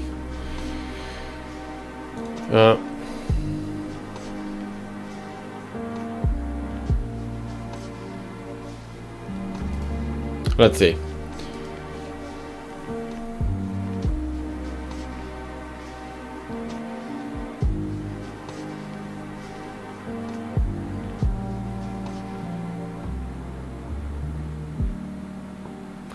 Yeah, we could use power view.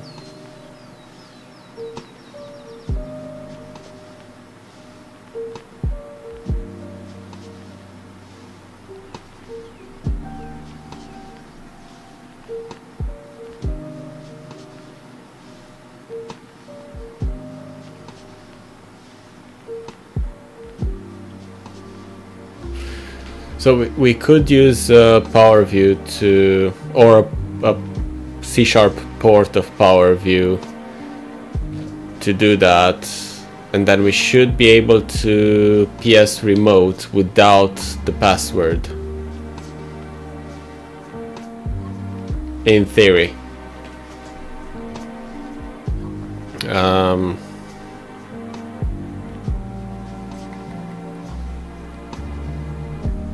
Let's see.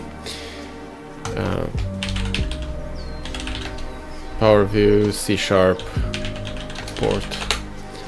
I know there is one. Sharp view. Okay.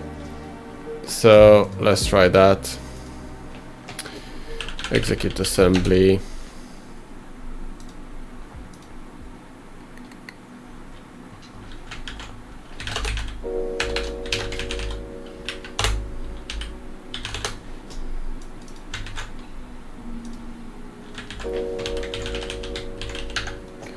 Sharp view, and then we need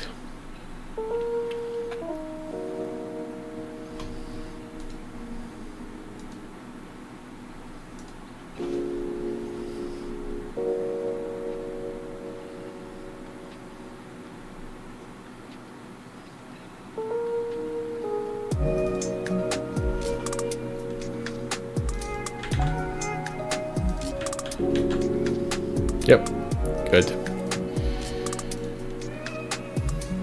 We will not pass in credentials.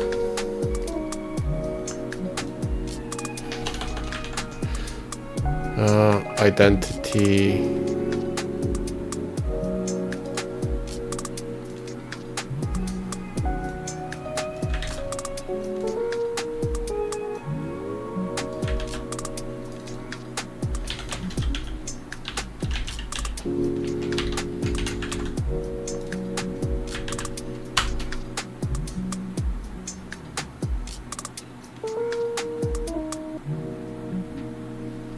Okay, and we should be able to do get to verify.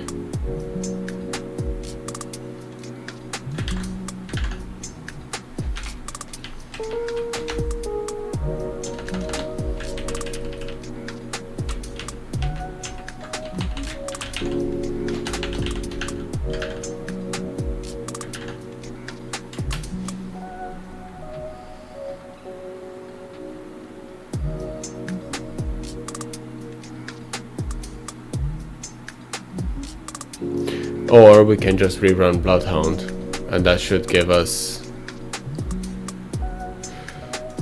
because that seems to fail. It doesn't really matter at this point.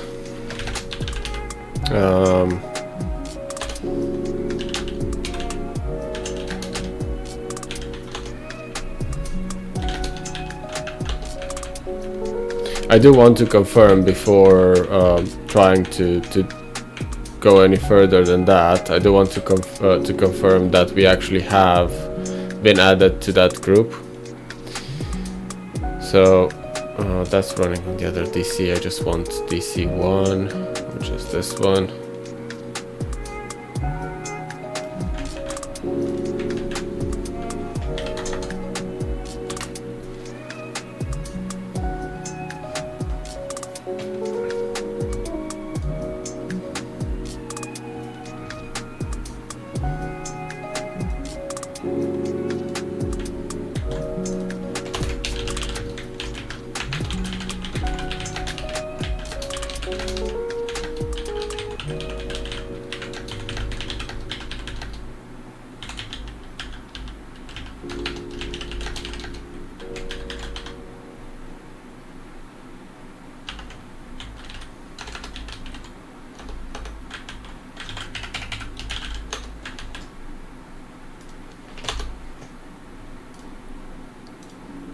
Okay.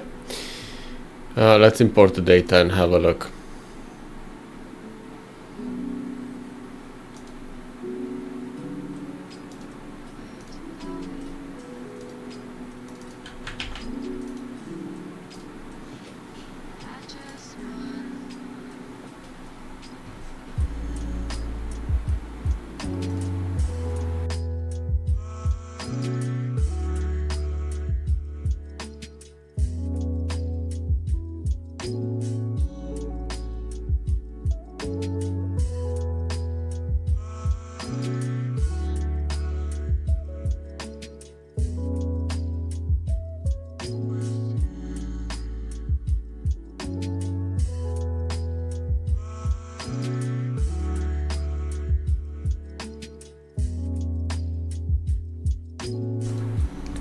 Right.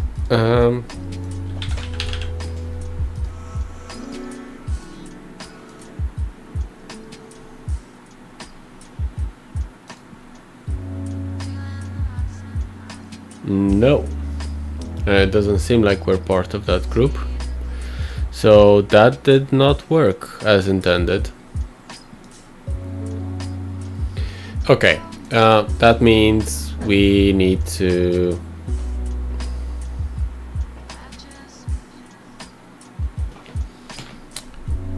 escalate privileges, get the hash, and all of that. Seatbelt.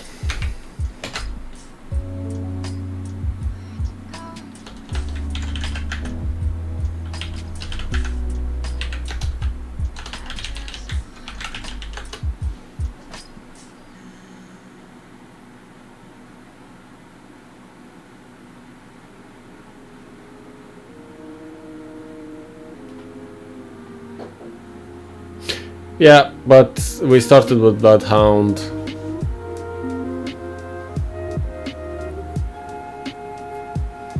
But let's run that as well while seatbelt is running. So NXC.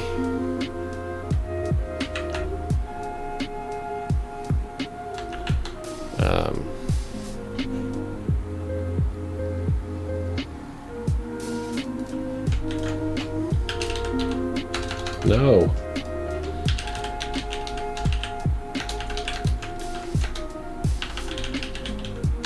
Group, and the group name was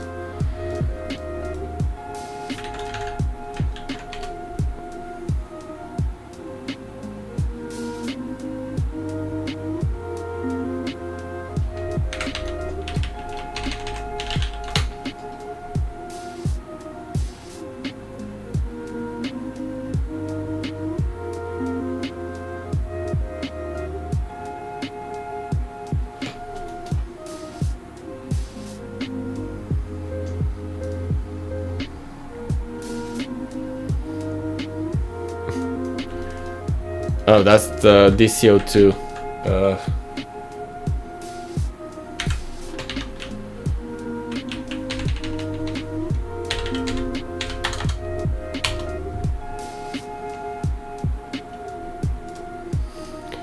Anyway, let's have a look at seatbelt, what it came back with.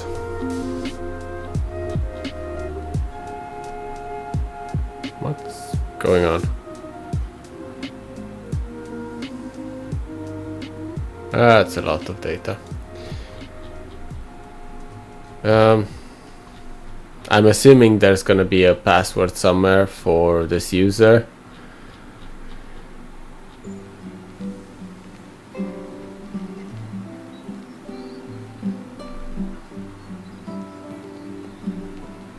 I haven't even checked who's a domain admin yet.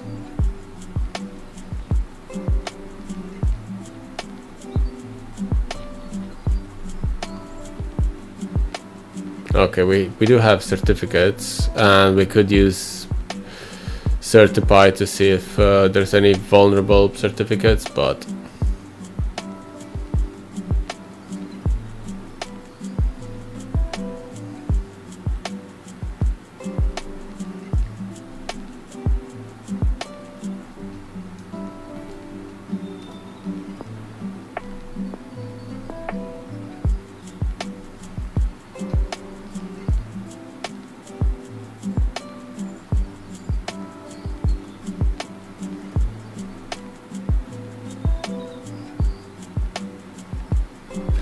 There is a script that we know is running to start the binary.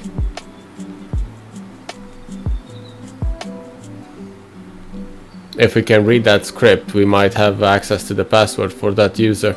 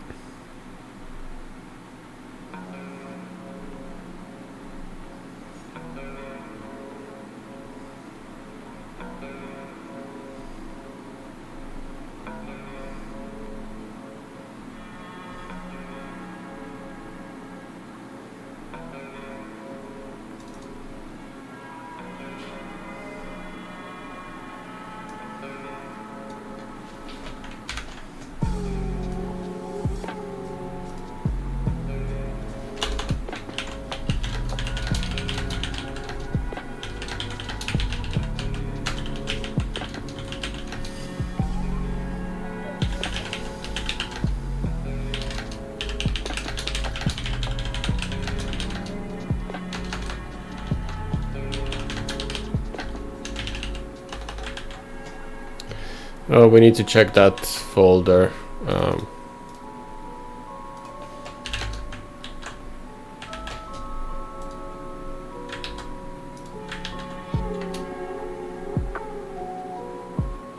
So that's empty. Okay.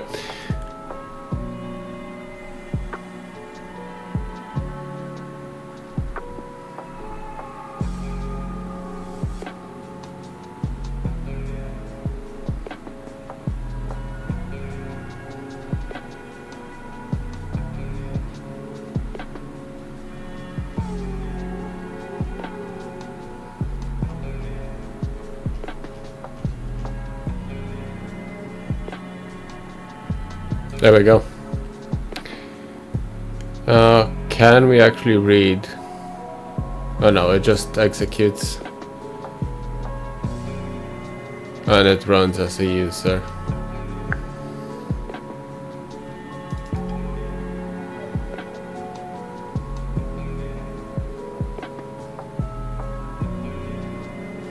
So there's no script, it's just a scheduled task that runs. So, based on this, why didn't your binary run?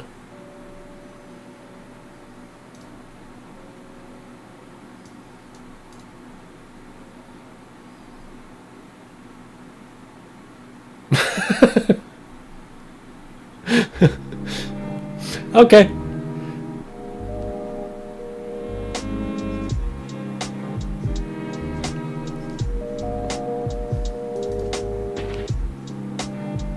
So it's running as highest level.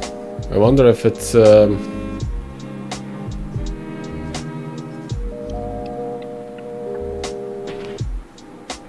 have a look in a second. It might be that the application is running with high integrity and we should be able to bypass UAC. I'll have to check that.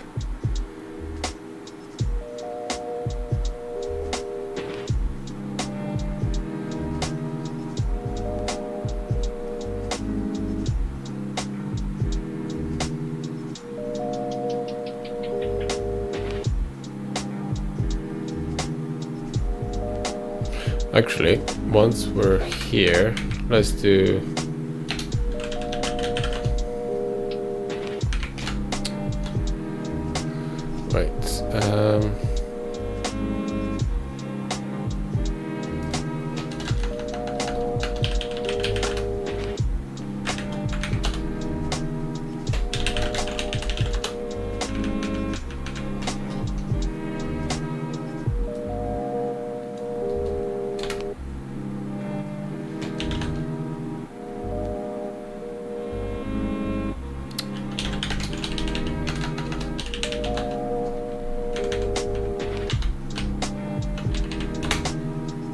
Okay.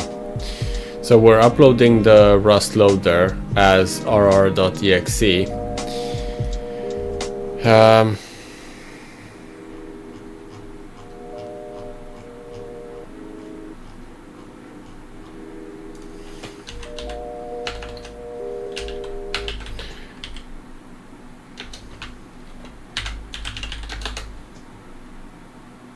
Let's have a look.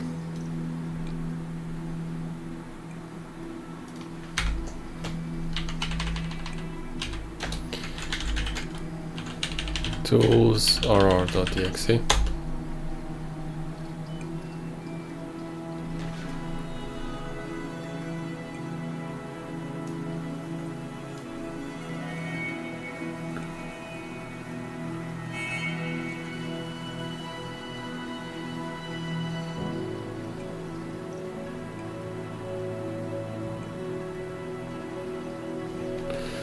Okay.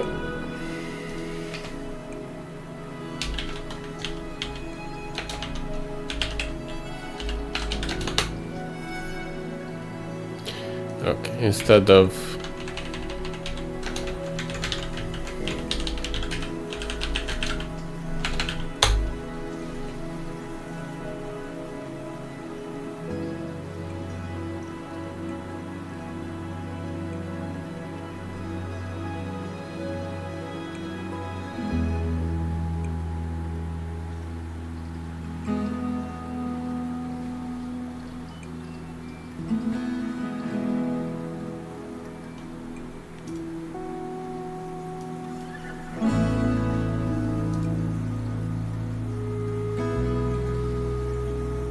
there we go. It's still...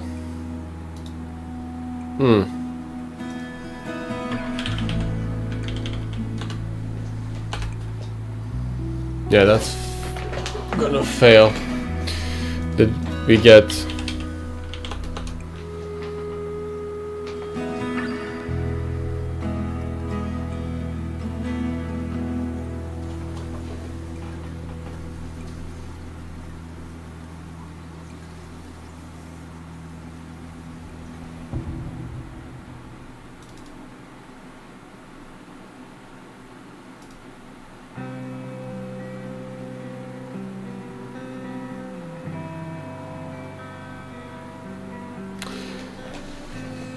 Okay, let's have a look back at seatbelt. I'm missing something again.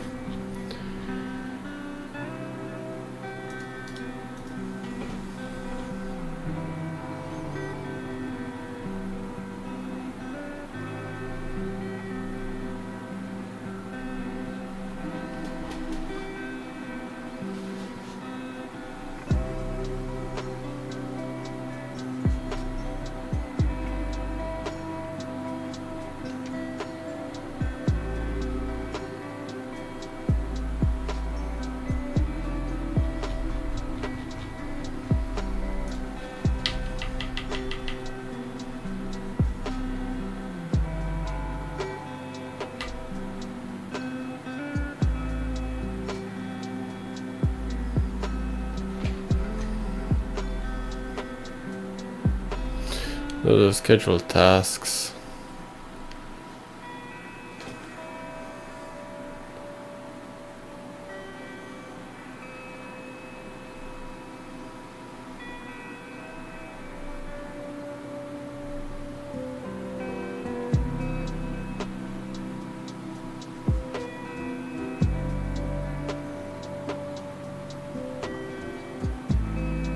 That's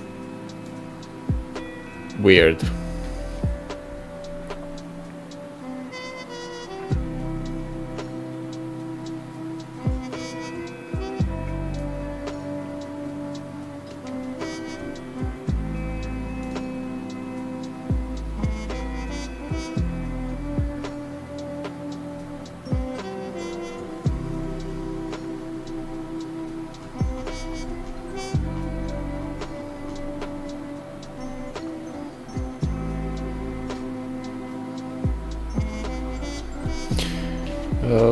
Right, let's run WinPeas as well.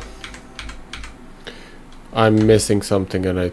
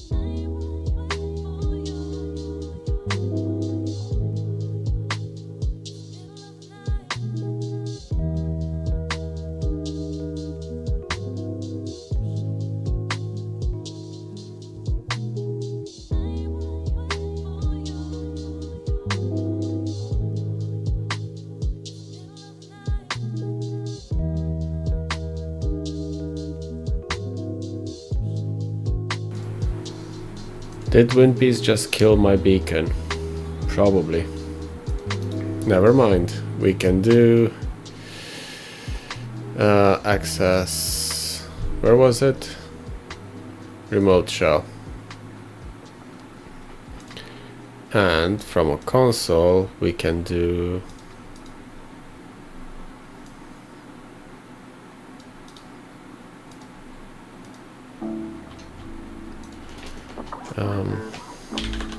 where are we working from?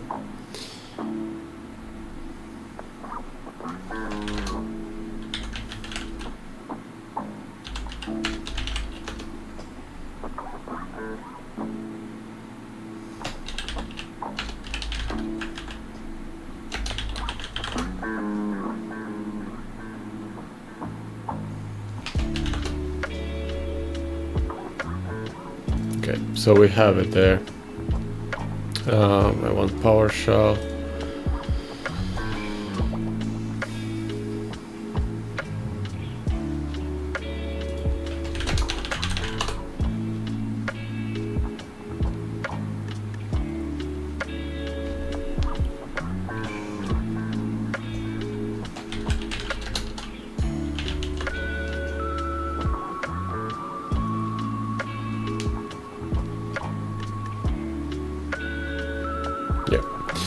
Same, there are no privilege differences here. Users Wang Kali.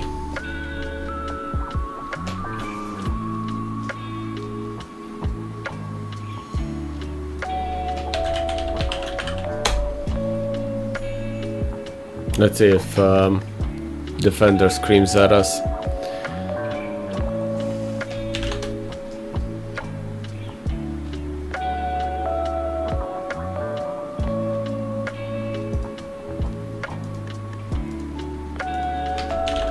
Yep, Defender basically blocked it. That's why this beacon died as well. So, oh,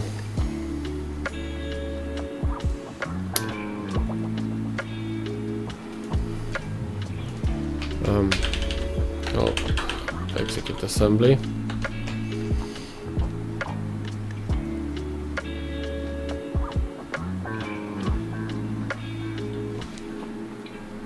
Yeah, see, this one doesn't have... Okay, I don't want to go and have a look at obfuscated WinPeas and stuff like that, so let's just have a look at manual enumeration.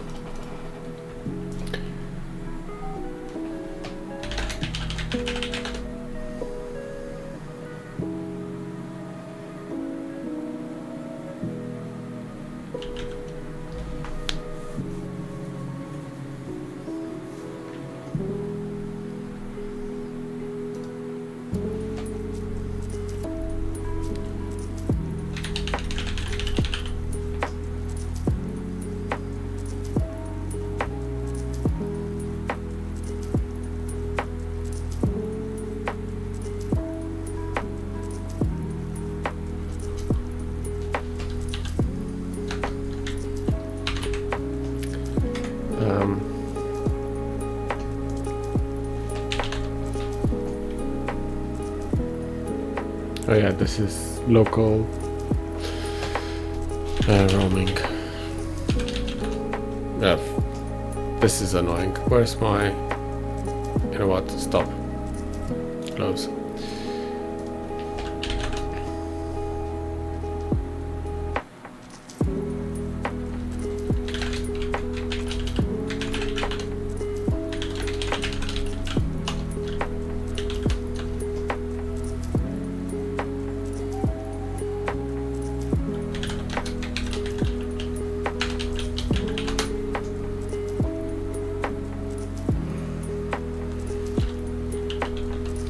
I am getting a bit tired.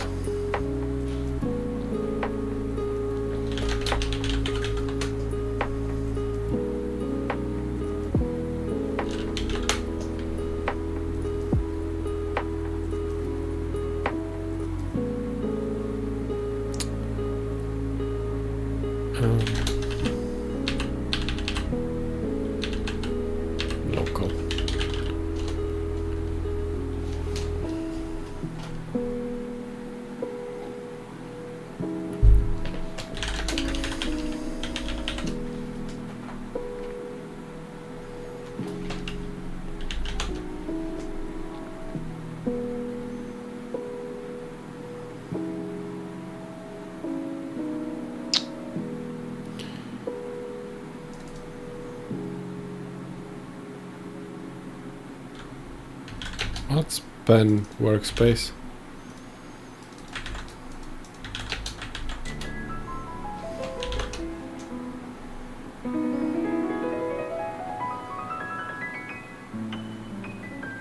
Okay.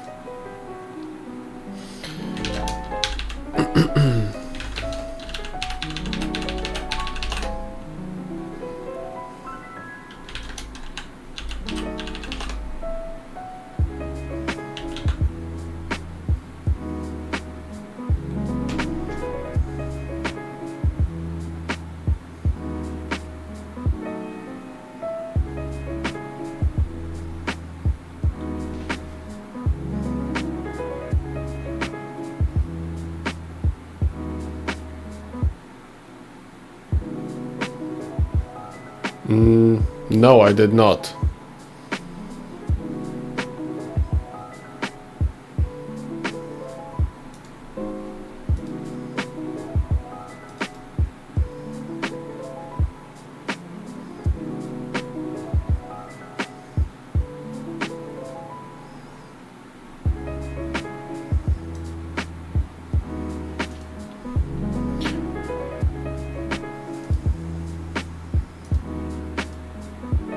Is it as a admin?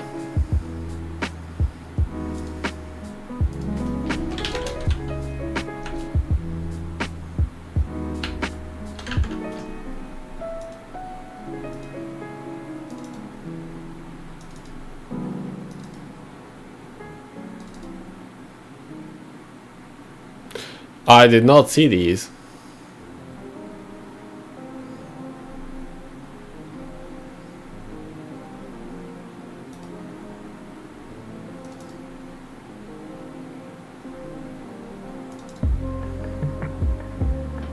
What the heck?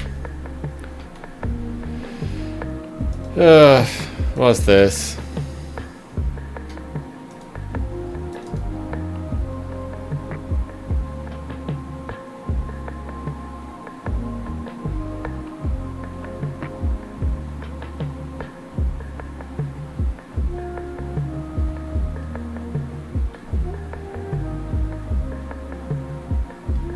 Really? There's a PHP portal. Thank you for the follow, Bionic. Yeah, I'll,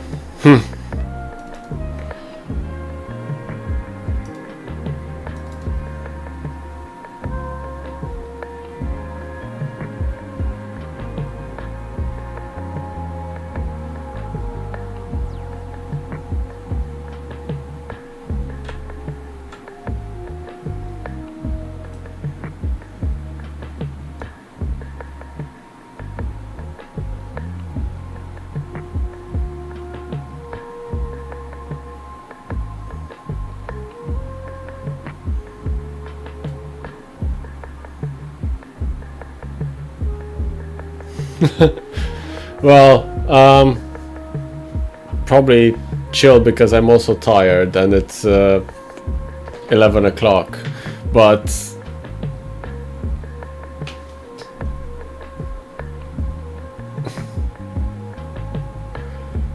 so we have Dismay admin 99 as a zip pass.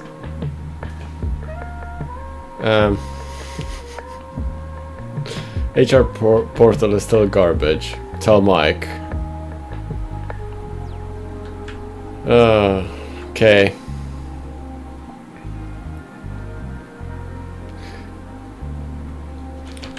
I'll take a screenshot of that, but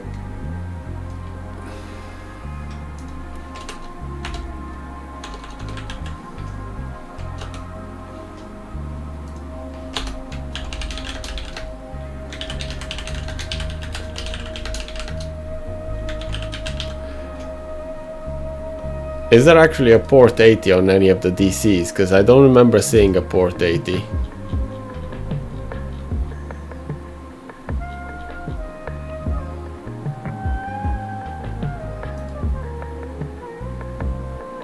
Okay, so there is a DC on... there's a port 80 on DC02. Let's try.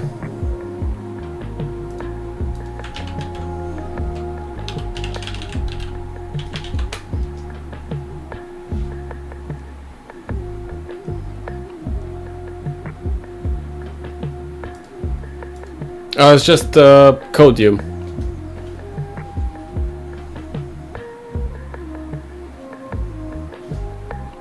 Okay. Enjoy your dinner, and thanks for the pointers to the screenshots. I didn't see them, but I will save the password as Dismay admin.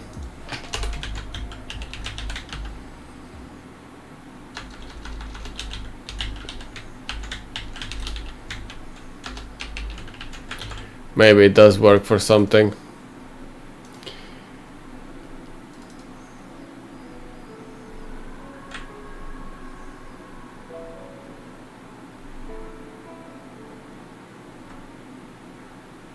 Yeah, that doesn't seem like it's gonna store any data.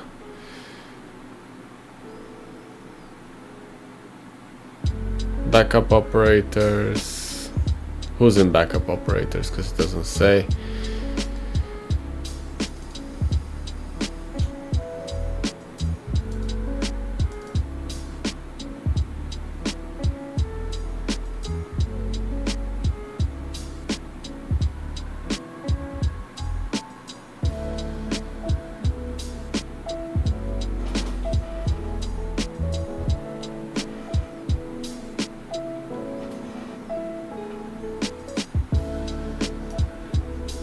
Give me a second.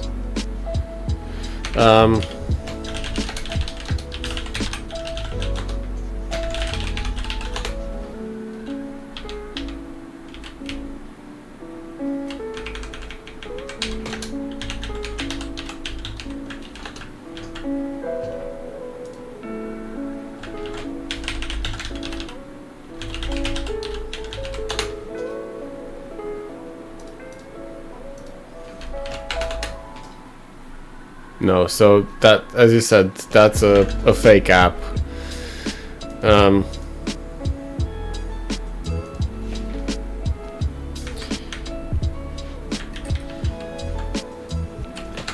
Whatever.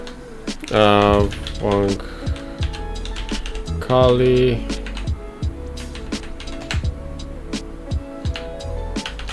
Shares. SMB.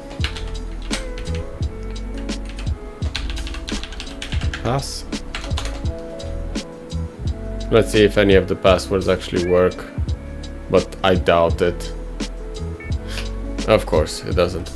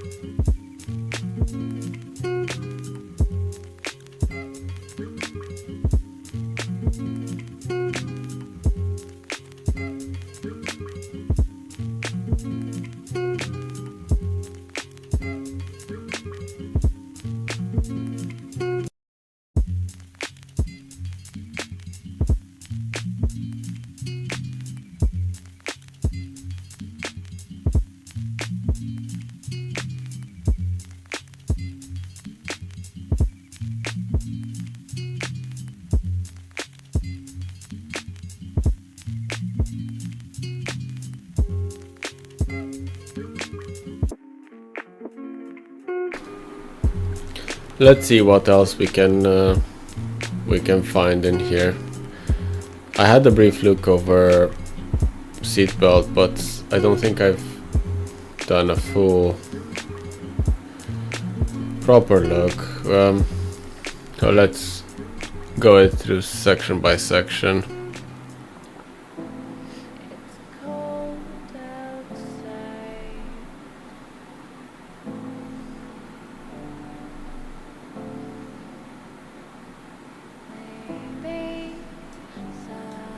So the CA is on DC2.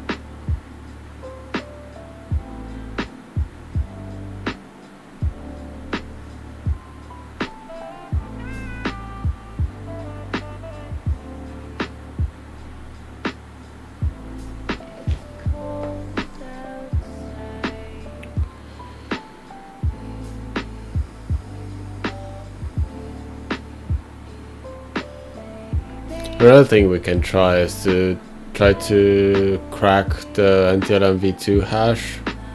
We have it from seatbelt.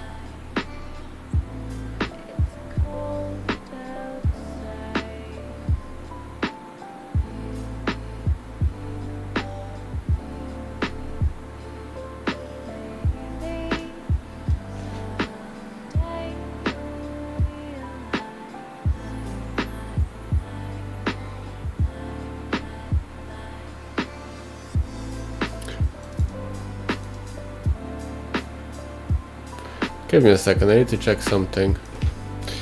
What groups are you in?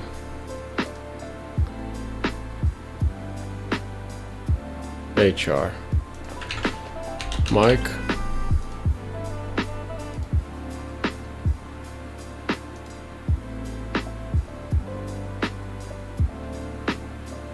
Yeah, we've added Mike to share operators, that's fine.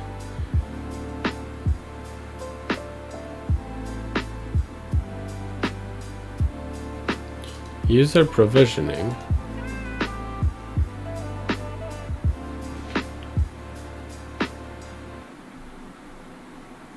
Nah, not helpful. At least not for the moment.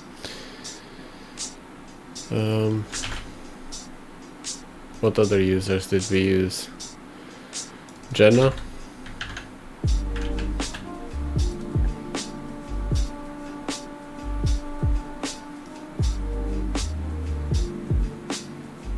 Helpdesk tier 2.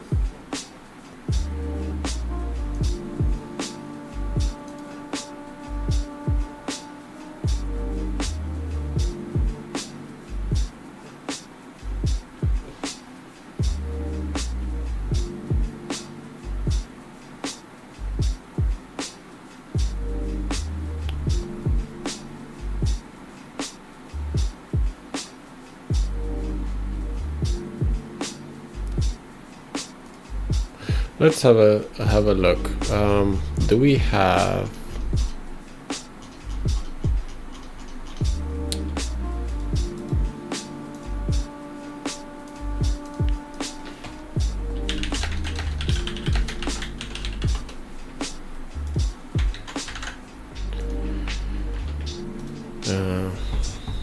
execute assembly?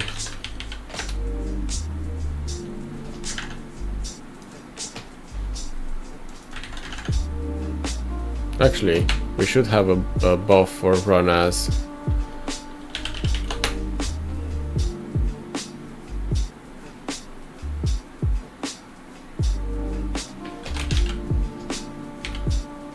Run as user.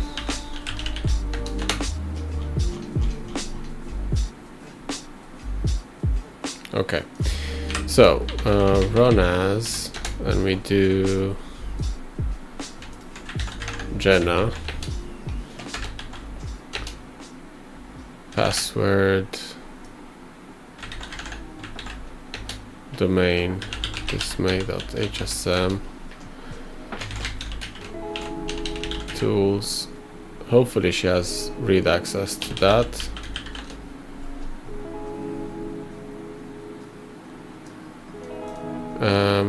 Okay, logon type.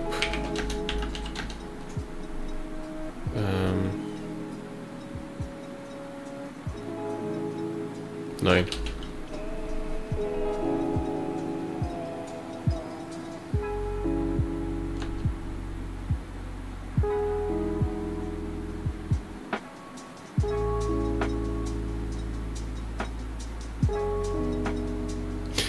Still created with the same user. Why?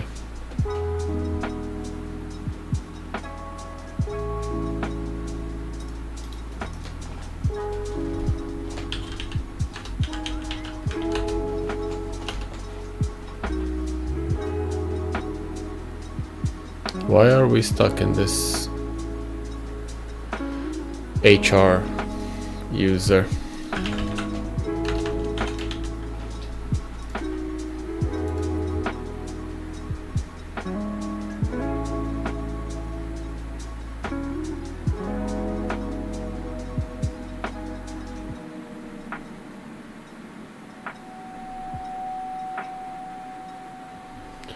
Okay, let's have a look, because I actually haven't even checked who's the domain admin.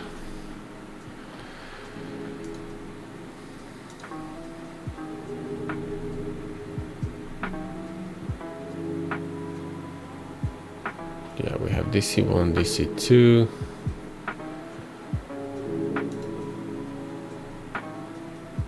Nothing interesting there.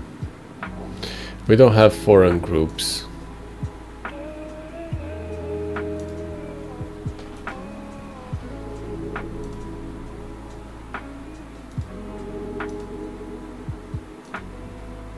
No curb-rustable users.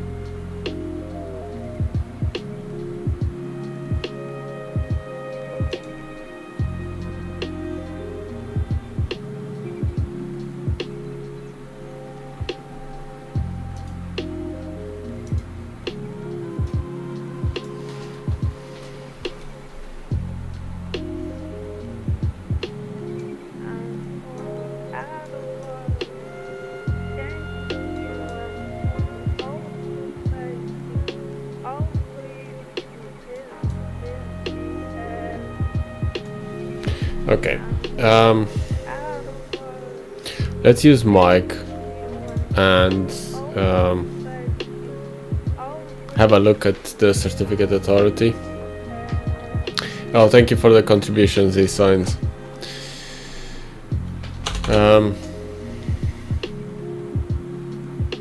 Yeah.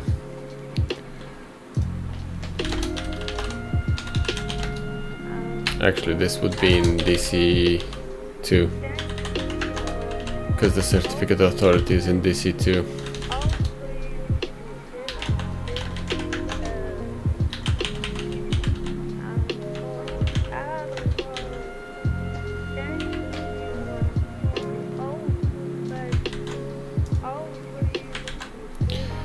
So Mike Silver.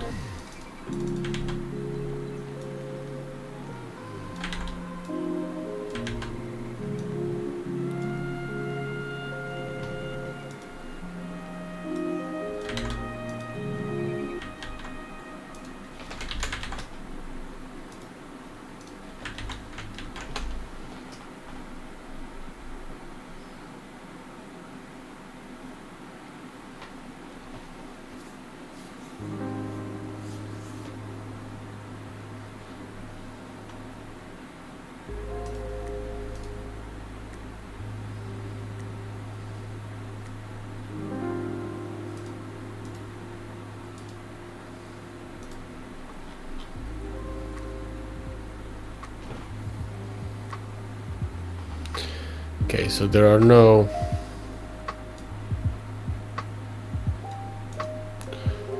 web enrollment is enabled over HTTP. Okay.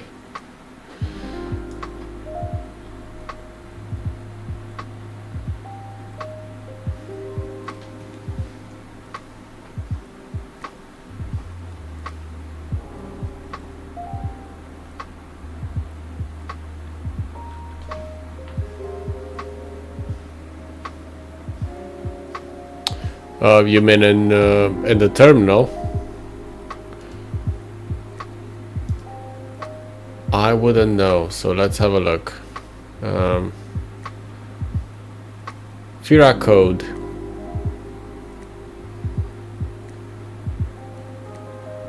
That's the font.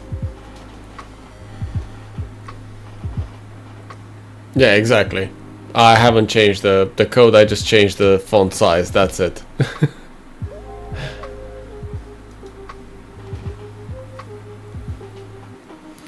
So we don't have any vulnerable templates there. But my question is, why did run as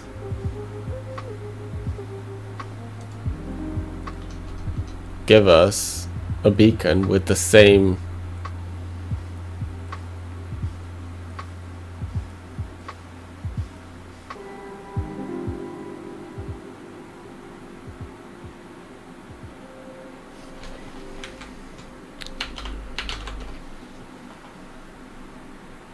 okay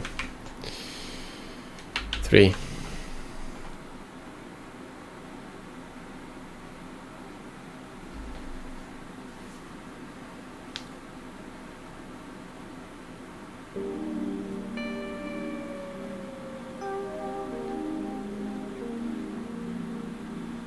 So no, that run as buff does not want to work as expected.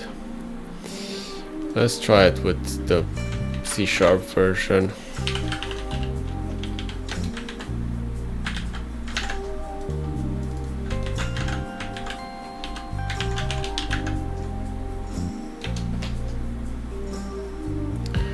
With logon type 9.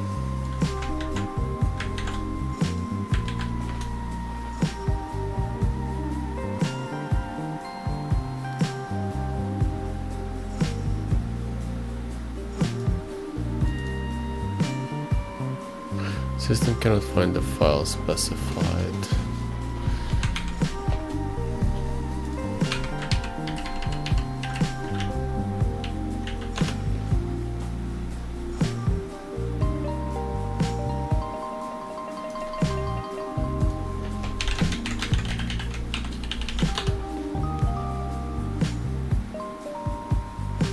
It's there.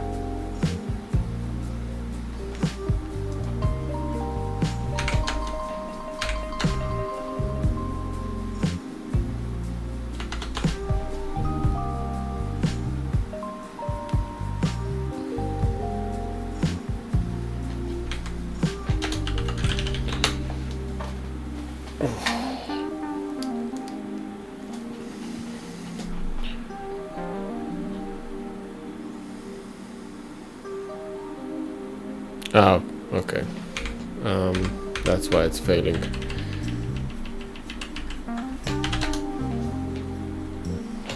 Okay, so let's do it this way.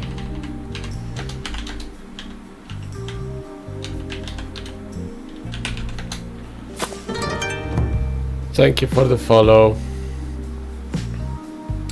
Logon type. Yeah, let's leave it on 2. And see if that one actually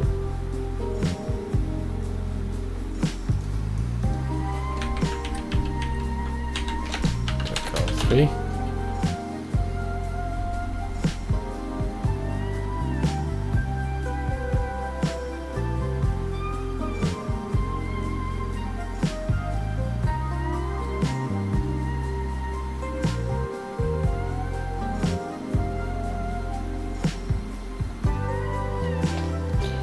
Okay.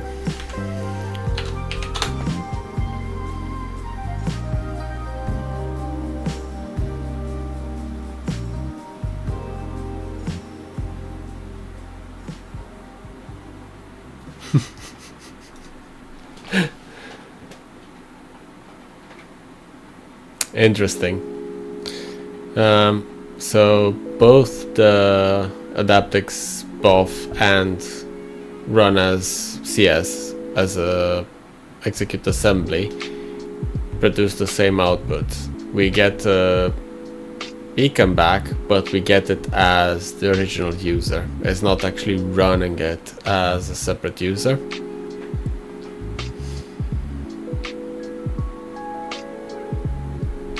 Which is interesting.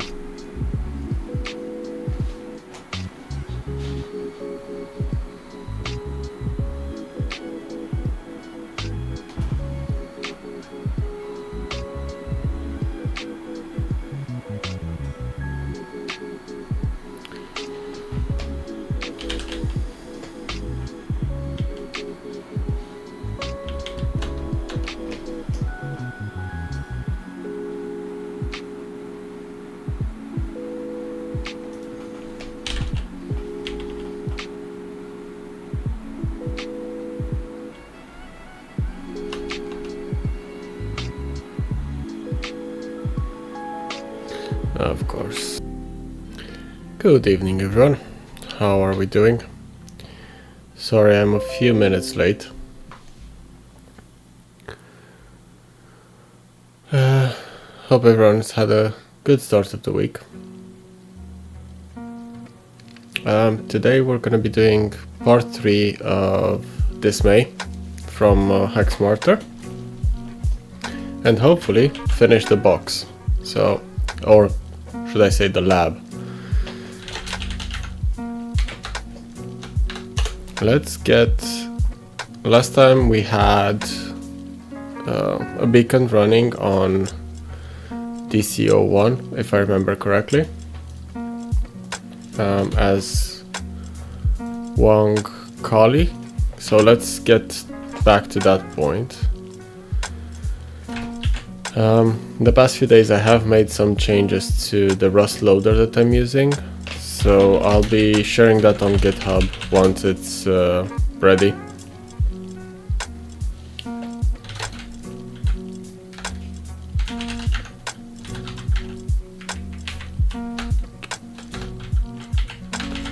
Adaptix dist. There we go. Let's start the Adaptix server. We need here a listener, and I will have to recompile some files, but that's fine. Let's start the Adaptix client.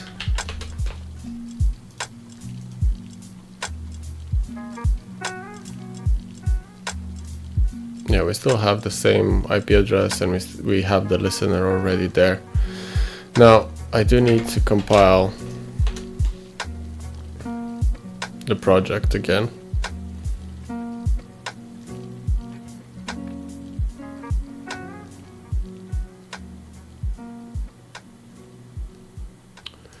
No, that's in process. I don't want the one in process, I want that one.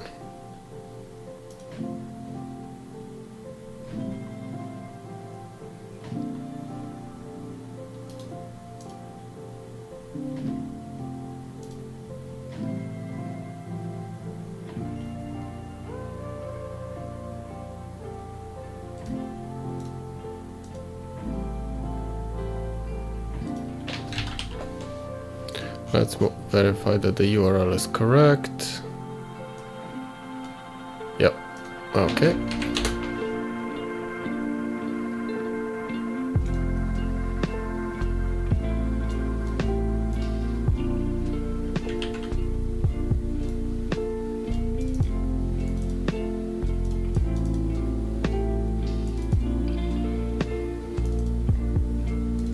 This may exploit.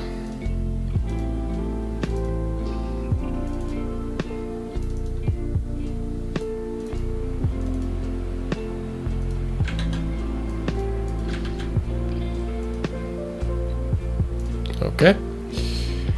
Now I need to do some cleanup in the files here, because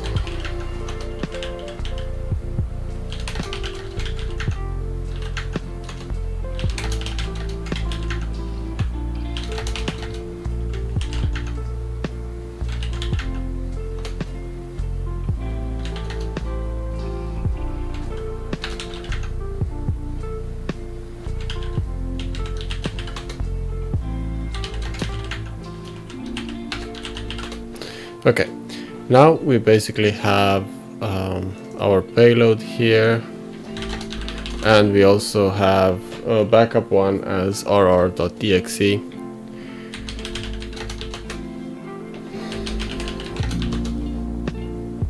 That will allow us to run other exploits afterwards. Now let me split that, because we need to do in-packet SMB client from exploit, because we need to use tools. So I want to remove that one, and I need to also put the application that our user will start. So there we go.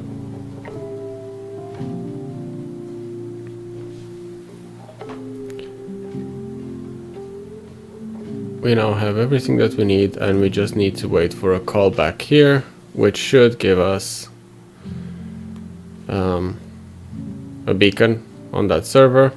In the meantime, let me boot up BloodHound.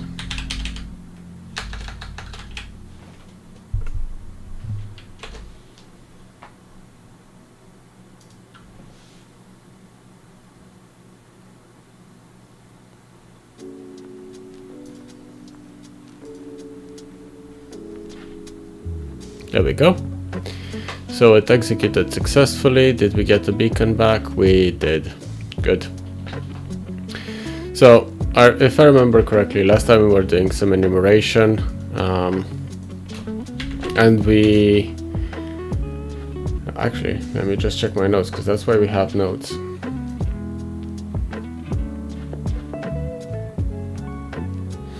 All right, so I think the most interesting part was the fact that Kali was able to add users to a group. So outbound control, we have the ability to add a member to DC2 WinRM users. Let me see if I've had... Actually, I don't have a screenshot of that. No, I do. I do. Okay, well, we've tried with Sharp View, which didn't work, but there is another way to do that, and that is to do it with net group. So let's do that, and we can do that from the beacon.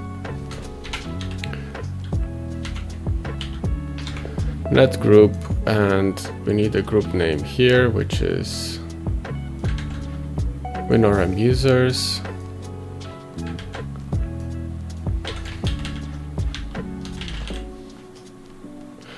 Actually, we can do this, and we can also add one of the users that we have access to for a password. So let's first add ourselves to this group, and then we can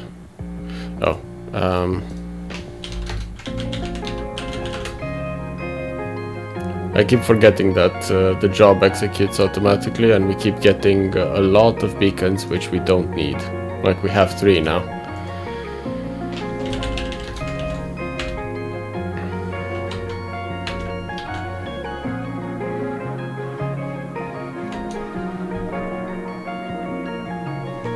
Okay.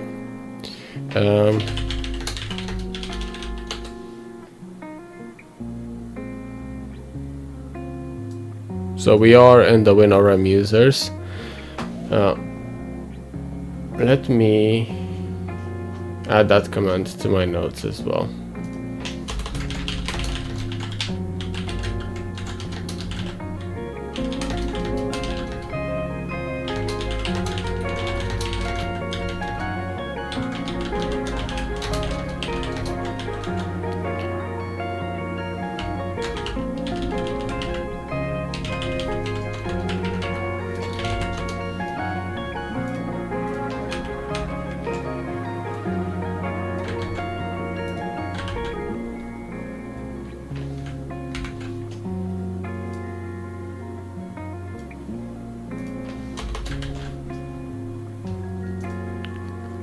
So we are in the WinRM users, and now we need to execute commands on the DC via that session. But since we don't have a username and a password for, well, we have a username, we don't have a password for this particular user, I'm thinking of also adding another user to that group and test to see if it actually works. So we can use Mike Silver and see if we can basically WinRM into DCO2 with his user.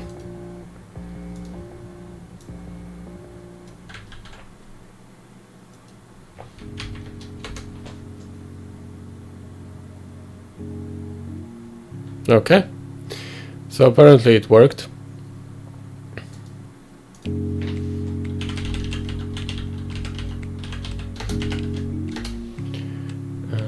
Give me just a second. What's the IP address of DCO2?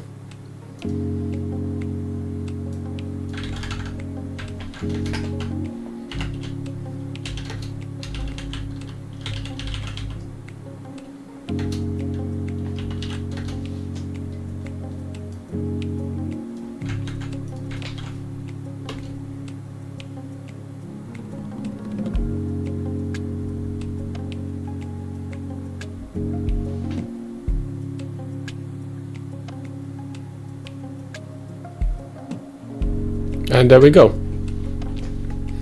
We were able to use Evil WinRM to get a beacon on DC2 because we've added the user to that particular group.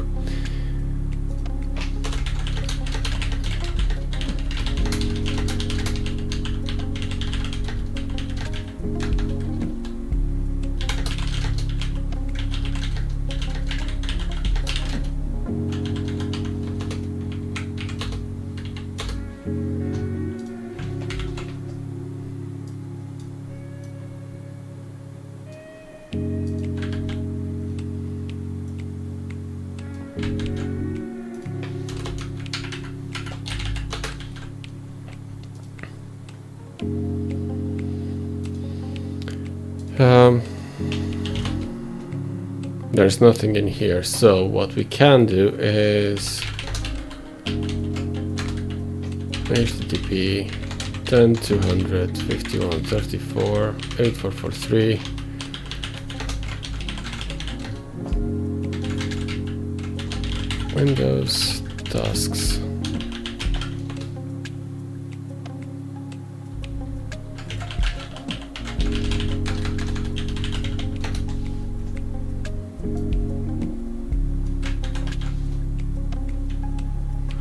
Hey Zero Moods, how are you?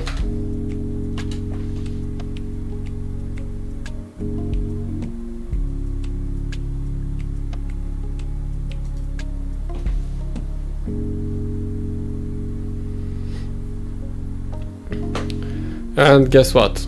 We now have a beacon on DCO2 using Mike Silver's account.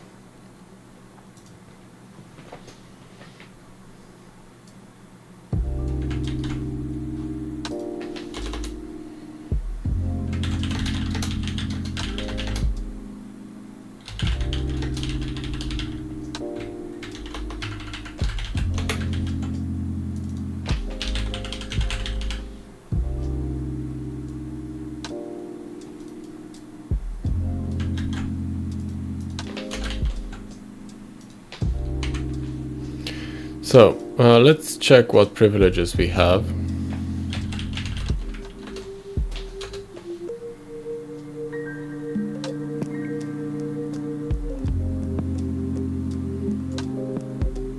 So we are in the remote management group. We already know that we're in share operators and WinRM users. Okay. And user provisioning operators.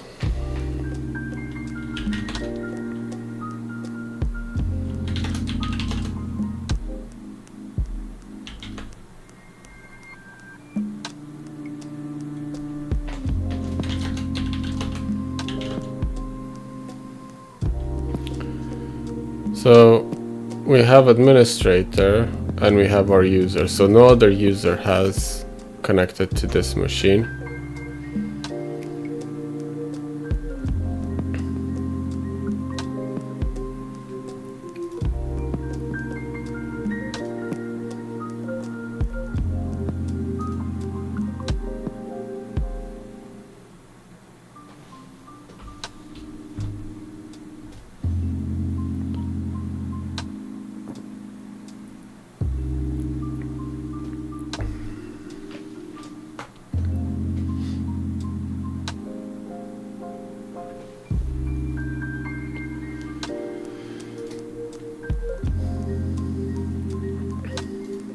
But let's run seatbelt in any case.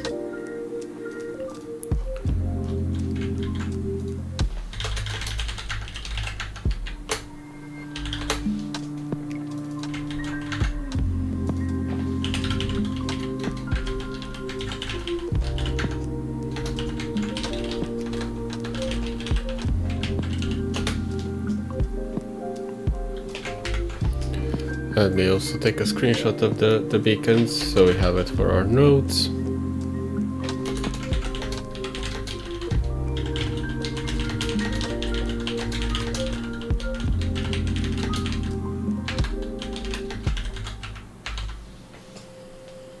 This is probably going to take a while for it to complete.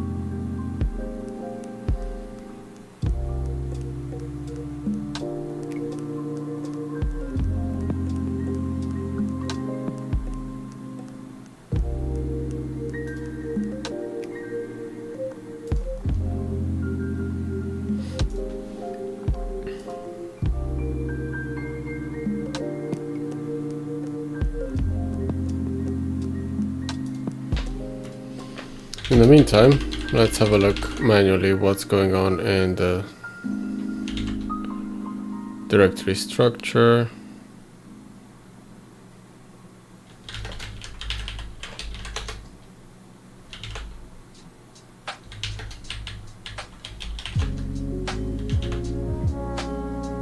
Okay, that's just the default IIS. Nothing interesting there.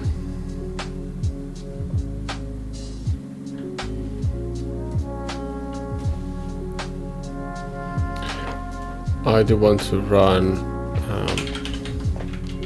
WinPs as well. As last time it was failing, now it should actually succeed. With the changes that I've done to the Rust loader, it should work as expected. And we seem to have gotten the data back from seatbelt as well. There we go. Running WinPs.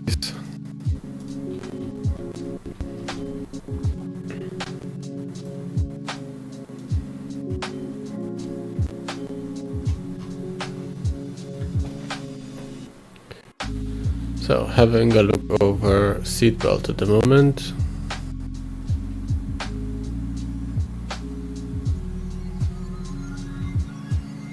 We still haven't had a proper look at certificate authority.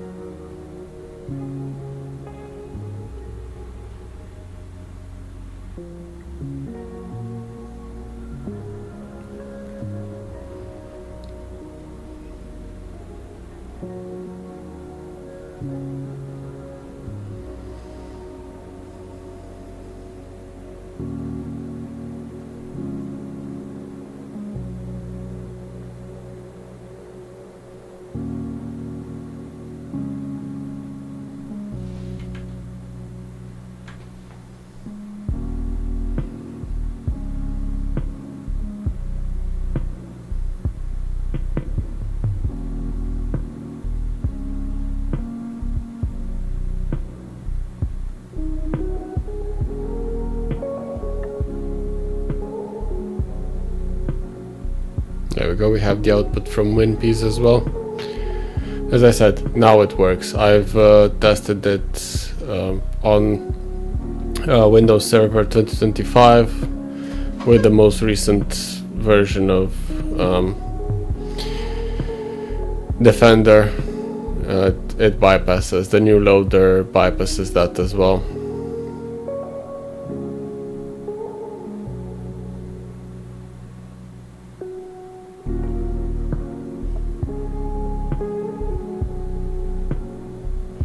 Okay, and those are just some errors that we don't need to look into.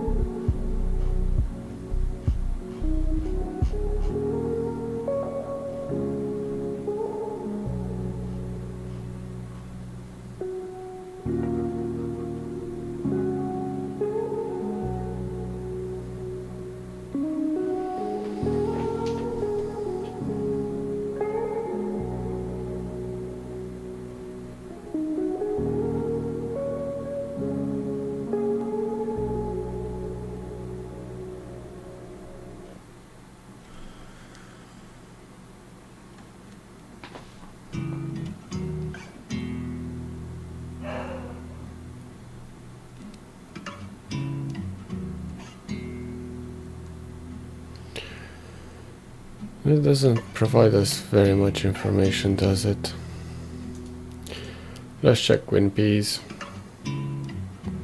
That is one of the reasons why I prefer to try to run WinPs on a normal terminal, but in this case we're gonna have to make do with the broken output.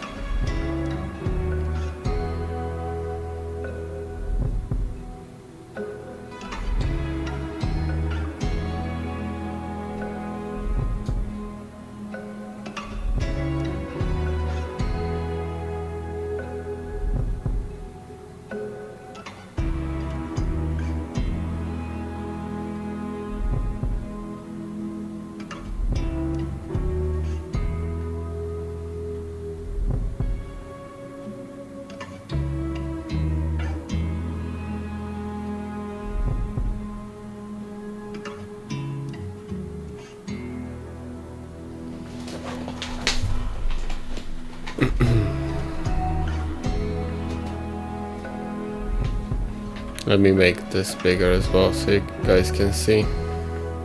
I keep forgetting and I haven't found yet the settings to set that.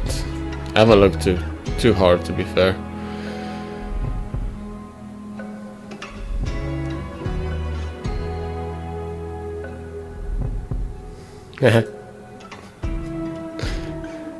No AV detected, but we do know there is a Defender running on the box. But because of how the beacon is running, there's no detection. That's funny.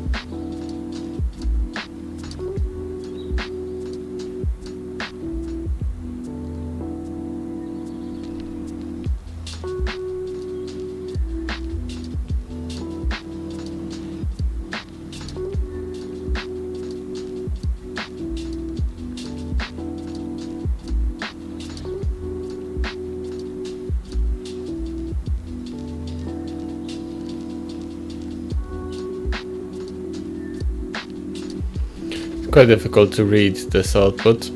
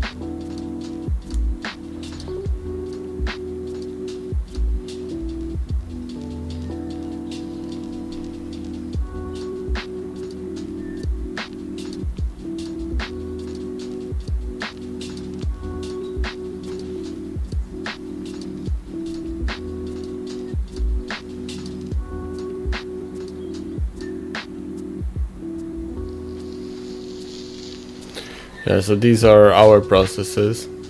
They're not very interesting, but apparently WinPs will detect them. But as you can see here, this is the process that we're running on.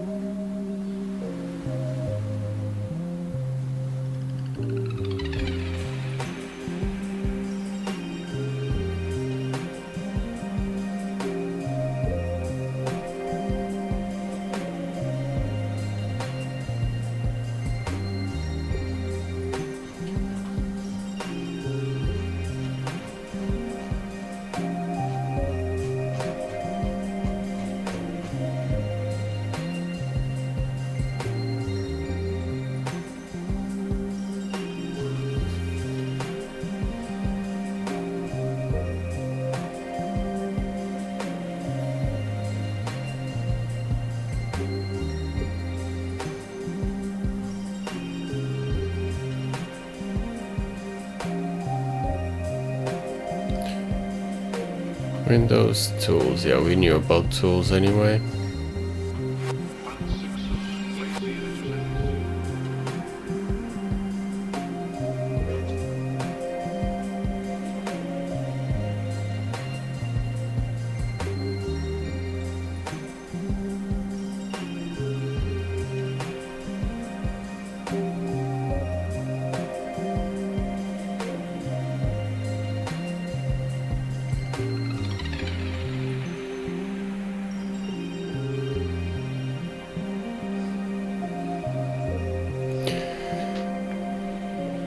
No.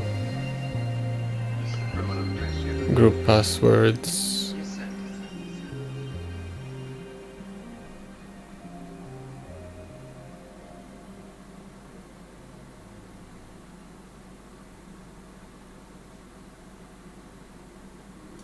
"68 objects where your principal has abuse-friendly rights."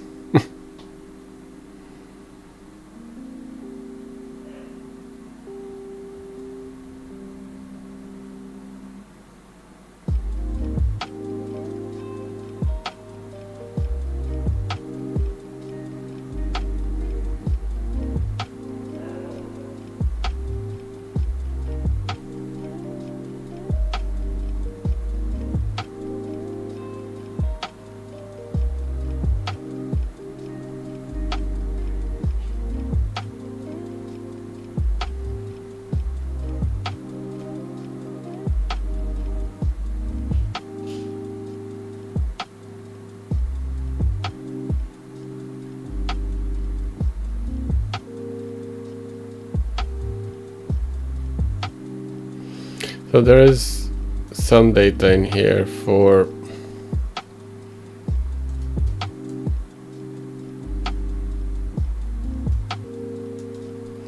ADCS, so we can have a look at that in a minute.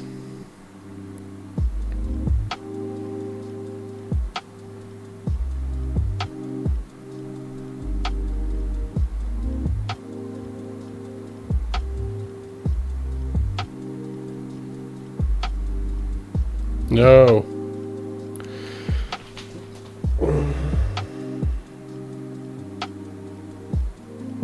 Why, HackSmarter?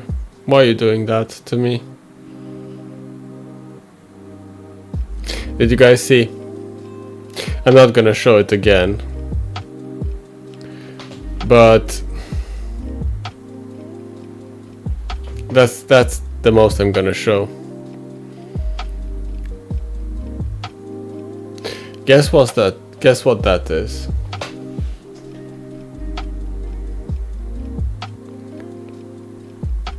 Anyone cares to venture a guess?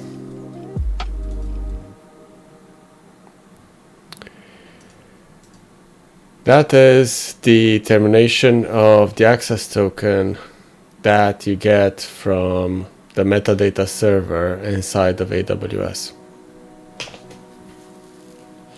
that sort of access should be blocked for CTFs.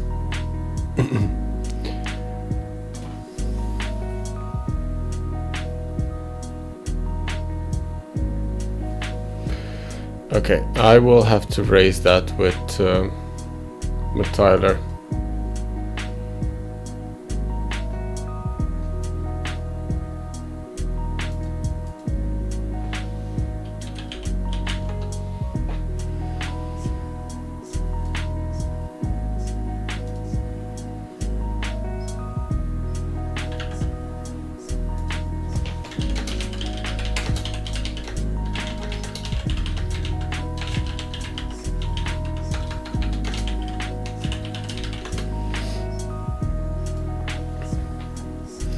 Okay.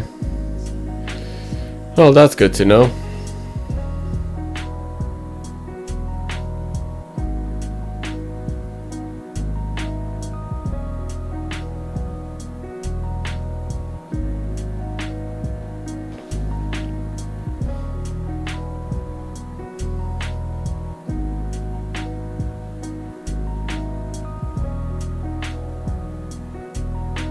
I wonder if it's worth us trying to crack this.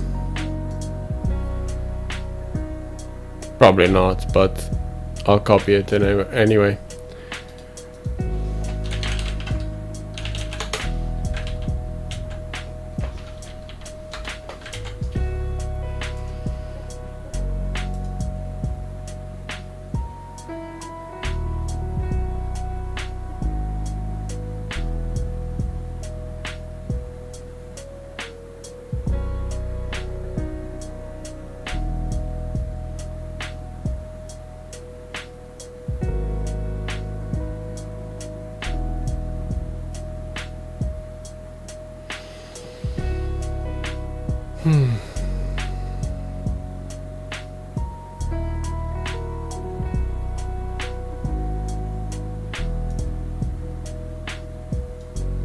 Okay, so I see quite a bit of information from ADCS, and I think our path might be there, even though that add users to group is a thing. It might not actually help us in any way.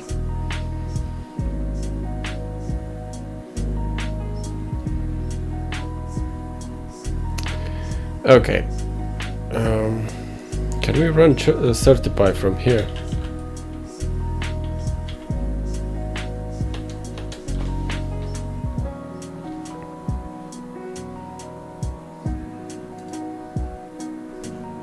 Well, apparently the BOF is failing. Anyway, we can run it locally, it's not a problem. Which one? Let's do it here.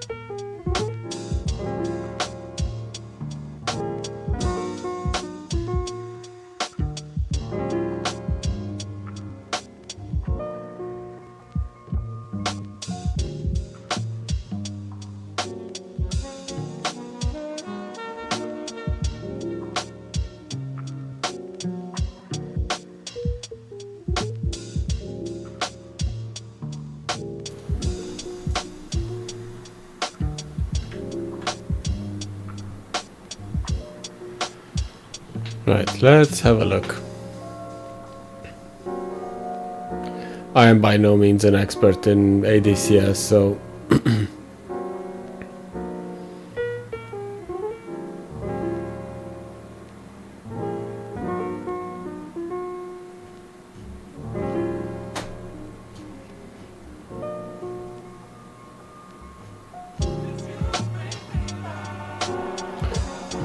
CA exchange.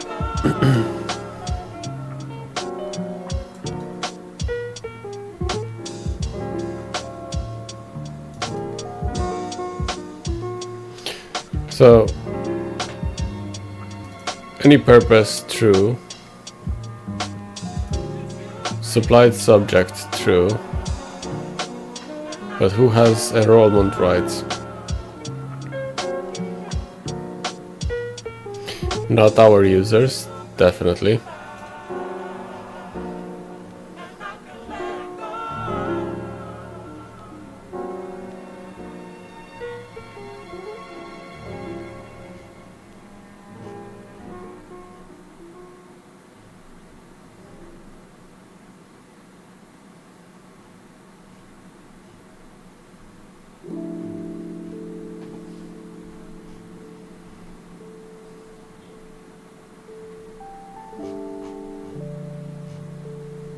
I think if we do vulnerable, it's gonna say that it's not vulnerable.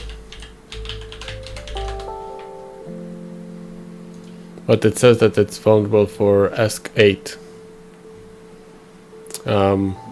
The web one. So we should have a look at that anyway. So 946. Yeah. No vulnerable templates. So let's have a look at ESC8.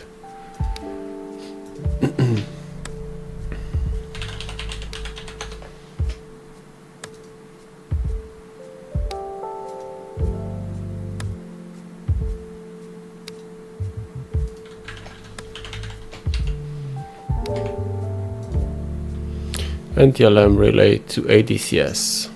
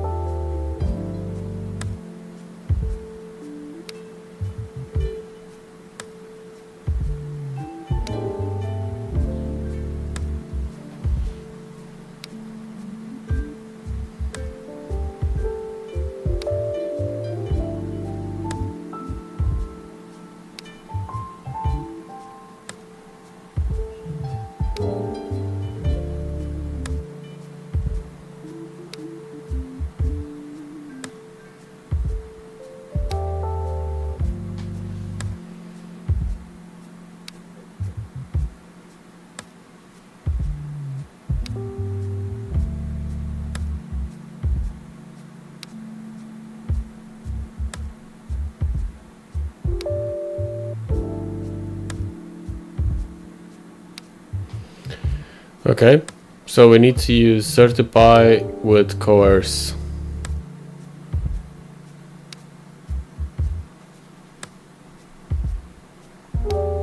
Okay, let's give it a go. So, target, let's use HTTP, and the IP address is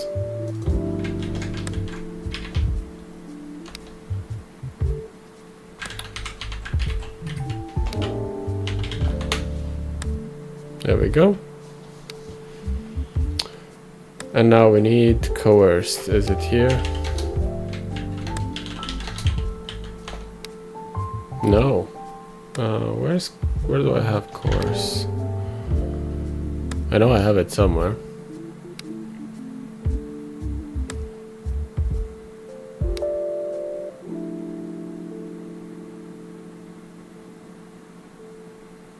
Or PetitPotam. Do I have that one here?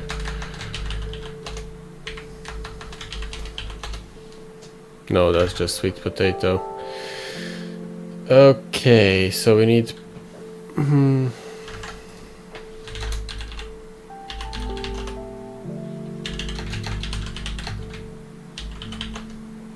There we go.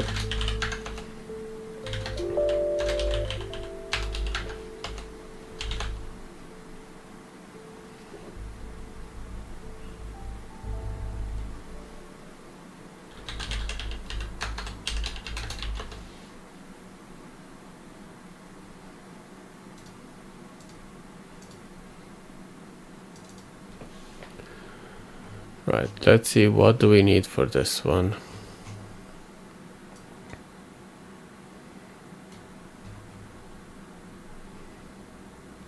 So we need a valid username and a password, we need a domain name,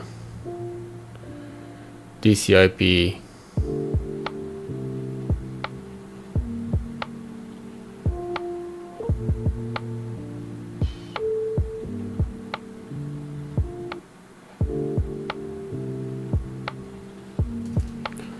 and we need a listener. Okay.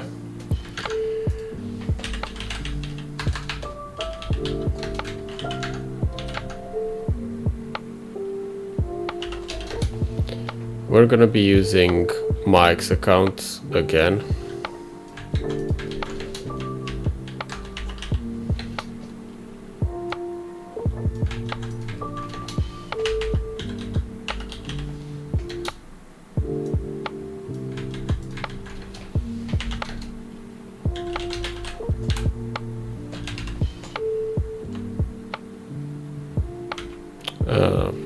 Okay. EC2.Dismay.HSM.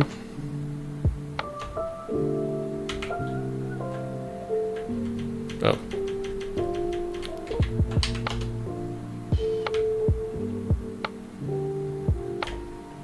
Okay, so listener is 10.200.51.34.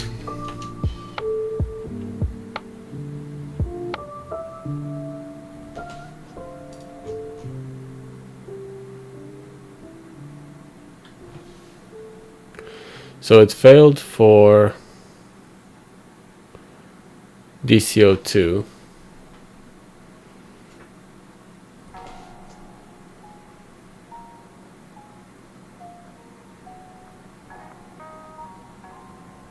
Let's try DC1.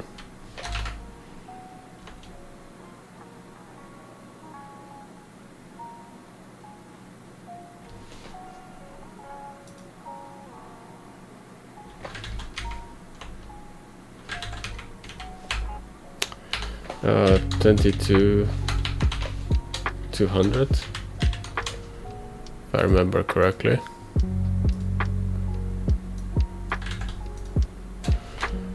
Basically, we're trying on DC1 now.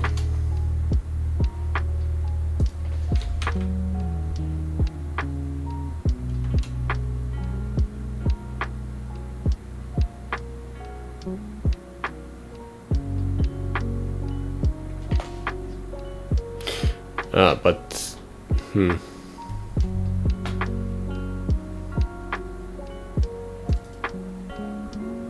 wait, we need to run it. Do we need to run coercer from within the beacon itself?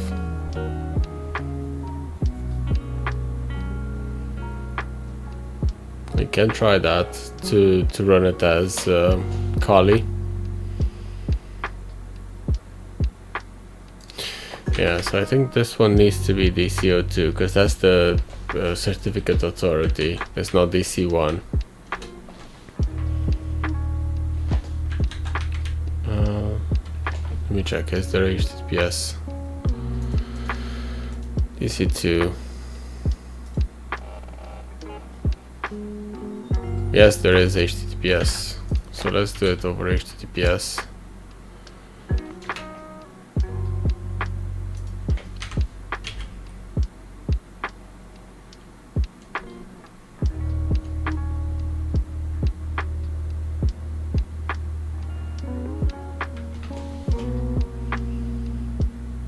So we can coerce, but it's not actually relaying properly.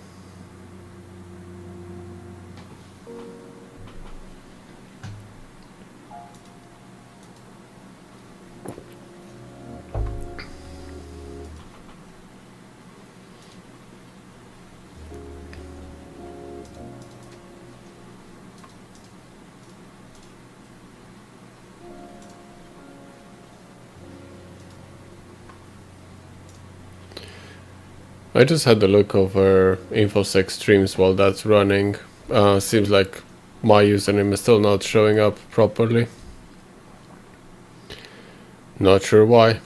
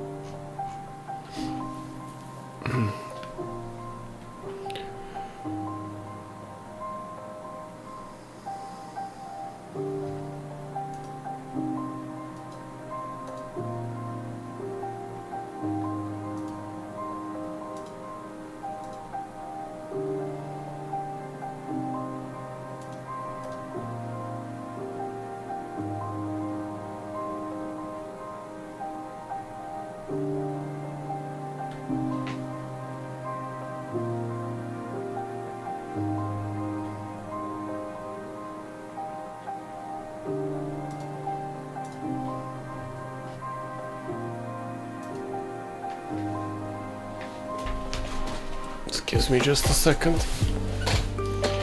I'm beginning to boil a bit.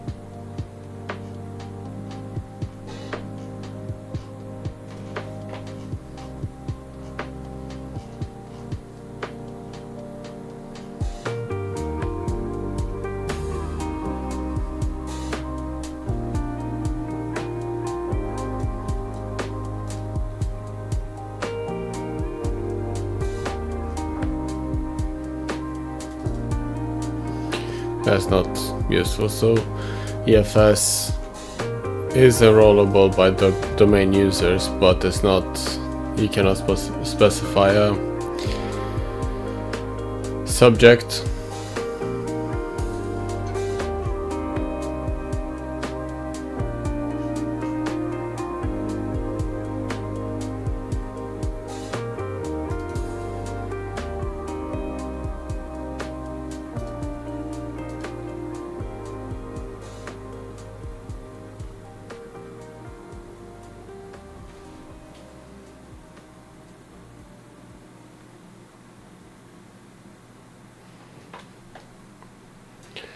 Why is the C1 showing in here?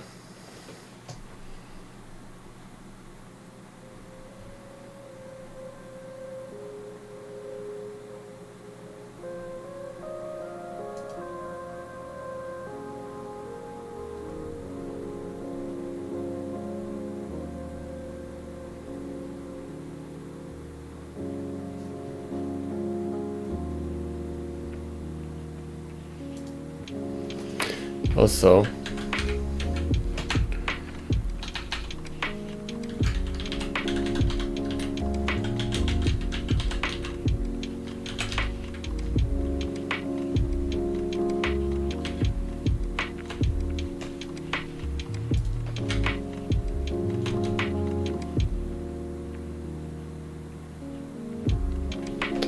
no, still failing.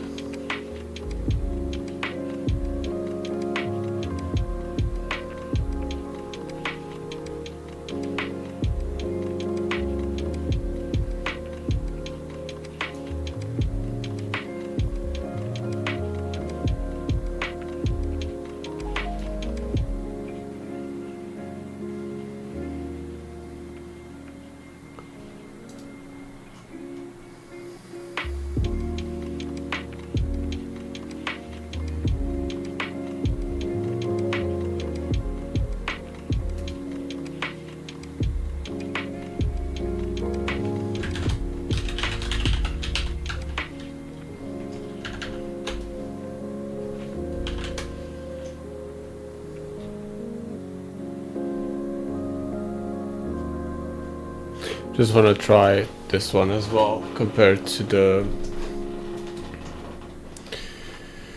Certify. Maybe this one helps. I need documentation in a proper format. In packet, NTLM, relay X.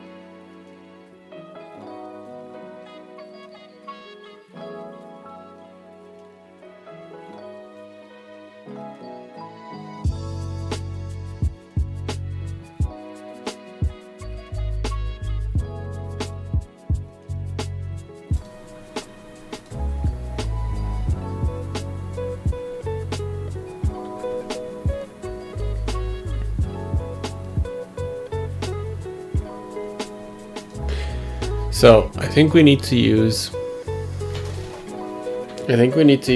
the user template, because DC01 is allowed to enroll, but we need to force DC1 to authenticate to DC2.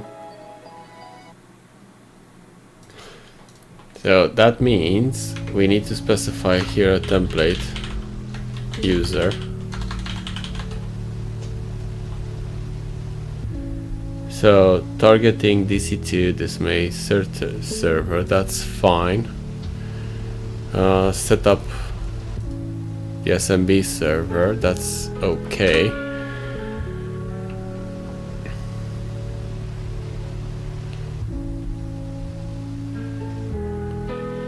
That's the listener, and here we need DC1.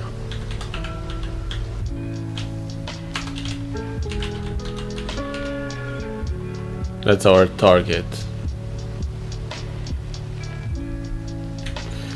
And let's remove DCIP.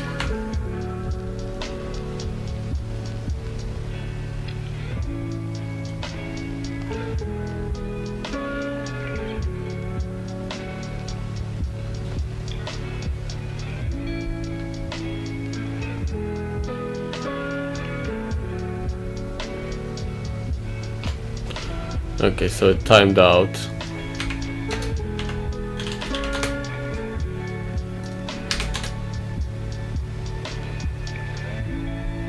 And there we go.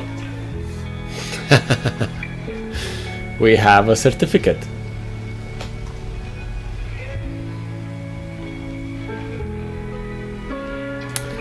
Let's write some notes.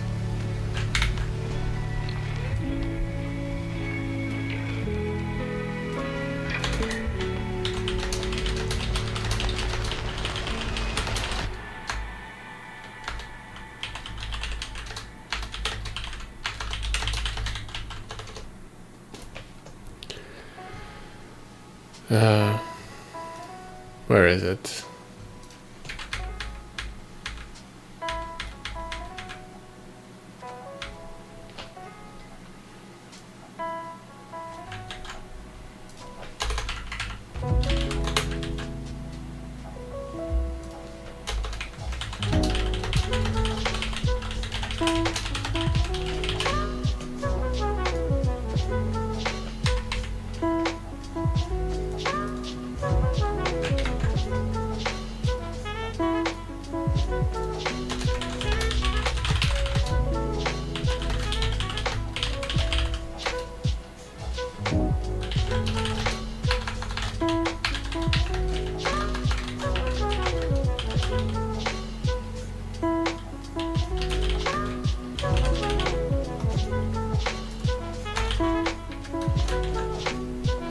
So, because DC1 is allowed to enroll with a certificate, we can get that to work.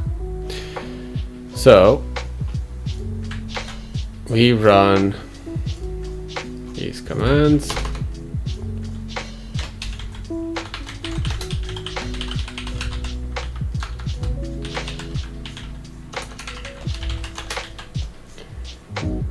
So we are replaying the traffic to DC02, but we are coercing DC1 to authenticate.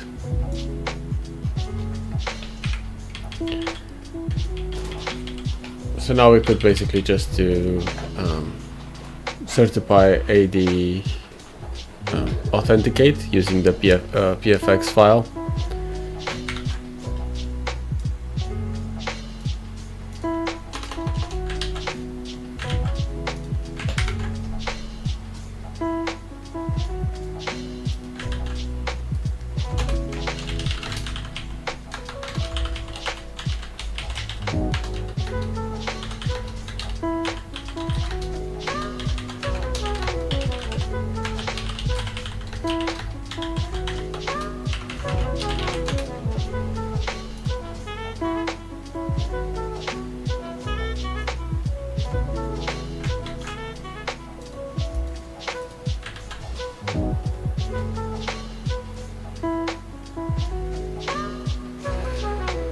So, certify AD auth PFX DC1.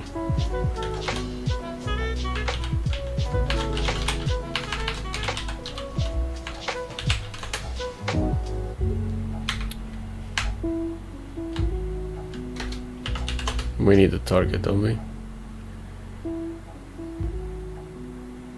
Yep.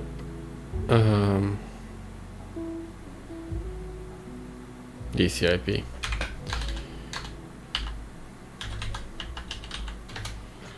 Ten 0 22 200.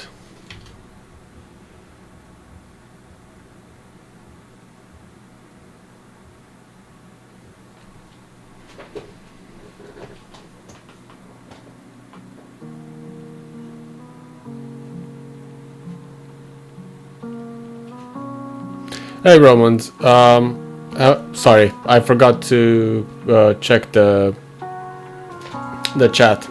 I am on the list for InfoSec streams, but there's a bug in the server that's checking for live content. GoPro knows about that, so.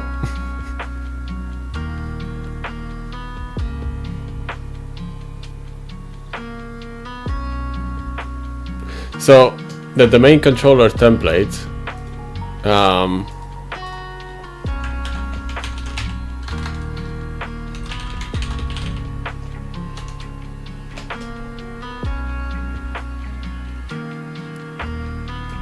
the domain controller, actually this one should work as well, because the DC should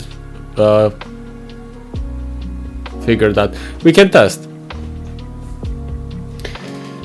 that as well. It's going okay. We actually managed to get the hash for the machine account on DC1 just now. Well, let's let me do something. Okay, there, DC template.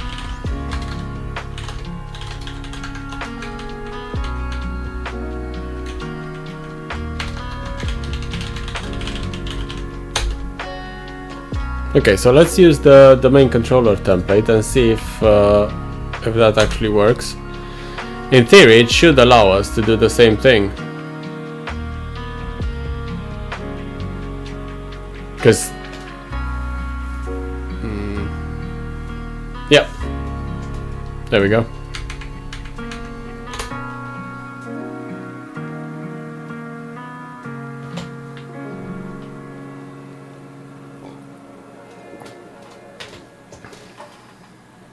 So it does work with the domain controller as well.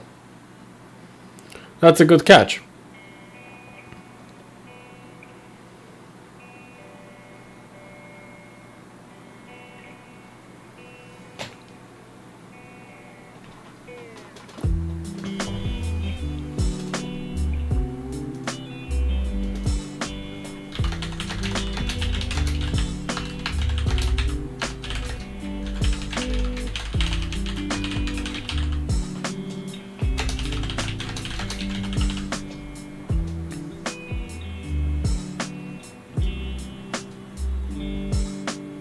That's a very good catch.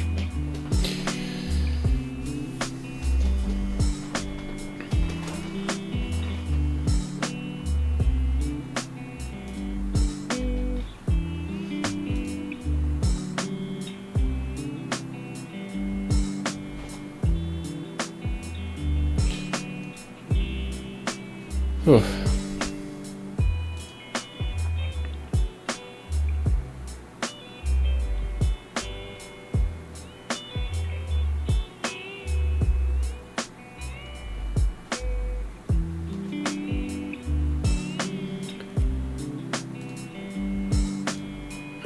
There we go. So basically now we can do a DC sync if we want.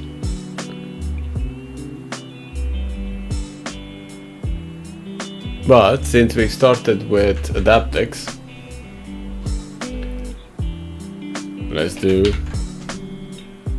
let's try to get the beacon, right?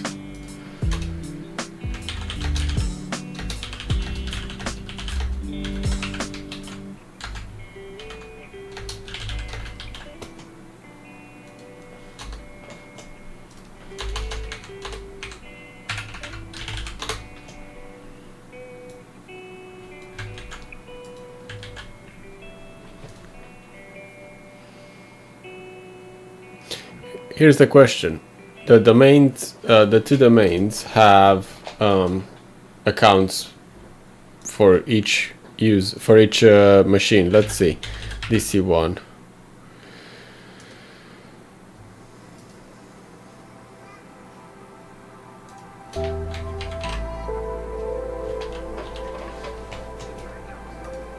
So basically, DC1 is fully compromised, and what I do want to try is evil WinRM tech I 10.0 22 200 DC1 $ tech H. Nah, no, good. Okay, in packet secrets dump.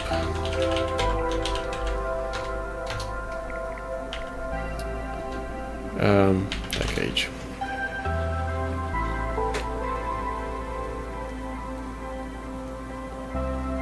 Target, that's gonna be our DC1,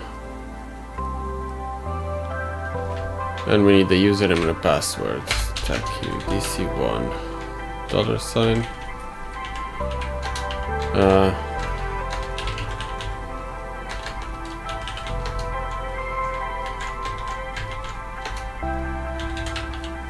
DC1 Dismay.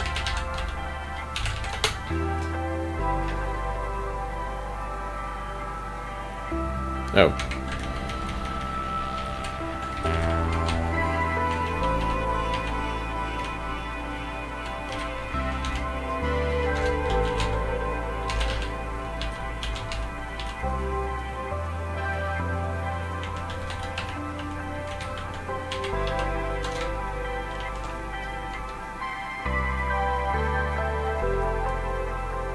There we go. So we got administrator on DC1. We still have to move into DC2, so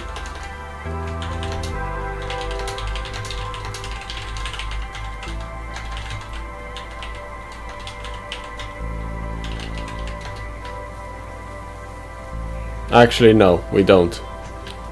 We've compromised both.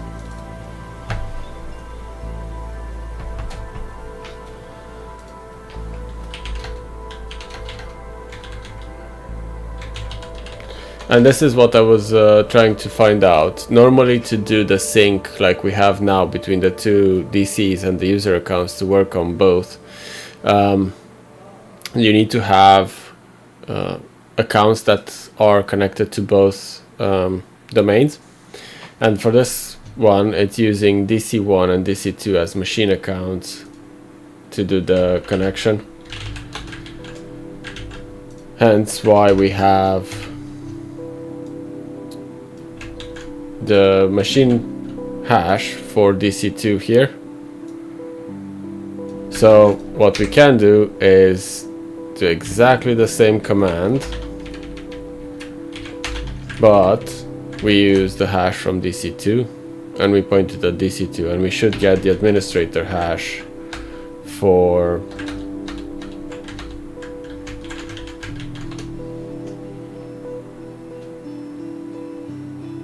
there we go.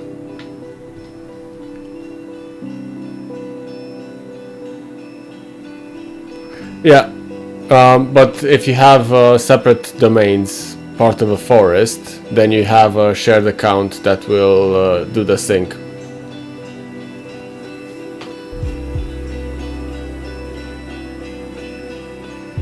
But yeah, basically we now have...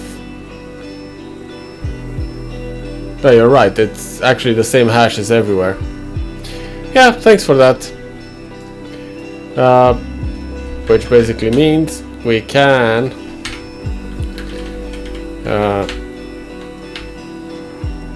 19 136.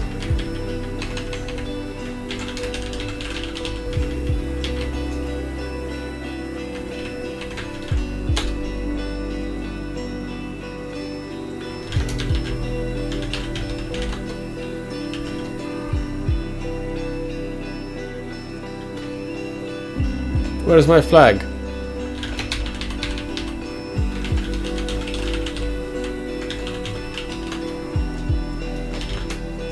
There we go.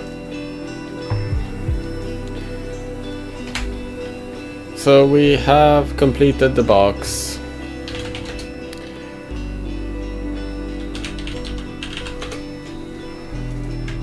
Yay.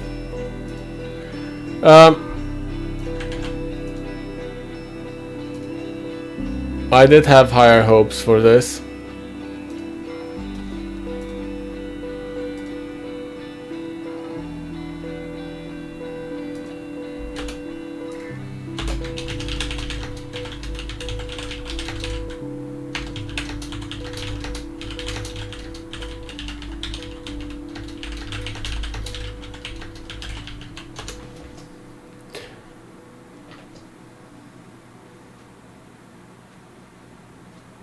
Well, if you want me to have a look, hit me up on Discord and I'll gladly have a look over it as well. I promise I won't say anything or spoil it for anyone. Looking for interesting challenges. Right, let's close up, because I did promise that we're gonna have a look over the Rust loader code and try to explain what it's actually doing. So we're done with the machine. Let me just close the beacons as well.